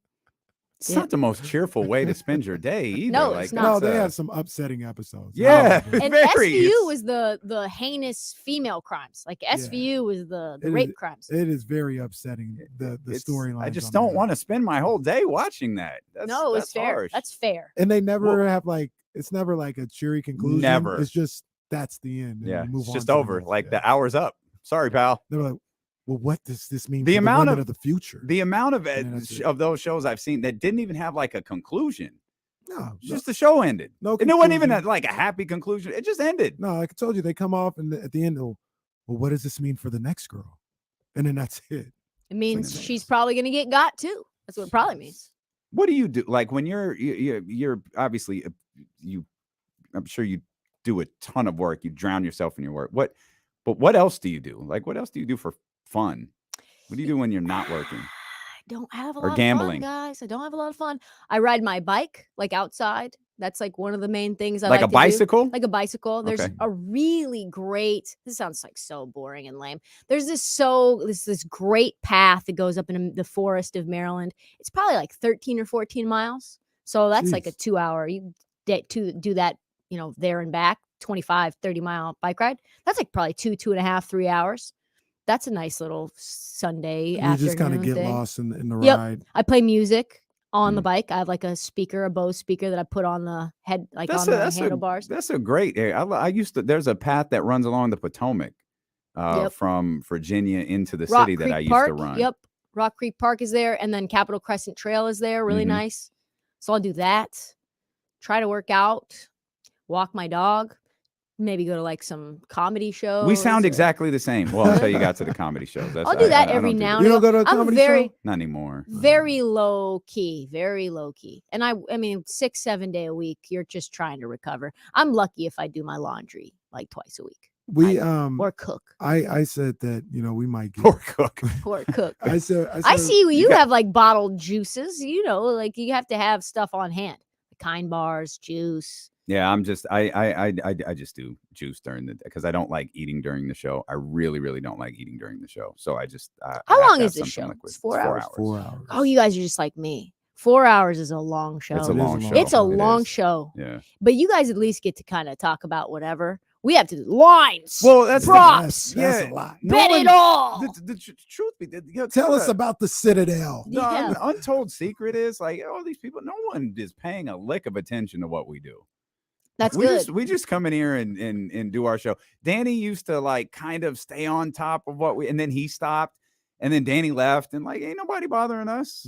We just coming in here. We know what we've got to talk. We know, we've got to talk about the Sacramento Kings. Got to talk about the 49ers. Because if there's a major story, we've got to talk about that. But other than that, hanging out and having fun, chilling. I told Damian and everybody, I said, I think we might be able to get Trysta to move to Sacramento when it's all said and done. It's a possibility. But see, then I thought about it, and I do think, you know, better you in are doses. from well, no, that's not that. Even though you are from Oregon, I feel the East Coast really fits you. And I don't know if you would leave. I went back to LA and I was like, man, I miss it. I miss miss it. LA? I miss California so much. I miss the weather, even though it rained the entire time I was there. I miss the ability to just drive around and have parking lots. Like parking lots aren't a thing in DC. Like you have to street park everywhere. It's brutal. Or there's like maybe a garage, but the garage is very tight. You're gonna get door dung. You're gonna probably pay $15 an hour. You ever parked in that Verizon Center lot, or what's it called now? Oh yeah, Capital One. Have you ever done the one where you've had to leave your keys and they that is the terrifying worst. You have to leave your keys at the garage, and they just park. They them. park the car for you, and there's just lines. and it's just stacks of cars everywhere. They do the same thing for the players. Like you park and you leave your keys in the car. Yeah, that's crazy. And if they have to move it, they move it. I think they do that in San Francisco and some places too, and in LA too. I think a little bit in LA, but not nearly. I went to a CVS in LA. I had to pick up some items, and I walked in there, and it was the size of a mall. I was like, "Wow, this is the largest CVS." I was like, "Oh yeah, that's what it's like to have space. That's what it's like to be on the West Coast." The CVSs in DC are like the size of this studio. Like they are. You're like, okay, where is it? That's everything. All right. You know, there was I forgot. I think it was in my drama class in high school, but the guy was acting. He was like doing a scene, like a created scene or something like that. But it actually made sense to me. I don't know who wrote it or whatever, but he talked about that being the reason between West Coast hip hop and East Coast hip hop. East Coast, people just always on top of you, and you're like, and then the West Coast, you have all this space, so palm and trees, the weather, silk trees, and wallabies. Like the settings allow for the energy you have and the type of music you're able to make. And I think I'm a better person on the West Coast. I'm not gonna lie. Like the energy of a city in New York. If I move back there, I would have to move to like Hoboken or Brooklyn because I was right in the mix and I was just a lot. I was always a little irritable. My mom's like, dang, you just were on me. Just like, F your mother. She'll call and like, what do you want? You know, because it's just like it's cold, your feet are wet, you know, there's salt on the ground, there's snow. Well, and there's hella people. It's hella people. You're on the subway, people are like, ugh. You know, not barely clothed. They're laying out. One person's coming through. They're like, "Could you please just give me any?" And they're doing their sermons and Have you heard the good news? And you're like, "Golly, I just need to make it out here. Come on!" And you get in your phone's ringing. You're missing service. You're just like, "What do you want? Like, please leave me alone. I just want to eat a sandwich. I just want to go back to my like small apartment." Like they charge you for storage there. They charge you to park your bike there. They charge you for everything. I didn't even have a pantry. I was putting my shoes in the pantry because I had no closet. Shoes in the pantry instead of cereal. Next to the cornflakes. Rough. A view of a brick wall. Yeah, I mean, I had a view of the Empire State Building, and then they built another building right in front of it. So that was that. That was about 4 months of beauty. It was a hole in the ground in the Empire State Building, and then now it's just like I think 100 floor building. I love New York City though. I love it. I love it. But I love it to visit. I love it to visit. It's a lot. I don't want. I walk faster. I talk faster. Like I'm irritable faster. I'll talk to friends from when I'm here, and even in Arizona, like anything in the West Coast, Cali, Arizona, and they're like, "Man, you sound very relaxed." So who's number one on your possible power rankings if you were to move back? Who's number one? Yeah, probably LA is number one. They get mad at me because I love LA. I love LA too. No, we don't get mad at you because you love LA. We get mad at you because Lake Show. Because of that. Okay, Lake Show. Just take care of that. I thought you were getting that off the board. That's in the permanent slot here. I hate the Lakers. That's not.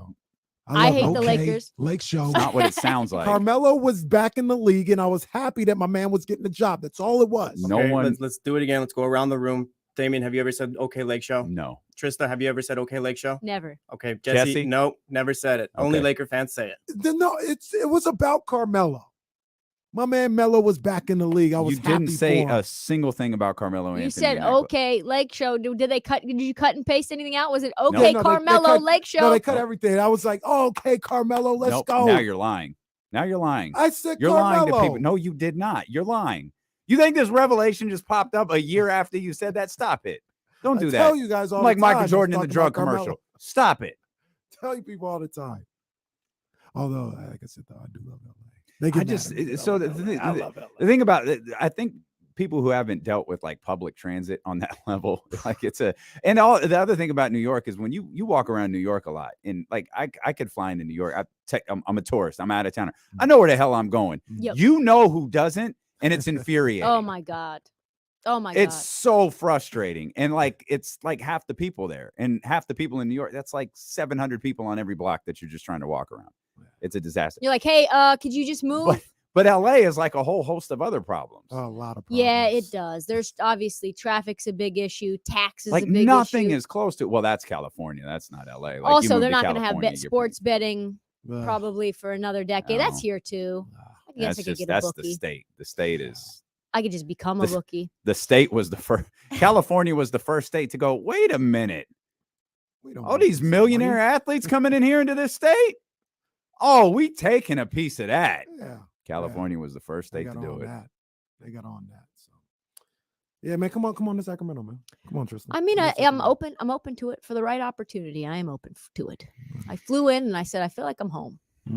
Oh man, yeah, you home. This family here. That's right. This family here. That's We're right. gonna have a good time the next couple of nights. We're gonna go hang out somewhere out here when the show wraps up, and then tomorrow will be a lot of fun. What's I happening know. Sunday? Because it's gonna rain. It's definitely gonna rain. Is there gonna be? Is there any bars to watch some football? Do you guys have plans? Do you guys have family plans?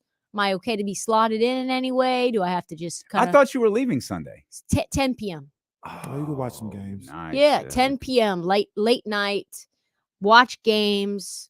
I even booked the Airbnb for another day so that I don't have to like deal with checking out. So I'm there. I'm in there. Probably Right. should have consulted before you booked that Airbnb. Yeah, Probably. well, I think she's cool though. I think she's. I think cool. she's. I think 'Cause you're all right. I told Damien when he told me the He said, number address. I said, wait a minute. he said What? Well, But then he Tristan- showed me the he's location. getting the I was full like, experience. Trista's not walking to meet us. Like that's ultimately the first I was thing like, I oh, thought is like. I was like, oh, it's a mile, Yeah, 1.7 miles. So that's not bad. Trista's not walking to Delco. When you posted the video at home, and your mom wasn't feeling well, I was like, oh, she's probably just going to stay at the Sawyer. That's easy. Just walk downstairs. We'll be ready to go. Boom. And you went a different route. Well, I told Kenny, I said there must have been something. Maybe they just knew the bomb cyclone was coming, that we were going to have a little party, and a bunch of people came because I was looking at a bunch of hotels right when I went to LA, which was Christmas, and there was a bunch. I was like, oh, okay, cool. I'll get on Marriott. I'll book a hotel. It seems reasonable, right near the arena. Cool. 4 days later, gone, maxed out. I could do hotel tonight, but it was like going to be another $700 on top of the Airbnb on top. So it was like 11. or Yeah, I'm 12. glad you didn't get anything on Richards Boulevard. What would happen there? We wouldn't have picked you up.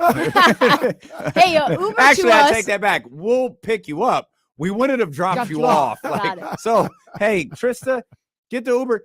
Text us when you get in the house. Yeah. And and lock the doors and just let us know When I was younger, I went to a hotel party over at that. I think was Oh, it the geez. Governor's Inn? Is that what it is? Oh, Oh, there's my a convention. There's Sacramento Anime. Really? Oh. Well, Oh that my explains God. it. I had I no didn't idea. know that. Bryce would be the one to know that. Or no, Bryce. He says he has tickets. There you Different go. beam going on there, they said. Oh my. Oh boy. Okay. That sounds dangerous. Well, hopefully that beam gets lit tomorrow. Hopefully. That power button, that switch only gets flipped if they win. And I That said would be a depressing sight. it's not impossible. It really is depressing when the Kings lose now. It People is are really upset. Well, man. especially when you're not there that often. Yeah. For the like my family came out. My family didn't say I want to come see the Kings. My family said, "Hey, I want to see that beam." It's like, well, okay. Can't promise anything. I can't, but they got the Wizards right before Chris. Like, this could work. Man. That's a bad loss. Not only was it the loss, it was they played like crap. It wasn't even like last night's game where you could, or a couple of nights ago where you could be into it really late. It was just, they were just sitting there watching like, man, Washington must be really good. They're just not. And my nephew checked in and was like, well, not, although not exactly. That sparked like a 6-game winning streak for the Wizards. They got hot after that. I hadn't paid attention. Yeah, they was balling for a minute. Until Giannis dropped 55 on their head. Yeah, I remember that. That was crazy. But you're in for an experience. Lakers Kings. It's going to be something. Lit. Yeah, it's going to be something. And I think we're up to what, 8-9 straight sellouts at the Golden One Center. Woo! So 17,000. And you'll see when we get there tomorrow. To 3:34. Whenever we get there, we won't be alone. Doko is going to be packed. Like the Yard House is going to be packed. Yes. The different restaurants will be filled up. Like it's game nights are certainly experiences now. Oh, I like that. I don't live somewhere where that's the case. Wizards games are terrible. Ugh. They get more excited for Capitals games. Yeah, I mean. Well, I think it's also the area in which that arena is at. Like that's a crowded area in general, and there's no like, it's down to it's DC. Like it's just an arena. There's stuff everywhere really else, but it's not like a There's no good restaurants around there. Yeah, there's no. It's not like an area. Like if you're downtown, you're downtown, or if you're in DC, you're in DC. That's just what it is. Are there any other like traditions or any things that I need to know? Someone says when Keegan Murray makes a bucket, we have to say Keegan Murray. Is there any other things like that? You just do the Murray part. Just the Murray part. Announcer Scott will do Keegan. You'll catch on to it pretty quick. Okay, cool. Good. Other than that, no, I don't think there are any other traditions. No. You got to have your Kings fan outfit. There's a good chance Beat LA will be a chant. Oh yeah, that's I know that one. I know that one. The wildest thing ever was that the California Classic, like the first California Classic at the Golden One Center. So it's a preseason summer league game, sold out, crowd chanting "Beat LA." And it's just incredible. That's what we love. I can't stand the Lakers. Well, and that's the way the way it's supposed to sound. It's not supposed to sound okay. Lake Show. We're really looking forward to this week, and we're so happy that Trysta Krick is here with us. You want more Trysta? Check out the Heat Check podcast wherever you get podcasts from. If you're watching on YouTube, hit the thumbs up before you go. Hit the subscribe buttons before you go. If you're on Facebook Live, like us. If you're not on Facebook, go find us, ESPN 1320. Check out the podcast if you missed any part of the show. We appreciate you so much for being with us. Have a great weekend. Have a safe weekend. Drink responsibly. We will see you back here Monday at noon on Sacramento Sports Leader, ESPN 1320. Go King. Warm me up on that beam, baby. That might be a shirt. The Trysta Krick shirt. Warm me up on that beam, baby. Oh man, that's great stuff. Yeah, man. I'm just glad I made it. I'm glad you did too. Yeah, I'm glad you did too. I was a little worried when they were like, "You're just worried that your flight might not happen," and I was like, "No, I think it's going to be okay." This is supposed to be like a once. I don't want to say once in a generation, but that's the way they're framing it, right? They're like, we've never seen rain. How much rain did you guys have last night or yesterday? Barely. Nothing. It's nothing. I don't want to say it's nothing because people are getting flooded, but it's not. It has. I guess we dodged a bullet. It's not what we thought it was going to be. Thank God. Richards Boulevard is not for the weak of heart. Oh, tremendous. Tremendous. All right, we're going to shut this down. We're going to go have some fun. If you're out tomorrow, appreciate you, Tyler. If you guys are out tomorrow, man, please stop us and say hi to Trysta. We'll be downtown very, very early tomorrow. Hugs for everyone. Indeed. From Kenny. Okay, Lake Show. Ain't no okay Lake Show. Go King. Okay, Lake Show. I can't believe. I think that's fake. To be honest with you, at this point. All right. That's fake. A fake drop. Oh, Leezy's gonna be in the house tomorrow. Oh, Leezy in the house. Oh, Warren, let's go, baby. That's good stuff, man. So if you're out there, man, come check us out. If not, man, we'll see you Monday. Thanks for the big show. Thanks for showing up for Trysta today. We'll see you guys next week.